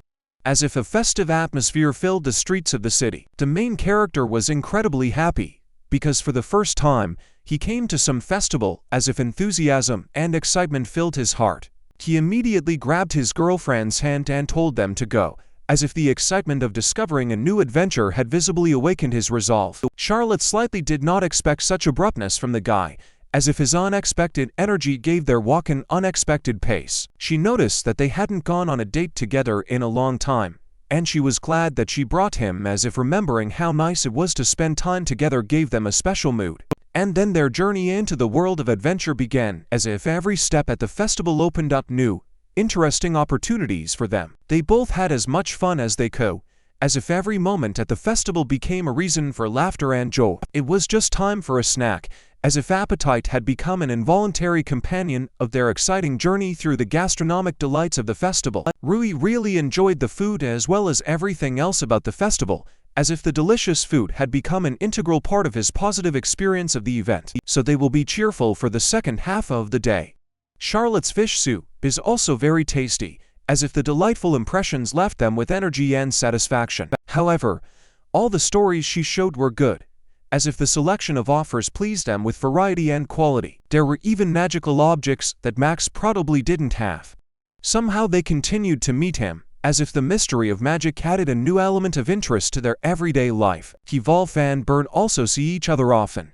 I don't know what happened, but they somehow found a common language, as if the invisible ties of friendship became stronger. Charlotte asked the guy not to worry, because she had already planned everything, as if her confidence added comfort and confidence in future events. To be honest, this made the main character laugh, as if the unexpected course of events added lightness and playfulness to the situation. He asked the girl for forgiveness after he saw her face, as if caring about her feelings became more important to him than jokes. He just feels like an ordinary student when they walk him around so calmly, as if the ordinariness of the moment creates a pleasant sense of normalcy. From the moment he decided to save his little sister with Rio, he only thought about how long he would have to fight alone to achieve his goal.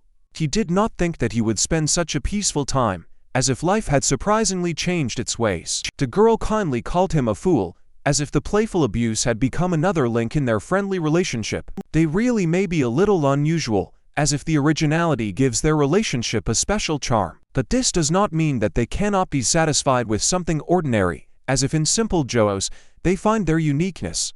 Maybe because they try so hard, they have the right to everything and faces more than others, as if their efforts give special meaning to every moment. Rui completely agreed with this, as if in the unity of thoughts and feelings, they found the harmony of their existence. For some reason, he really began to think too much, as if a shadow of misunderstanding had covered his thoughts. Charlotte offered to go already because she had not yet had enough fun, as if the anticipation of the fun made her look forward to the continuation of the adventure. The main character looked at the girl and how happy she was with a smile on his face, as if his own happiness was closely connected with the joy he brought to her. Still, they bought something. The guy, as always, bought something incomprehensible, as if his interest in unusual things was an eternal source of surprise. The fun passed for him, as if in an instant he wondered how many more stores it would go to, as if his curiosity knew no bounds. But suddenly, all the fun in the guy's eyes ended after one mention of his name, as if a wave of seriousness and anxiety covered his soul. Out of nowhere, Eleanor appeared behind the guy, as if she had emerged from the shadows ready to bring new twists to their adventures. Charlotte could not understand what was going on, as if Eleanor's mysterious appearance had brought mystery and unsolved mysteries into her world. The main character was clearly not happy about the girl's appearance, as if her appearance disturbed his peace and caused misunderstanding. He immediately began to wonder where she came from here, as if trying to reveal the secret of her appearance in their world. Now, she was convinced that it was still a guy. She had been looking for him for a long time, as if solving a riddle that had been tormenting her mind for a long time. She didn't think he would leave the village and become an adventurer, as if imagining his future had changed her view of him. Alina had clearly been preparing for this meeting for a long time. Her gaze expressed secret plans and long-hidden feelings. As an adventurer, you can earn money and travel to different countries. It was a very convenient profession. It took a lot of effort to find him, but she still turned out to be strong. She quickly advanced to silver rank.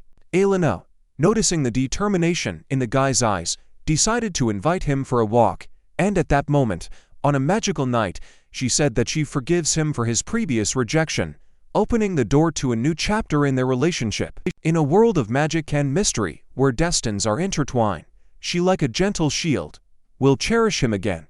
Her love is an invisible armor in the storm of life. Perhaps her intentions were hidden in manipulation, because this apparently was not a simple defense.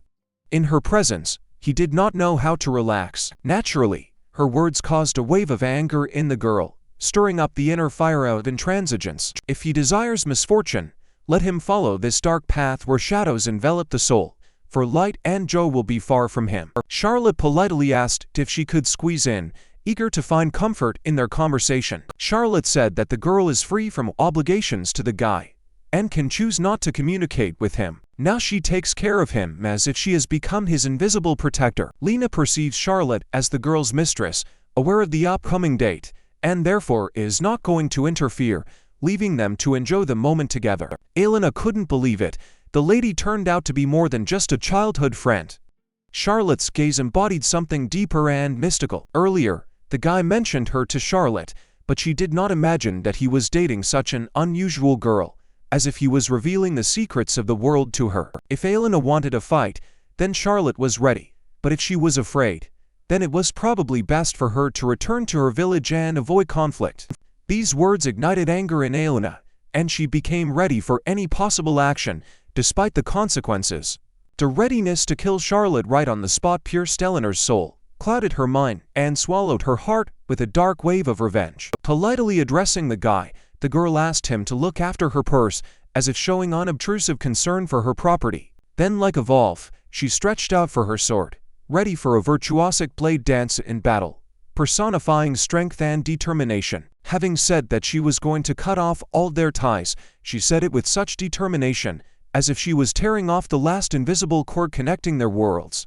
Eleanor lacked patience and resolutely attacked first, as if releasing an internal flow of passion and determination. Of course, Charlotte easily deflected this blow, as if dancing with the wind, allowing her to masterfully soar in the air, avoiding a collision. At this time, the main character was still in a state of shock, stunned by the development of events, as if floating with the flow of fate. He noted that Alina had gained considerable strength since leaving the village, as if her time away from him had allowed her to accumulate incredible energy. Her words were true. His sword was fast but heavy, and she wielded it deftly, using the weapon with incredible ease and skill. After uttering these words, even greater anger flared up in Alina, as if a fiery storm of intransigence flared up in her soul. She couldn't understand why each of her attacks missed Charlotte aimlessly, as if she were shrouded in an invisible shield of immunity. Charlotte, as if seeking to break the prolonged stalemate, decided to strike, as if summoning a force capable of overcoming Eleanor's resistance. Deciding to use the brave cherry petals technique,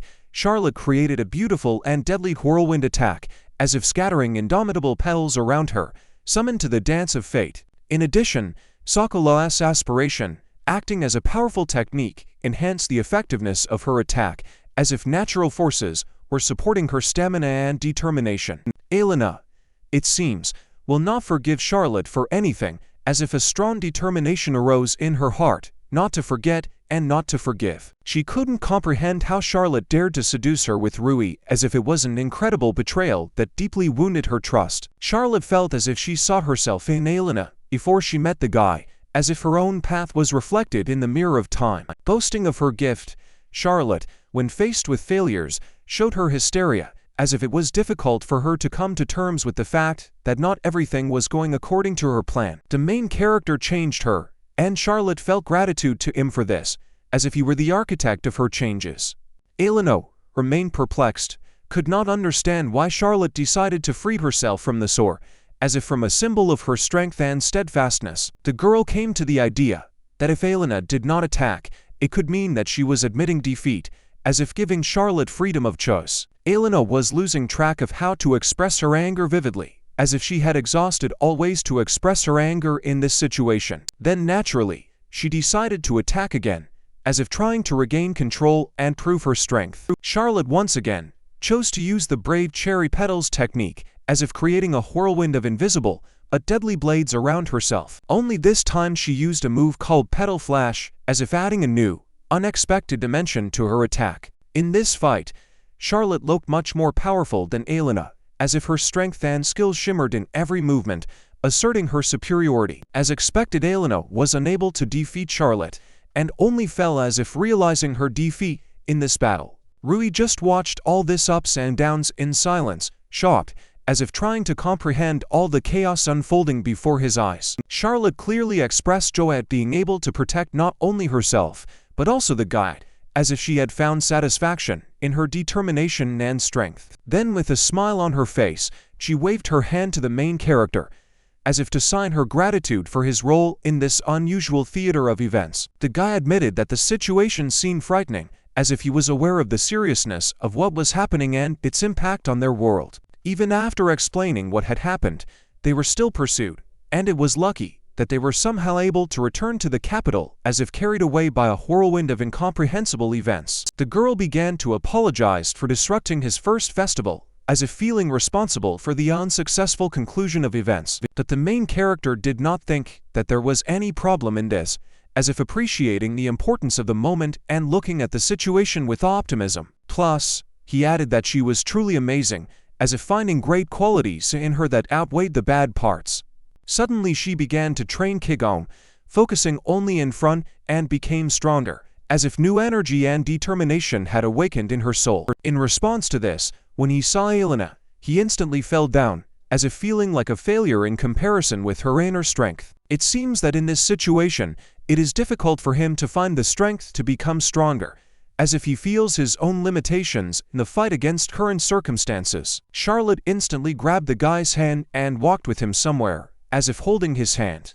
She was opening up new horizons before them. Dragging him to the bed, she declared that she had become stronger thanks to him, taking him as a model, as if in his presence, she found strength and inspiration. Although the main character did not expect such a turn of events, he felt touched by this, as if something unexpected and pleasant had awakened in his heart. He was only frightened by such a girl, but this does not change who he is, as if his own stable personality traits remained inside him. Rui was glad that a person appeared in his life whom he could trust and discuss everything, as if he had found his support and understanding in this regard. Although it is difficult for him to admit, simply forgetting this girl turned out to be a difficult task for him, as if her influence had left a deep mark on his heart. Charlotte promised to make him forget her, as if her eyes sparkled with determination to erase the memories of her previous girlfriend. After that, she kissed him passionately, as if this kiss was a promise of a new beginning and oblivion of previous difficulties. For the first time, she yielded to him, realizing that she also needed to become more experienced in these sensual moments, as if discovering new facets of her own desires. Charlotte promised that she would try all day to make him forget, as if trying to create moments of weightlessness and pleasure for him. The main character apologized for everyone constantly paying attention to him, as if aware of his role in the spotlight. But Charlotte did not attach any importance to this, as if, for her, the lack of time was just an insignificant factor in their communication. Alina, after the battle, still could not come to her senses and was ready to go to extremes, even to the point of thinking about killing Charlotte. She couldn't comprehend how Charlotte dared to desecrate her boyfriend, as if, in her eyes, it was supernatural audacity. At that moment, a stranger approached the girl and asked if he could ask her something, as if the sudden appearance of a stranger added a new twist to events. The man introduced himself by the name of Thorn, as if adding to the mystery of his appearance in this already tense environment. He said that he was helping find the way for lost lambs, as if his arrival turned out to be some kind of strange salvation at this moment. Alina stated that he looked suspicious and did not want to talk to him, as if she felt something mystical and disturbing in his presence. The man was still able to hold the girl by mentioning her hated enemy and the person she seeks to win back, as if these words had an effect on her, making her think. The stranger asked to believe him, clarifying whether what he was saying was true, as if casting doubt on his veracity. The man said that he knows all these details because he is a pastor and is able to sense people's weaknesses, claiming that they can help Alina. Alina could not comprehend what the man meant when he spoke of saving her, as if his words remained a secret, incomprehensible and mysterious to her. No matter how he looks, he is actually well placed in a large organization. If she wants help, they can help solve her problems, as if providing new perspectives and opportunities. Alina noticed that it all really looked very suspicious, as if every element of this incident was filled with mystery and uncertainty. But if, like today, she misses the guy again, it's as if doubt and fear of loss are tormenting her heart. In the worst case, you can beat them up and just leave. She is just going to use them and nothing more, as if her goal is to survive at any cost. Alina stated that she agreed to the man's terms, as if making a decision that she believed could ensure her survival and protection. Alina was curious about what kind of organization this was, as if she was trying to unravel the veil of secrecy surrounding this mysterious man in his proposal. He said that he was a member of an organization called the Church of Genesis, confident that she would definitely like the name, as if assuming that she would find something attractive in it. The man was disappointed that nothing was known about the Demon King until now, as if his expectations and hopes for new information remained unfulfilled. He reminded that the subordinate is trying harder at his job, as if calling for greater dedication and diligence in performing his duties. 300 years have passed since separation from Rui's sister Alice, and he has aged greatly, as if time had left its inevitable mark on him. However, after more than a century of searching, there is not a single clue, and there are very few who are looking for her seriously, as if the mystery of her disappearance remained unsolved and forgotten. A guy approached the man and asked if she could talk to him for a moment, as if the appearance of a new face brought some change to the routine. The guy's name was Jason, as if the new name gave him individuality and mystery in this difficult world. 300 years have passed since the mistress disappeared, and the inhabitants of the demon territory began to show dissatisfaction due to the long absence of their king, as if the power and order in their world began to be shaken. Recently, wars have begun, as if demons deprived of their ruler fall into chaos and struggle for power, bringing with them destruction and anxiety. And this was just the beginning, as if the shadows of future storms were already darkly stretching ahead, foreshadowing even greater trials and changes. The man was furious at the news that there was a new contender for the throne, as if his power was under threat, and this made him angry and worried. The man is almost the only protector of the Demon King's family. The guy realizes that angering him is in vain, and it is probably better for him not to worry about the possible consequences. As he said earlier, due to the absence of a king, the inhabitants of the demon territory have a hard time.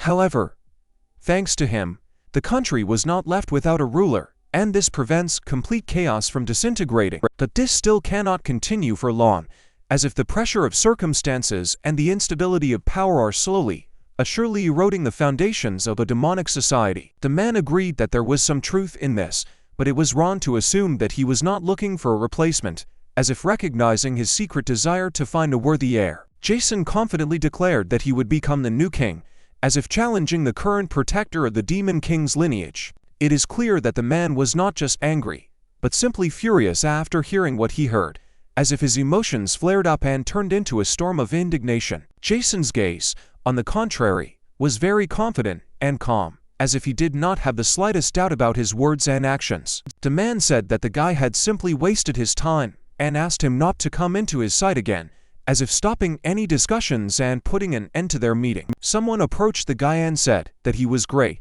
as if expressing recognition for his determination and courage in a difficult situation. They asked Jason how it all went, as if expecting details about the meeting with the man and the conversation about claiming the throne. He began to say that, as the Prime Minister said, he was devoted to the country and better than others, he did not involve himself in this either, as if conveying the assessment of his situation by senior officials. The man who appeared said that they would then ask them themselves, as if hinting that fate might bring unexpected turns. It was Minister Grand who heard their conversation, as if suddenly intervening in events and leaving his mark on the turns of history. He was interested and asked for more details, as if trying to unravel the mystery and understand what forces and influences were currently operating in their demonic society. However, everything that the guy tells further will become a big secret. He has one condition, as if hinting that this information is not intended for a wide range of people. He wants permission to enter human territory, as if raising the question of the need for cooperation and interaction between two different worlds.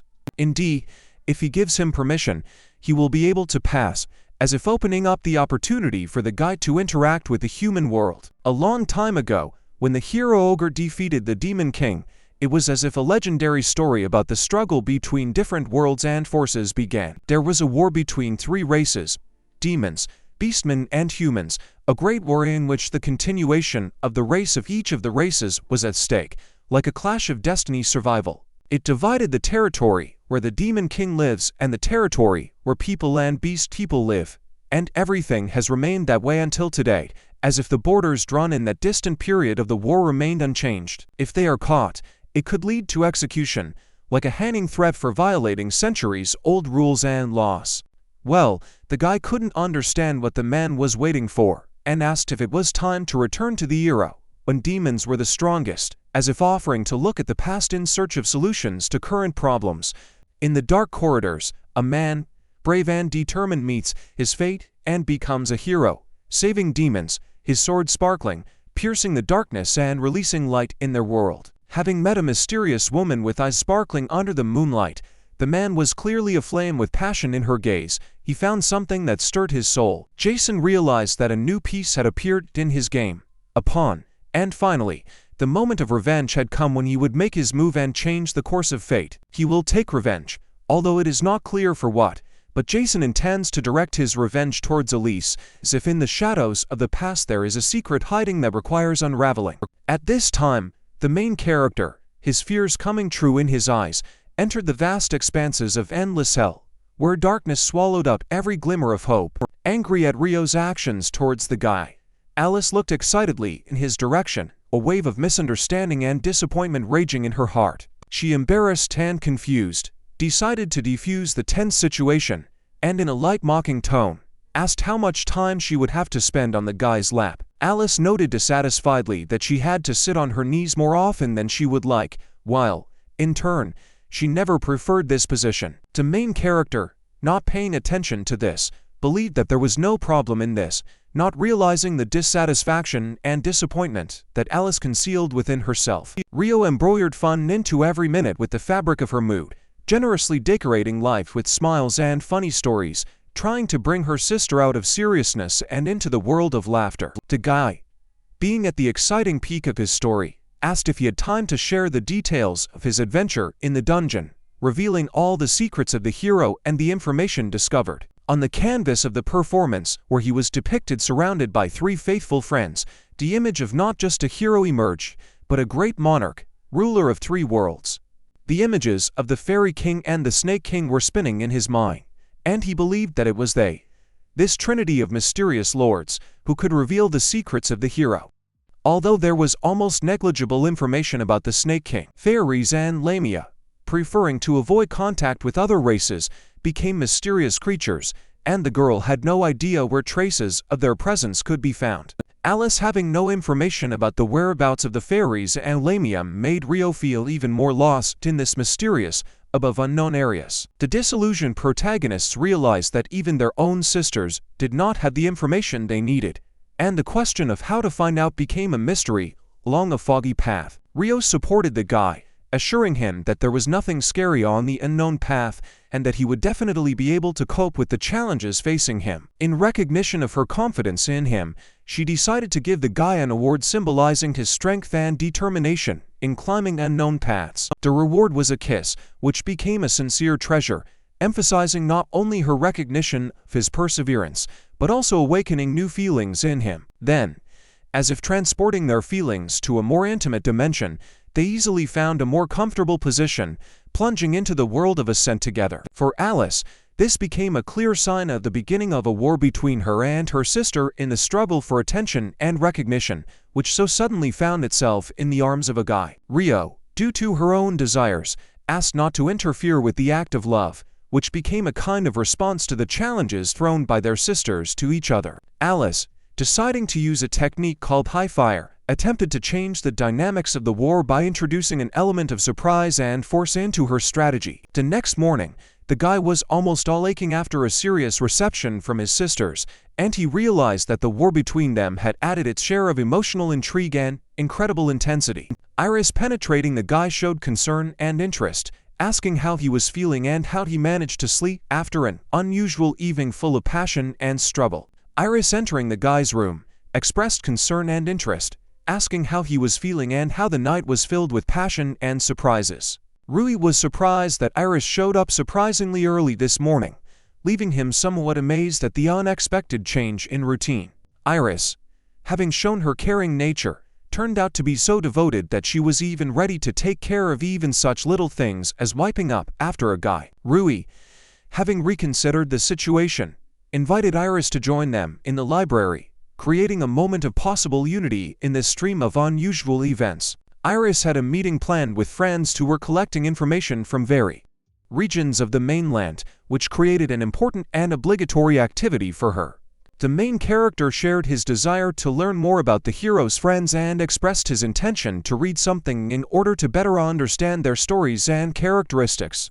Iris reported that as far as she knew, there was a vast amount of material in the capital's library archives that provided information about the hero's friends that might be of interest to them. He realized that this represented a difficult task, but he firmly believed that he could find all the necessary information and solve the mysteries buried in the library's archives. Still, it turned out to be really difficult, and the main character went deep into research, reading several volumes with the same tenacity and determination. Den and Lona were also in the library at the time, and their presence created an atmosphere of collaborative searching and sharing of information, somewhat resembling a team effort. Den felt anger as Rui constantly searched for subtext in their presence in the library, seeing it as something deeper than just a general search for information. The main character noticed how serious Ben and calm Lona, despite internal tension, began to move closer to each other, creating invisible connections in this world of knowledge. Without thinking too much,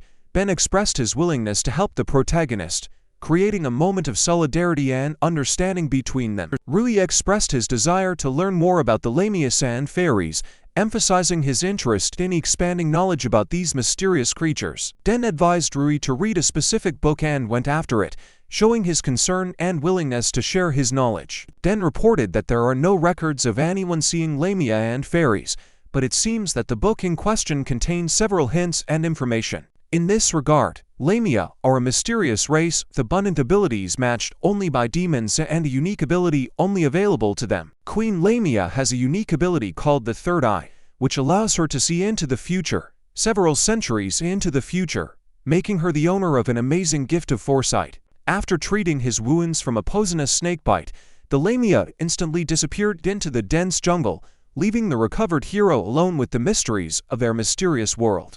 But if you think about the fact that their unique ability can be used for malicious purposes, then it is probably better for everyone to stay away from connections with these mysterious creatures. Unfortunately, Ben doesn't even know anything about fairies. He doesn't even know if they really exist. Den assured the guide that if he needed any more information or help, he could safely reach out, revealing his willingness to support in his search for knowledge. Rui decided to make an effort and aim to actively strive to achieve his goal, engaging in a struggle with secrets and riddles. At this time, the stranger also seemed to be holding some kind of book in his hands, creating the feeling that each of them held in their hands the key to unknown knowledge. Before entering the gate, the guard demanded to stop and grant permission, creating a moment of tension in anticipation of the important entrance. The permit turned out to be genuine, but they also needed to check the contents of the carriages following behind, increasing attention to detail and ensuring security inside the gate.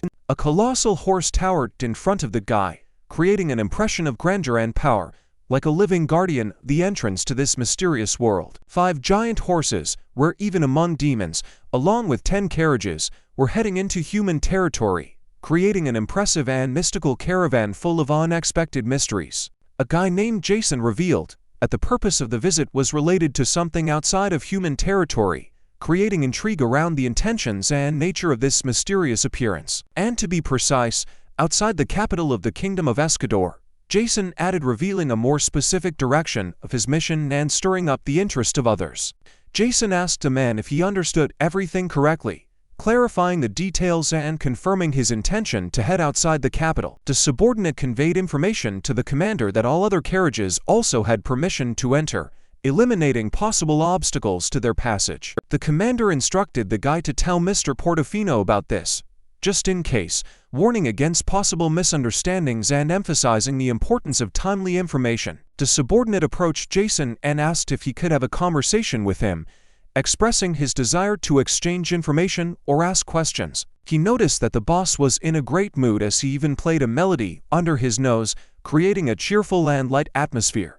Jason revealed that the book would prove useful to his plan, revealing hints of strategic motives and mysterious intentions. The guy did not hesitate to express that for him, this book looked just like an ordinary book, without anticipating any special attention. Jason claimed that finding this book was destiny and believed that the heavens were his sign to become king, paving the way for him to greatness. There was a small village nearby, a small corner where life was housed, and its presence provided a contrast to Jason's mysterious secrets and plans. Jason, the brilliant leader, decided to give his subject something incredible. He planned to capture a neighboring village in order to stage a spectacular show of destruction and panic, bringing a dose of unpredictability and adrenaline into their everyday life. He summoned all his strength to prevent the capture, for he understood that in this clash, not only his own well-being was at stake, but also the fate of the entire village. The guy, having heard such news, expressed surprise and stated that Jason, in his opinion, turned out to be unexpectedly kind, sometimes hidden under the guise of an imperious leader. Spide was assigned to go down, and he, accepting the challenge, stepped down, preparing for a new test, despite the possible difficulties and surprises that could await him below. The guy openly stated that Spide had the right to do whatever he wanted with them, giving him power and control in this situation, as if submitting to a kind of game or test. Spide was left in shock, unable to believe what had happened, his mind rejecting the idea that he had been given such unlimited freedom and control. He is well aware of how the demons have been enjoying the fun of late, using their sinister abilities, and this knowledge has filled his heart with worrying and caution. Thus, this marked the beginning of a new, unpredictable fun war, where every moment promised to be filled with excitement and laughter, but at the same time riddled with uncertainty and risk. Spide really enjoyed this, enjoying the fun of a new war where every move brought him indescribable joy, giving him intense emotions and adrenaline. It was great for Jason to sit back with a glass of wine and watch the fun war like an epic show, where each demon fighting became an actor in this amazing and bloodthirsty production. The man flared up with anger, unable to understand how the guy's subjects could afford this, because it caused bewilderment and anxiety in his soul. This wasn't a problem for Jason.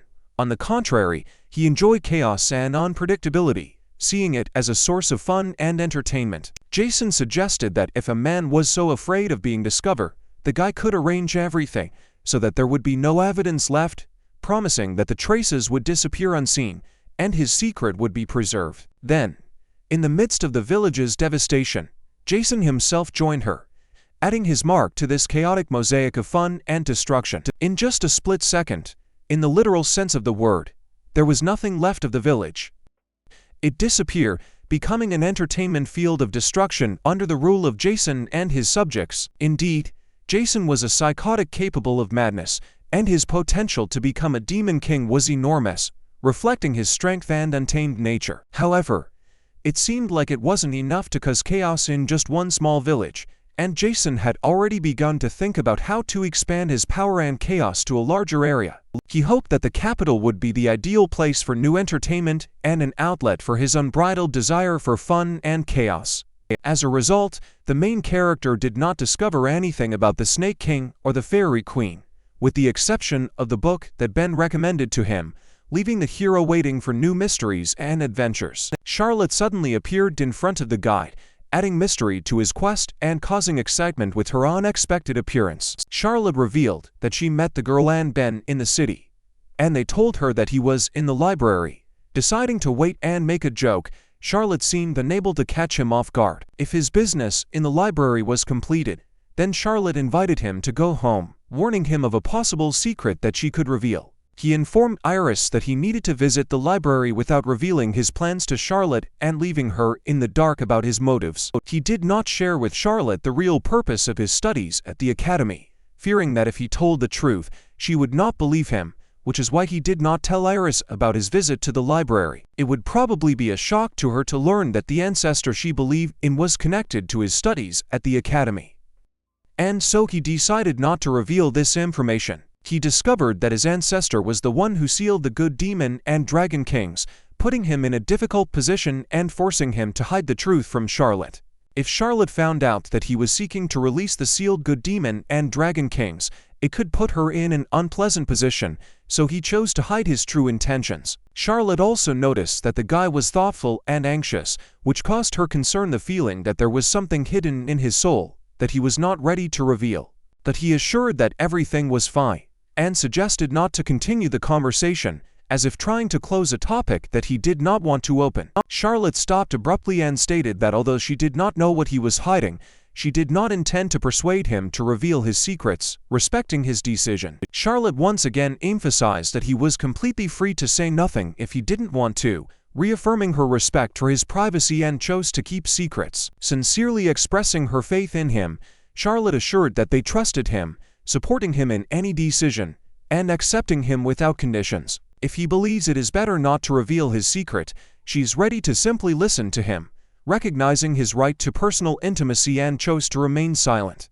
The guy was surprised by the girl's reaction, but at the same time, realized that he could continue to manipulate her, so she had to be prepared for this and closely monitor the situation. Yuri was curious what happened, since his father had not invited him to his place for a long time, creating a mysterious atmosphere and raising questions about the reasons for such a long silence. However, instead of inviting him into the common room, his father called him into his private room, emphasizing that the conversation should be confidential and secret. A few seconds later, Yuri and his subject entered his father's room, ready for a secret conversation and attentive to any possible details. Now it became clear who Yuri took after they were like two peas in a pod, with his father reflecting the similarity of character and behavior, which could not help but attract the attention of others. The father said that he would now make tea and invited them to take a sitting position, creating an atmosphere of comfort and preparing for a frank conversation. A few minutes later, the tea was ready, filling the room with a pleasant aroma and creating a cozy atmosphere for continuing the conversation. The atmosphere between father and son was pleasant and kind, filling the room with warmth, as if they were enjoying their moments together. Recently, there was a message about the arrival of a messenger from the country of demons in the capital, which, despite the usual, gave the event a special mystery and interest. It is clear that after such information, both guys were in complete shock. Faced with unexpected and potentially dangerous circumstances, Yuri was curious to know what the goals of the envoy from the land of demons were and when he intended to arrive in the capital, creating a sense of the unknown and mysterious in the upcoming events. Yuri did not know where to put his nerves after learning that the messenger from the land of demons intended to arrive tomorrow, filling his feelings with tension and anxiety. The father asked Yuri to remain calm, claiming that he hoped they could maintain composure when faced with the arrival of an envoy from the land of demons. Taking into account the risk of attack, you will have to invite the envoy to the palace and then move away from the city with him, avoiding potential dangers. This is all just guesswork for now, but apparently this is solely the decision of the minister, who is showing a belligerent mood. The father asked Yuri to carry out the evacuation, emphasizing the seriousness of the situation and the need to safely leave the possible conflict zone. The most important thing now is that the royal bloodline is not interrupted, even if something unexpected happens to the father, emphasizing the importance of maintaining the chain of inheritance. The man immediately apologized to the guide for his unusual request, recognizing the possible emotional and moral burden associated with such a request.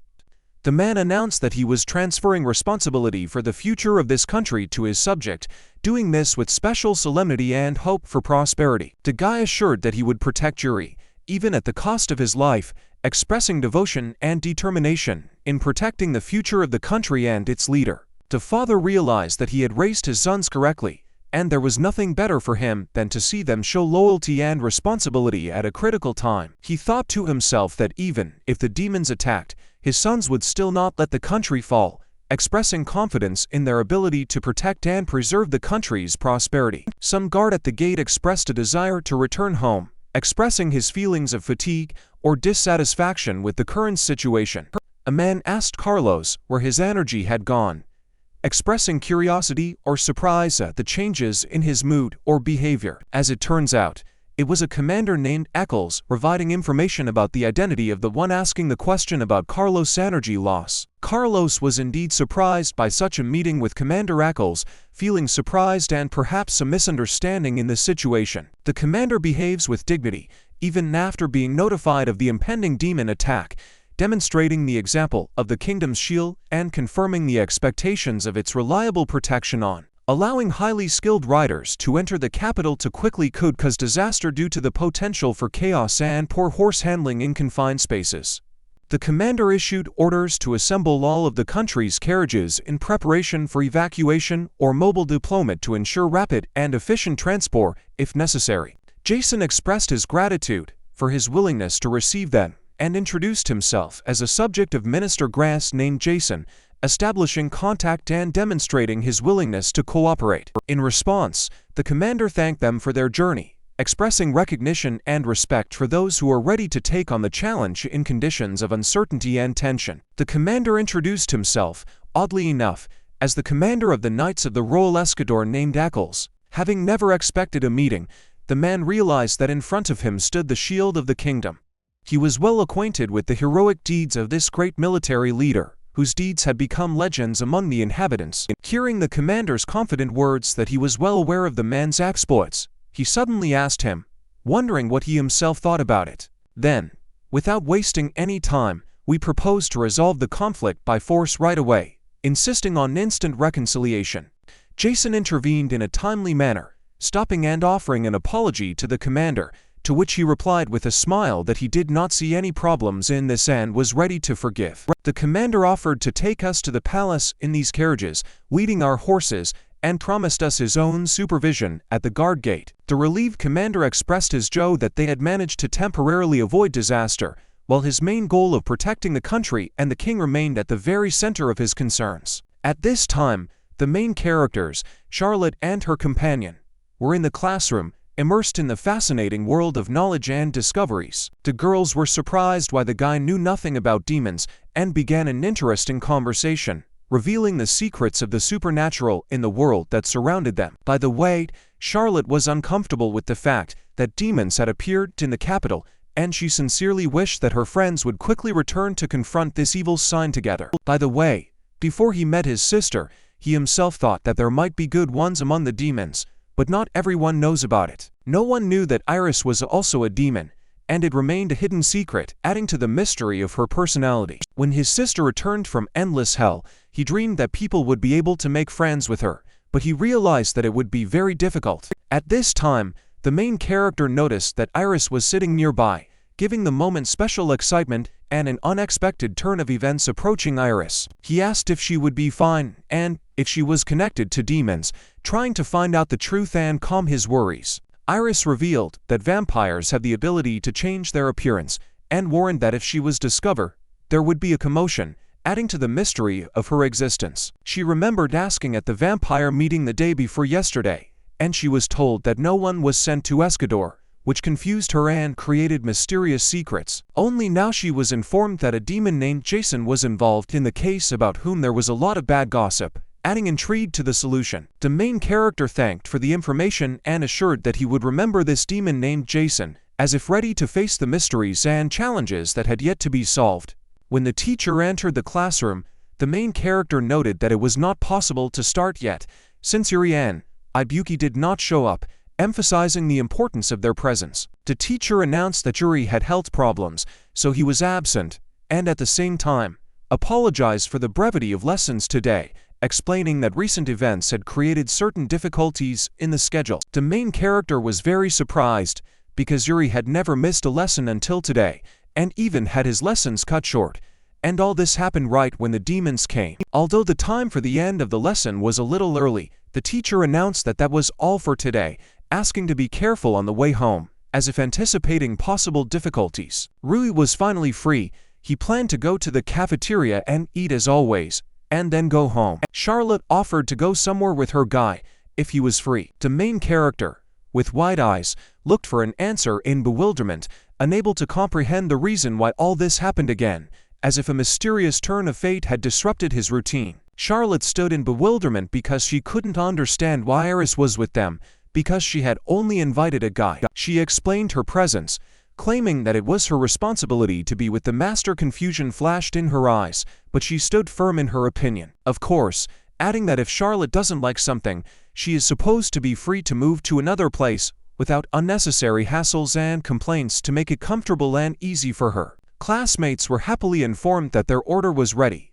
and this news of the successful completion of their selection filled them with pleasant satisfaction, creating a pleasant feeling of joy and satisfaction. It is also worth emphasizing that all this seemed truly appetizing, which combined with a pleasant notification that the order was ready, created a tempting prospect of tasty pleasure, inspiring real gastronomic pleasure.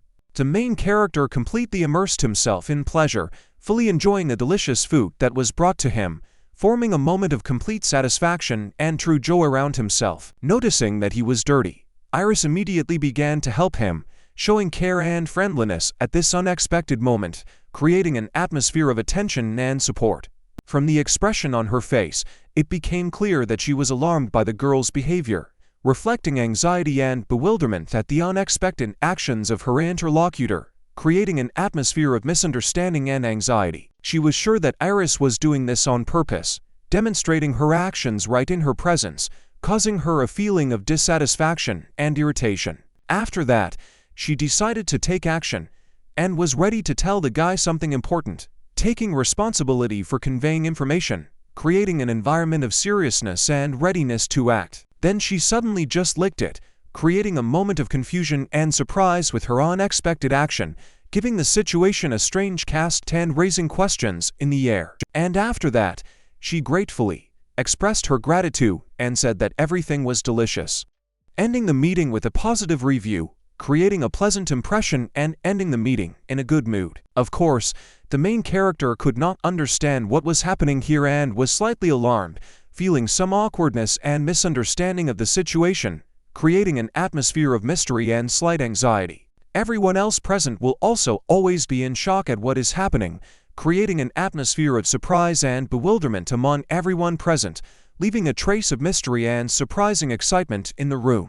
Iris then offered her pancake to Rui with a smile on her face, creating a warm and pleasant environment where the delicacy became not only a symbol of taste, but also a sign of friendship, blossoming in an atmosphere of mutual understanding. Immediately after this, Charlotte began to offer her cake, adding to the atmosphere of fun and sharing of treats, creating a delicious moment in their communication together, where taste and joy became an integral part of this pleasant evening. The guy was at a loss, could not understand what was happening, because he saw how both girls were competing for his attention, and did not know how to behave in this situation, feeling a mixture of surprise and bewilderment. It was difficult for him to choose one girl, because both of them were ideal in their own way, creating a dilemma of choice and causing mixed feelings in him, leaving him in a state of indecision and hesitation. He then decided to use the escape technique, and by simply using the disappearing technique, he suddenly disappeared from the setting, leaving the girls in amazement and bewilderment,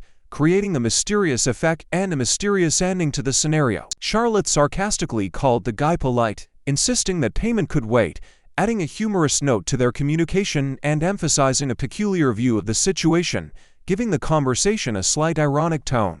After all these events, Iris apparently decided that it was time for her to go home, emphasizing the closure of the meeting and perhaps the desire to avoid further surprises, creating an atmosphere of closure and resolution. She explained her move by saying that, without the main character, there was no point in being there, expressing her need for his presence and emphasizing the connection between them, giving the situation a touch of emotional importance. Charlotte couldn't understand why Iris always said things like that, causing her confusion and questions about her friend's behavior, leaving a sense of mystery and misunderstanding in the air. The girl simply could not understand whether she had done something wrong and why she deserved such treatment. From Iris feeling misunderstandings and doubts about her behavior, creating mixed feelings and questions in her soul, Iris understood that the Demon King had the ogre sealed, and his granddaughter had nothing to do with it, but she still felt some inexplicable emotions, especially towards the girl, creating a mysterious moment in their relationship. Inside, Iris felt an inexplicable anger towards the girl, although she understood that she was not to blame for anything, experiencing an internal contradiction between emotions and rational understanding, creating a complex emotional conflict. Then she simply decided to say goodbye and leave because she had nothing to say, ending the meeting with a vague feeling of disappointment and misunderstanding, creating a moment of parting and an atmosphere of unresolvedness. Charlotte considered the girl a fool, while Vitya seems to hold grievances inside herself, creating a tense and unclear dynamic in their relationship, leaving negative tension in the air. The next day, the main characters told their friends what happened to them, sharing their impressions and worries after the unusual events, creating an atmosphere of discussion and exchange of impressions. The guy sincerely hoped that the girls would find a common language and become support for each other with the confidence that friendship between them would make their interaction more pleasant and calm, introducing an element of mutual understanding and harmony into their relationship. Volf said that in that case, they needed to eat meat, and asked the man for 3 large skewers, expressing her need for nutritious food and making a request to him, creating mixed feelings around the request for meat. The man decided to please the guide, and said that he would give him more, showing friendliness and willingness to please his guests in a pleasant moment, creating an atmosphere of cordiality and hospitality. Volf believed that his meat was different from others, considering it the best among all, expressing pride and confidence in the quality of his product, creating an atmosphere of passion and gastronomic enthusiasm. Michael felt that there was some uncertainty in the city, and more mysterious events were happening every day, making her feel wary and eager to unravel the mysteries that mysteriously developed around her, creating an atmosphere of intrigue and mystery. In addition, there is some kind of unpleasant atmosphere in the city, and he does not like it when everything is so gloomy, causing him an additional feeling of discomfort, creating an atmosphere of indignation and even anxiety. Even the seller noticed that since yesterday, the number of buyers has become significantly less, emphasizing the impact of strange events on the general atmosphere and life in the city, creating an environment of decline and uncertainty. There are also adventurers who fled the capital. He was interested in the question of what would happen to this country, creating additional mysteries and worries about the future, adding an element of unpredictability and uncertainty. Volf felt it was strange not to be afraid of demons, expressing his surprise and pondering why some people do not naturally feel uneasy about demonic entities, creating an interesting conversation about the perception of fear and mystical phenomena. He explained that beastmen are excellent at close combat, but have absolutely no magical skills, making them incompatible with demons due to their inability to use magic, adding an interesting dynamic to their struggles with mystical forces. Michael could not understand why demons were considered so scary, expressing his confusion regarding their terrifying reputation, raising questions and speculation about the nature of fear of such entities. The guy firmly decided that he would not allow magic to become his weak spot. His ideas on countering magic had just begun to take shape and were in the development stage, but he was determined to bring them to specific and effective methods of protection, creating an image of determination and desire for self-defense. Michael reported that this was exactly what he expected from the guy, expressing his unsurprisingness and confidence that the guy would take such a strong stance towards magic, emphasizing the conformity to expectations and reinforcing the guy's image as a stoic and determined individual. Rui noticed that they were getting stronger, and he felt that he should not lag behind them, encouraging himself to constantly grow and develop to match the level of his interlocutors, creating internal motivation and desire for personal success. Wolf suddenly felt a vague anxiety, which caused him to sharply tense.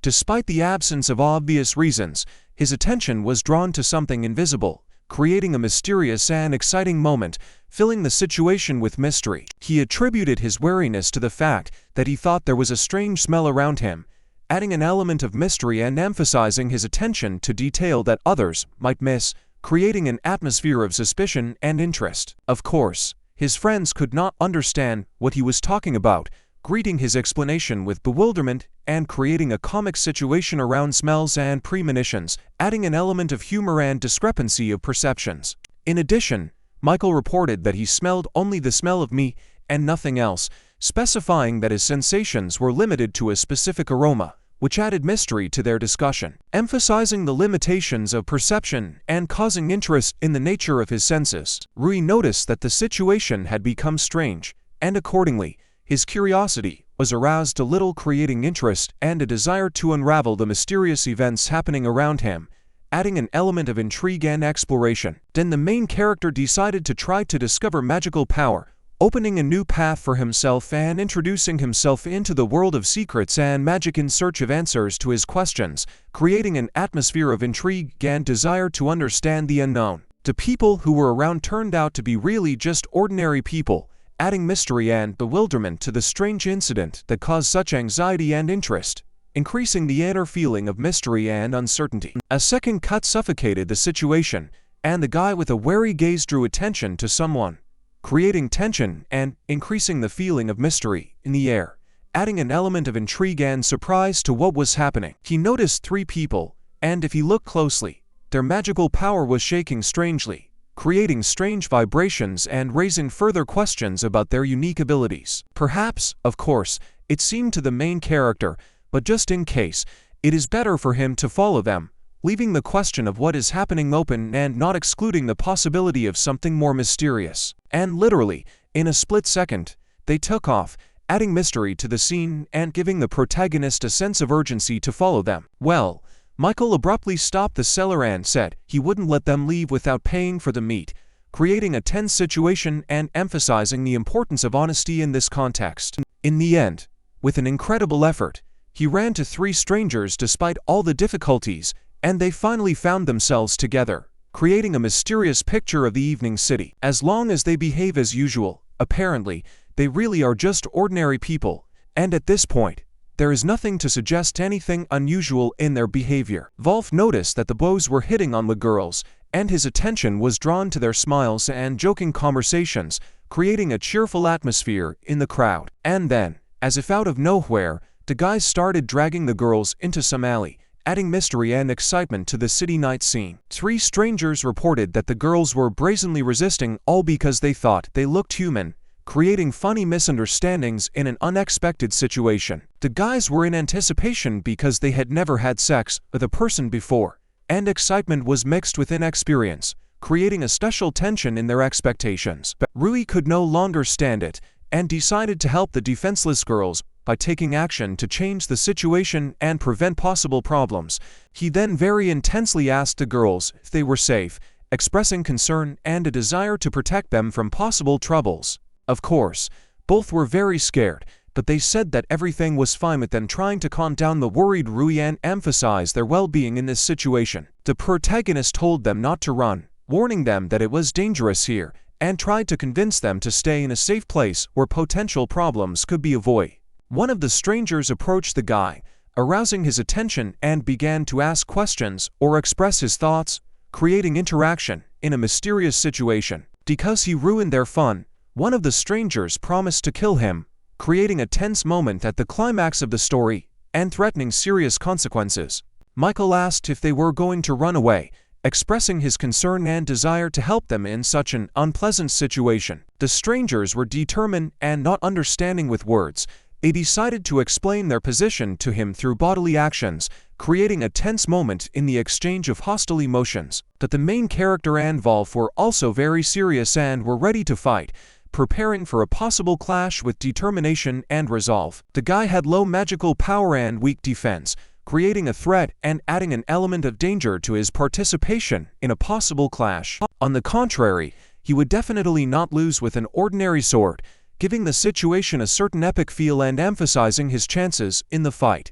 And so it happened. In a split second, he simply broke the stranger's sword, demonstrating his strength and causing surprise among those around him. Wolf was very angry, because he could not tolerate such behavior from the guys, and his indignation added tension to the already existing situation. He met one of the villains head-on, delivering a powerful blow that sent him crashing to the ground, emphasizing his willingness to protect and fight for justice in this unpredictable conflict. After which Rui himself decided to get into the fray in order to help his friend, adding a new element to the chaos of the conflict and emphasizing their solidarity in this difficult situation. He decided to use supersonic lightning, adding an element of surprise and power to the fight to turn the tide in his team's favor. And this indeed helped. At least one of them received a serious blow, emphasizing the effectiveness of using supersonic lightning in the fight. With the reinforcement of their friends in superior numbers, they felt confident in their superiority to the strangers and prepared to end this ridiculous conflict in their favor. The protagonist pathetically asked if the last remaining guy was ready to continue,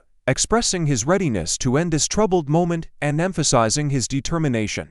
By tearing the chain from his chest, he became a symbol of possible surprise, leaving everyone around him tensely waiting to see what would happen next in this mysterious and unpredictable scenario. And then demonic wings began to appear on him, giving this unusual situation an even more mystical and mysterious character, leaving everyone in amazement. He said it was too late to apologize, and said he would kill the guy, hardening his tone and adding a new element of tension and danger to the situation. It is clear that the main character knew this, but he also noticed that the stranger skillfully hid his magical power, creating a certain mystery and an additional element of danger. The chain he removed had the ability to hide his demonic nature.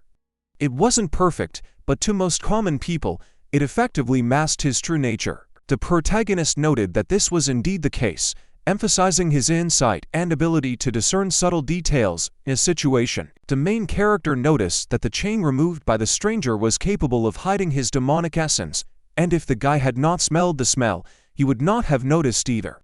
Perhaps there are other demons among them, and the situation may be even worse than it seems. Magic items weaken the magical power of demons, adding a new element to the scenarios, characteristics and influencing the power dynamics in the conflict between the heroes and stranger. The stranger asked the guy not to think that he was still the same, emphasizing his changeable nature and possible deceptions in the world of magic and intrigue. And then he asked the main character to prepare for the blow, creating a tense moment in anticipation of the inevitable collision and emphasizing the seriousness of the situation. Of course, Rui was not going to just stand there and wait to be hit, showing determination and willingness to respond to the challenge, which added to the dynamics of the fight. On the contrary, he immediately delivered his blow, thereby preventing the attack and emphasizing his vigilance and skill in battle. The blow was really strong, and the opponent flew straight into the opposite wall, creating a spectacular finish to his attack and emphasizing Rui's power in combat battles. He just could not understand how the demons got into the city and whether there were other demons in the city, adding questions and mystery to the mysterious events in their surroundings. Avoiding full disclosure, the stranger remained silent, emphasizing his caution and intractability in disclosing details, which only increased the mystery and misunderstanding in the eyes of the protagonist. The main character said that he was ready to bloody his hands to protect those who are dear to him, and asked if the stranger was ready for such a sacrifice, finding out his readiness for protection and alliance in this difficult battle. And then the guy gave up and began to say that there was no one else in the city, yet they were simply ordered to go out into the city, but thinking that if they were ordered to act according to plan, they would not be given time to have fun. The guy could not understand what plan the stranger was talking about, leaving in the air a feeling of mistrust and unsolved secrets in their future cooperation. That he couldn't say it, because if he spoke out, his boss would simply kill him, creating an additional layer of danger and drama in their interaction. Contrary to expectations and ambiguities, the stranger somehow managed to escape, leaving behind a mysterious trail and forcing the protagonist to ponder the possible consequences that could arise from this unexpected turn of events. To be honest, the main character could not understand how this could happen, but he needed to act, gathering strength and preparing to solve the mystery and face the new challenges that lay ahead. He then instantly remembered that there were a lot of people on the main street, causing him to become uneasy and realize that the situation might be more complicated and dangerous than it seemed. And under any circumstances, the stranger must be stopped somehow, otherwise, big problems will arise, forcing the protagonist to feel increasing tension and responsibility for the safety of the city. Just then, Michael came running in, complaining about being left without paying, adding a new element to the chaos and possible negative consequences for the protagonist's team. It just happened that Michael was so lucky that a stranger almost ran into him, creating a comic moment in the chaos and further confusing the situation, after which Michael heard him strike the stranger, bringing him up to date and emphasizing the need for coordinated action in this difficult moment. He, of course, didn't understand anything, but he got the gist that he needed to hit the guy, creating comic confusion and adding misunderstanding to the already existing situation. Immediately after this, his eyes lit up, and the idea of a secret move appeared suddenly, changing Michael's character and adding an element of surprise to the development of the fight. Next, of course, a punch called an explosive fist was thrown, creating an epic moment in the fight and surprising everyone with his unexpected skill. Of course, the blow was even stronger than that of the protagonist, adding a new level of power to the stranger's defeat and causing amazement among those around him. The stranger could not understand how this happened, because he thought that everything would go smoothly, leaving him bewildered and embarrassed by unexpected resistance. When Michael was asked if he had overdone it, the main character, on the contrary, said that he was great, supporting him and expressing recognition for an unexpected and successful technique in the fight. Well, Michael still continued to yell about being left without paying, adding a comic element to the situation and highlighting his displeasure at this chaotic moment. Rui revealed that the demons may be up to something, so they need to scout, adding an additional element of mystery and preparation for possible dangers in the future. If they have a plan, they must first find out who their boss is, emphasizing the need for strategy and intelligence to effectively counter the demonic conspiracy. But to do this, the main character will have to use his power a little, emphasizing the need to use his skills and magic to achieve his goals. Rui then raised his hand to the stranger's forehead, creating a mysterious moment that could have a connection to his magical abilities or some mysterious ritual. To be honest, Michael could not understand what the main character was up to, creating an additional layer of intrigue and uncertainty in their group, causing interest and misunderstanding from those around him. An advanced version of memory manipulation magic is magic that can put an unconscious person into a trance and control them, opening the possibility of forcing them to tell all the information, creating an intriguing element in the world of magic and introducing new possibilities into the plot. Michael reported that it was true, scary magic, emphasizing its power and raising alarm about the potential dangers associated with its use. The main character seems to be able to take control of the stranger, highlighting his mastery of magic and creating new possibilities in a situation with a demonic threat. As it turns out, the stranger's name is Arago, adding a new element to the plot, a character name that may have its own history and meaning in the world of magic and mystery. Still, it was true that no one except the three of them went outside, increasing the feeling of isolation and emphasizing their special position in this mysterious situation. The stranger reported that Jason made them sit in the hotel forever, and this really pissed him off, introducing new details into the motivations of the characters and the dynamics of the plot. If what Iris said yesterday was true, then he is still that villain, adding to him negative aspects and a threat to the heroes and those around him. The main character asked what they were going to do, expressing concern and uncertainty about the group's future actions and plans. He didn't know the details, only that they had some kind of ritual to perform, and they were going to use people from the capital as victims, creating a new level of tension and urgency in the task of preventing a sinister plan. He was told to commit genocide, revealing a darker and more catastrophic plot that gives the whole situation a deeper, darker dimension. And they had to start this chaos by introducing an element of timing and emphasizing the urgency of the task of preventing an ominous event. Today, at 3 o'clock, they would have to attack the city with the ringing of a bell. They were supposed to attack into groups, adding specific details and clarifying the villain's plan of action. I start with the hotel, and the freaks should not have destroyed the capital at once, creating a more complex scheme and attack plan that requires careful research and prevention. Of course, such information shocked everyone present, increasing tension and emphasizing the urgency of the need to prevent the upcoming threat. The protagonist decided that he would force them to sleep through sleep magic, taking decisive steps to neutralize the danger and create an opportunity for a deeper study of their plans. And then he began to run somewhere, leaving everyone in amazement and introducing a new element of surprise into the course of events, creating additional difficulties for the heroes. At the moment, it was 2 o'clock in the afternoon and 50 minutes, emphasizing the limited time before events occur and increasing the sense of urgency in the actions of the protagonist. They simply did not have time, because in 10 minutes, the demons would begin to attack the city.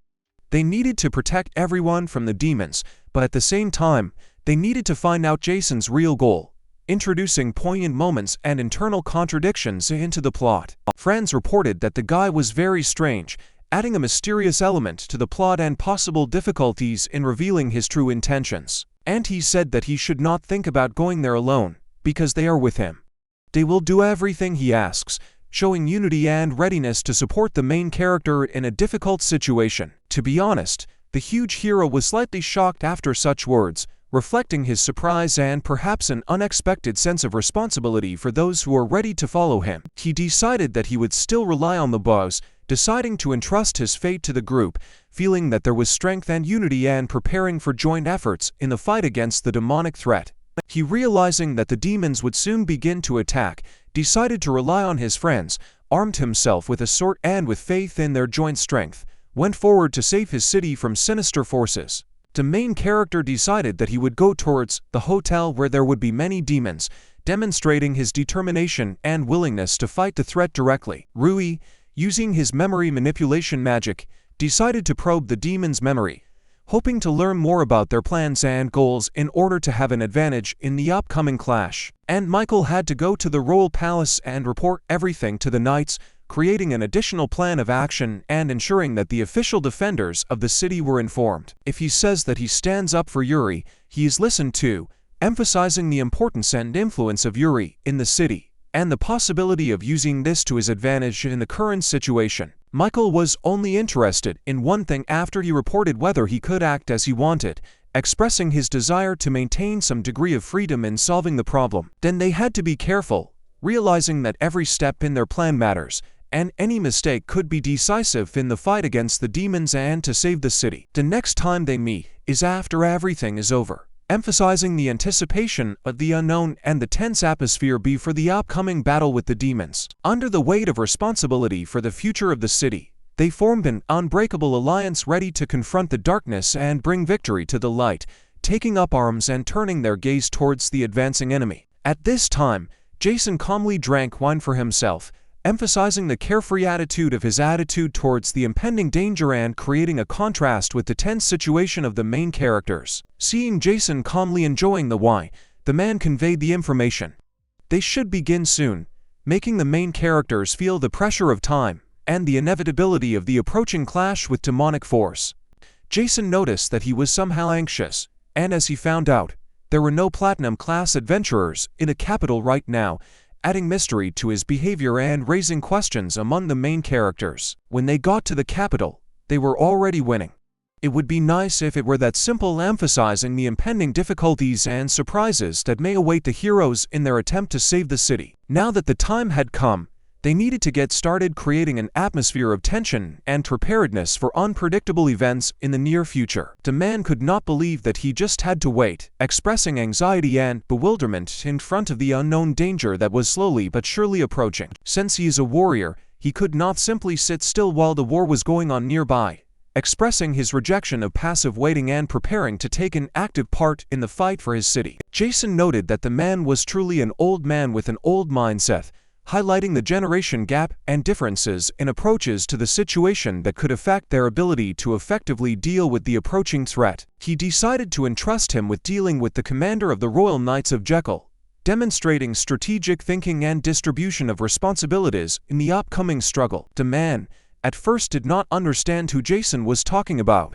expressing bewilderment and emphasizing possible difficulties in communication and understanding among the heroes. After he realized who the guy was talking about, his eyes lit up, expressing determination and possible personal involvement in resolving the conflict with the commander of the Royal Knights. Jason said that he would leave him several subjects he could use them, offering the man the resources and opportunities to effectively complete the assigned task. Jason nodded affirmatively, emphasizing his confidence and trust in the boy's ability to successfully complete the task, creating additional incentive for him to show his best qualities in protecting the city. But he didn't care, because he no longer needed the man after he crossed the border, highlighting Jason's determination and his ability to get away with cooperation after achieving his goal. If he manages to distract the commander of the knight and the king, it will even be to their advantage, expressing the possibility of creating favorable conditions for the implementation of their plans and actions in the interests of the city. Although it would be best if they beat each other,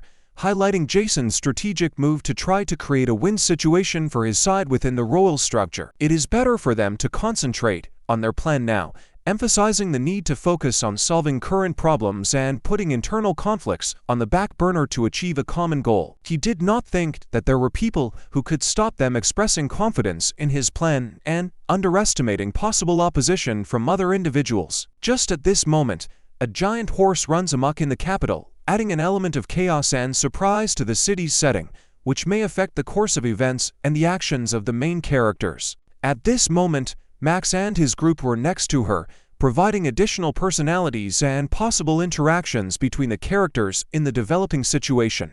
They were just trying to cope with this crazy horse, emphasizing the unpredictability and struggle with unexpected forces in the city, which can add an additional element of tension to the plot.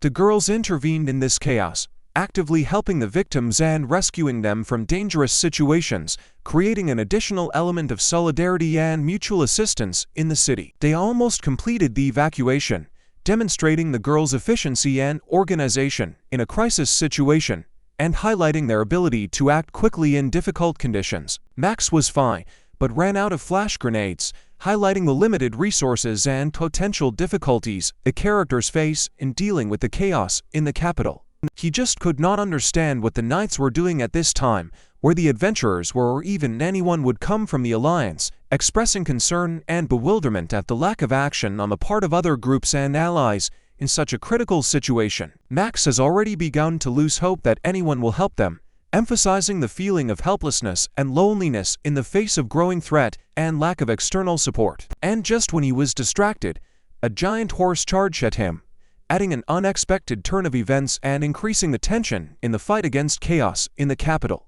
And then he realized that he could no longer evade and simply decided to take a stance, expressing determination and readiness to confront despite the unexpected attack of a giant horse. Well, fortunately for Max, it is unclear who decided to help him, emphasizing the sudden support that appeared from an unexpected source at a critical moment. Wolf, arriving just in time, quickly joined Max, creating a unified frontline in the fight against the giant horse and increasing the chances of a successful confrontation in this unexpected clash. Max Extra could understand what the guy was doing here, creating a mystery around Wolf's presence and possibly introducing additional mysteries into the course of the plot. He reported that the leader told him to protect the people in this territory, and they just happened to be here. When this horse suddenly went berserk, adding an explanation to his appearance and strengthening Wolf's role in protecting the city. They were able to somehow save the people, but they themselves would not be able to defeat the horse, emphasizing the complexity of the situation and the need to join forces to overcome the threat. Wolf was effusive in his praise and expressed his admiration, saying that the bows were truly great, having overcome difficulties and shown outstanding perseverance in all trials. The guy instantly turned into a Wolf and, claiming that he was now taking the initiative, said that from now on, he was leading the business and promoting it with his Wolf lifestyle. The guy asked if Max was scared, because for the first time, he showed his strength, demonstrating that he was capable of something much more impressive and powerful. Well, to tell the truth, according to Max, he was not only not afraid, but he was delighted, and said that it was simply incredible, and he was simply delighted with all this magical magic. To be honest, it never even occurred to him that the moment would come when such words would be spoken to him, and he was pleasantly surprised and even a little shocked by this unexpected confession. Having said that the demons were preparing to appear at the hotel near the royal palace, the guy said that the leader was already on his way, but he could use additional help in this difficult matter. Max only knew about the adventurers, noting that the platinum class, the highest currently, was not in the capital, but among the gold class adventurers, there were probably still some left. Then the guy decided to take the issue with the horses into his own hands, while Max suggested turning to the adventurers for a conversation and joint action. Quite frankly, it is not at all clear for what exact reasons, but at that moment, Max seemed to suddenly lose his confidence and somehow awkwardly found himself in a state of confusion. Having overcome his inner fears, Max finally decided that he would definitely call for additional help and involve his reliable friend for support, relying on their joint efforts in this difficult matter. Wolf, who rose to the attack, moved into battle, filled with determination and passion, ready to face the unknown, because before him was a spectacle of trials requiring strength and courage. Max, with full confidence that the adventurers did not trust them, turned out to be right. The chances of success were extremely meager, as originally expected, and the whole situation seemed even more hopeless to him. Well, since he was already asked for help, he readily took up the matter, trying to make every effort and help as much as possible, because it was important for him to contribute and satisfy the request, and he worked to the fullest without sparing himself. He couldn't bear the thought that his friend might die, and so he determinedly set out to do whatever he could to prevent that fate, preparing to fight and doing everything in his power to save his friend. Of course, the girls agreed with Max because he had an irresistible charm and the ability to win their hearts. And in his every request or proposal, there was an easy confidence which made his opinion very attractive to the fair sex. They certainly didn't have enormous power, but that didn't make them powerless. On the contrary, they were going to put in their best efforts and try to achieve their goals, overcoming their weaknesses and achieving success in their efforts. Max told Jin to stay put and help the guy, emphasizing the importance of this task and expressing confidence in Jim's ability to make a significant contribution to resolving the situation. And he persuaded another girl to go with him, assuring him that if he was beaten, she would be there, ready to provide the necessary help and support, creating an atmosphere of mutual trust and protection. He then decided to do whatever he could, relying on his strength and determination to achieve his goal, overcome obstacles that might come his way. And the girls, in due time, will show that they are not cowards, showing strength of character and determination in the situation, proving their ability to cope with challenges and not succumb to difficulties. Michael rushed forward as if he had escaped madness, shouting that if his encounter had been unfortunate, it would no longer be his problem, filling the moment with an atmosphere of anxiety and uncertainty. He still had a little time left before the palace, and he relied on the fact that he would be able to meet Yuri, hoping for a favorable set of circumstances and the opportunity to spend time in the company of his friend. But suddenly, someone restored his run, to put it mildly, introducing an unexpected element into his plans and forcing him to face unexpected events caused by mysterious incidents. At this time, Kazaka and Oscar appeared in front of him, creating a situation full of anticipation and excitement. Since their presence was a harbinger of something important or unusual, the guy reported that they had been doing a bit of investigating here, suddenly introducing an element of mystery and intrigue into the situation, raising questions about the nature and purpose of their investigation. And the girl reported that the beetles were not feeling well, creating a mysterious atmosphere and arousing interest in what could affect the condition of these strange insects. After the demons arrived, they began to behave strangely, explaining that they had a strange feeling about the palace, which was why they came here, causing misunderstandings and incredible speculation. Michael was surprised, because he did not think that both of them were so friendly, causing him some surprise and joy at the unexpected harmony between the demons, which he did not expect to see. As it turned out, classes ended earlier than usual today, and Oscar suggested they go for a walk, suddenly creating an unexpected turn of events and an opportunity to have a good time after the school day. Michael, to be honest, did not expect Oscar to seem like this, surprised by new traits of character or behavior of his friend that manifested themselves in an informal setting outside of class. He, however, turned out to be not as shy as Oscar thought, opening up in a more informal setting and showing himself from a new unexpected side. To be honest, Oscar easily fell into that couple, and Michael said that he was in love with the girl, causing surprise and joyful emotion in his behavior. The brain then decided to wonder what Michael had forgotten there, perhaps hinting at mysterious or important aspects of the past or forgotten details that might be relevant to the current situation. Then, over the course of several minutes, Michael told them all the details and events, removing the questioning shadows and creating clarity around what could have happened and how it affected his current state, and accordingly. Taking this into account, there is a high probability that the palace seems strange in the eyes of the demons, so it is necessary to quickly deal with these circumstances and find out what could cause their unusual perception. Michael politely asked for their help, emphasizing his dependence on their support and joining forces in solving the mysterious situation surrounding the strange perception of the palace. They then decided to go to the palace, oddly enough, perhaps, to unravel the mystery and understand why it evokes such strange impressions and feelings in the demons.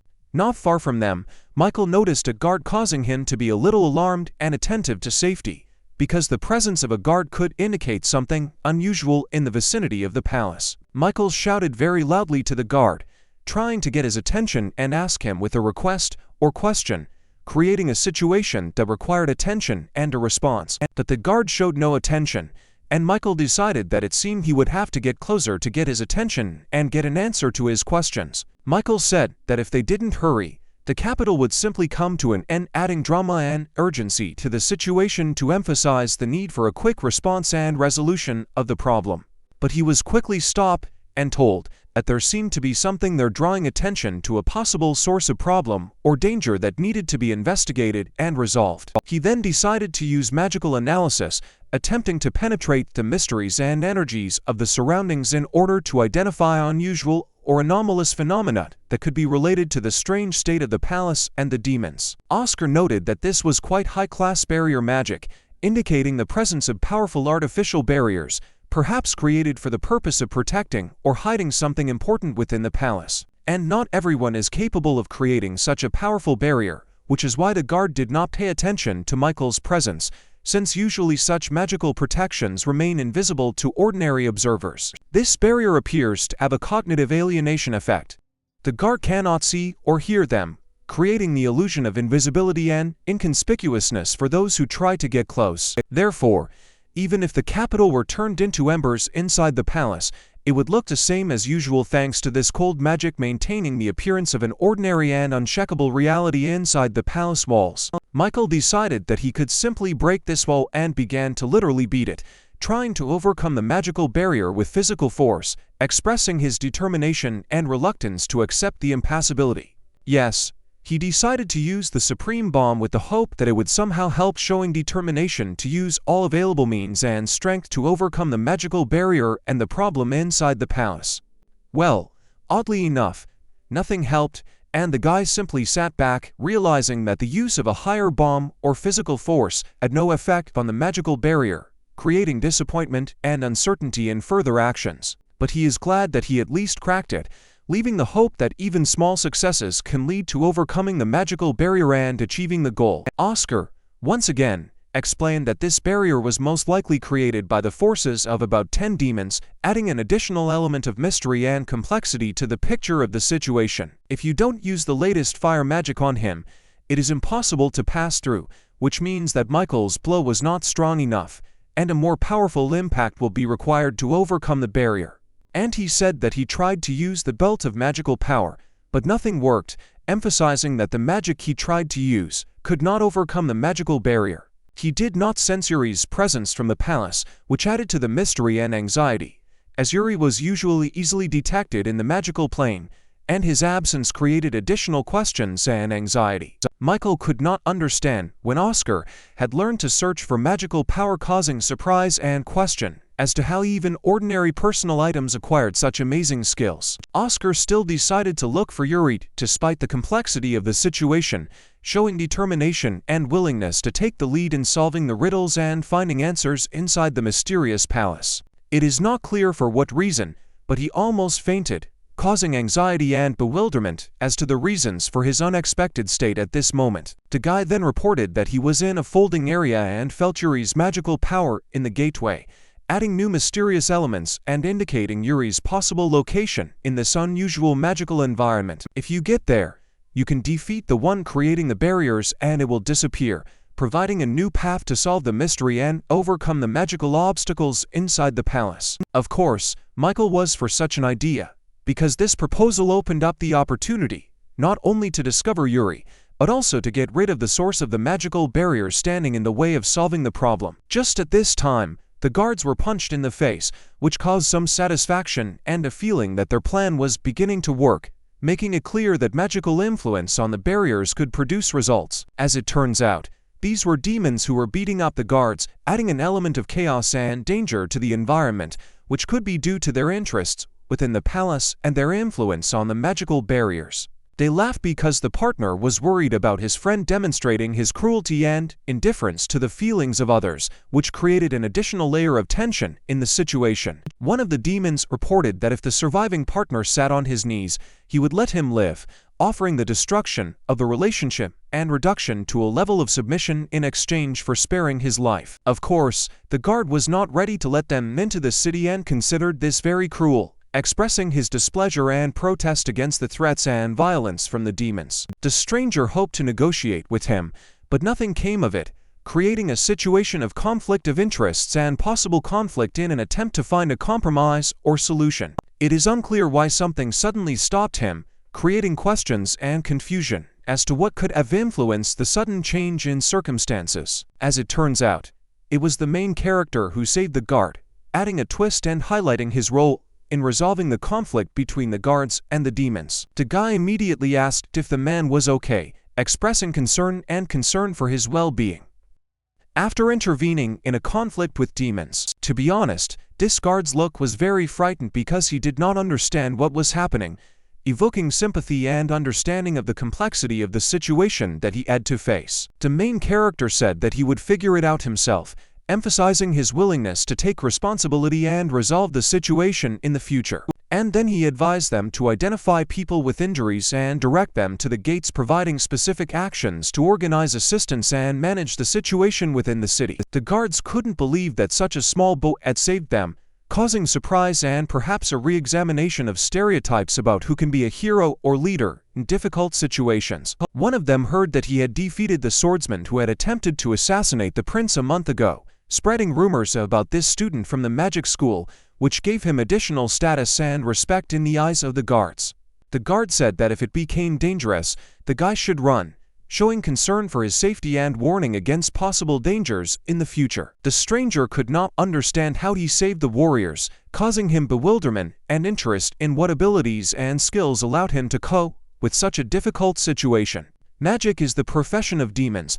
They will definitely benefit by expressing skepticism and confidence in the power of demons in the field of magic and anticipating the outcome of future events. Of course, the main character knew about the power of strong demons, but he is very sorry that they use their magic for such sinister purposes, expressing sympathy for potentially powerful creatures, but used for harmful purposes. He simply could not let them into the city, expressing his determination to confront the demons and not allow them to enter the safe areas of the city. The man then decided to use a supreme firestorm, taking measures to protect the city and confront the demons, showing his willingness to use powerful magical abilities to protect the monastery. Of course, Rui was prepared for this, demonstrating confidence and readiness to take on the challenge of the ultimate firestorm and use his magical skills to combat the danger. He was ready to defend the capital with all his might, showing devotion and determination to protect his city from possible threats and ensure the safety of its inhabitants. The demons could not understand who he was,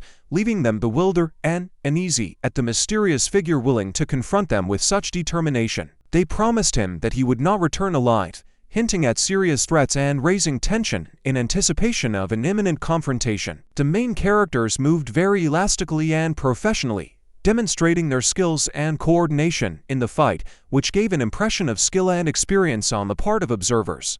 And he dealt with demons with ease, expressing his fearlessness and skill in combat, which strengthened his reputation as a strong and experienced warrior. Next, the main character decided to use attacking technique number 3, emphasizing his strategy in the fight and his readiness for a variety of tactical approaches in the fight. This technique was indeed very effective and mesmerizing, giving the impression of not only skill, but also virtuosity in the use of combat skills. The demons no longer believed that he was human, emphasizing the supernatural abilities and skill of the protagonist in the fight against them. The demons were wrong, as he was taught to fight by the Dragon King, revealing the secret source of his strength and skill in battle. They realized that they couldn't kill him up close, and decided that they would attack with magic, adopting tactics and strategies according to their magical abilities to achieve their goals. They noticed that he even saw all their feints, expressing surprise at his incredible skills in perceiving and deflecting attacks. It happens that he sees magic but cannot control it,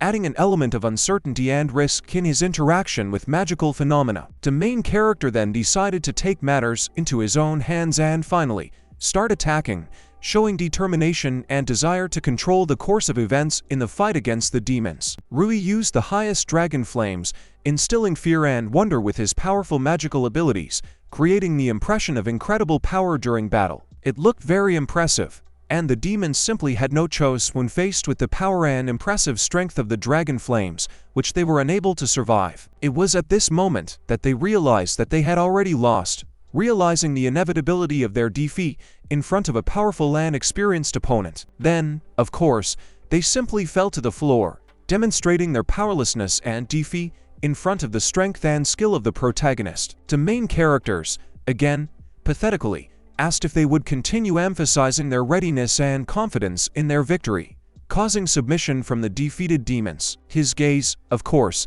was cool and confident, reflecting determination and control in the situation. After a successful battle, the guy promised that if they told where Jason was, he would not do anything to them, expressing his willingness to cooperate and leaving room for dialogue instead of conflict. That they don't know what the boss will do to them if they tell, highlighting the dangers that may await them from the top brass and creating additional tension in the situation. Additionally, they don't know where the boss is or what he's doing, adding mystery and uncertainty around the actions of top management and highlighting the complexity of the demon situation. Just then, their conversation was interrupted by some demon who called out to the guy, creating a sudden turn of events and raising questions about what might happen next. As it turned out, he took one of the guards hostage and thereby threatened the guy, creating a tense situation and forcing the hero to make difficult decisions. He set his own conditions for the guy to throw the sword, demonstrating his power in this situation and trying to control the course of events. The guard even told the guy not to worry about him, expressing his determination to accept the possible consequences and demonstrating his dedication to protecting his master. Still, the main character decided to throw the sword and asked.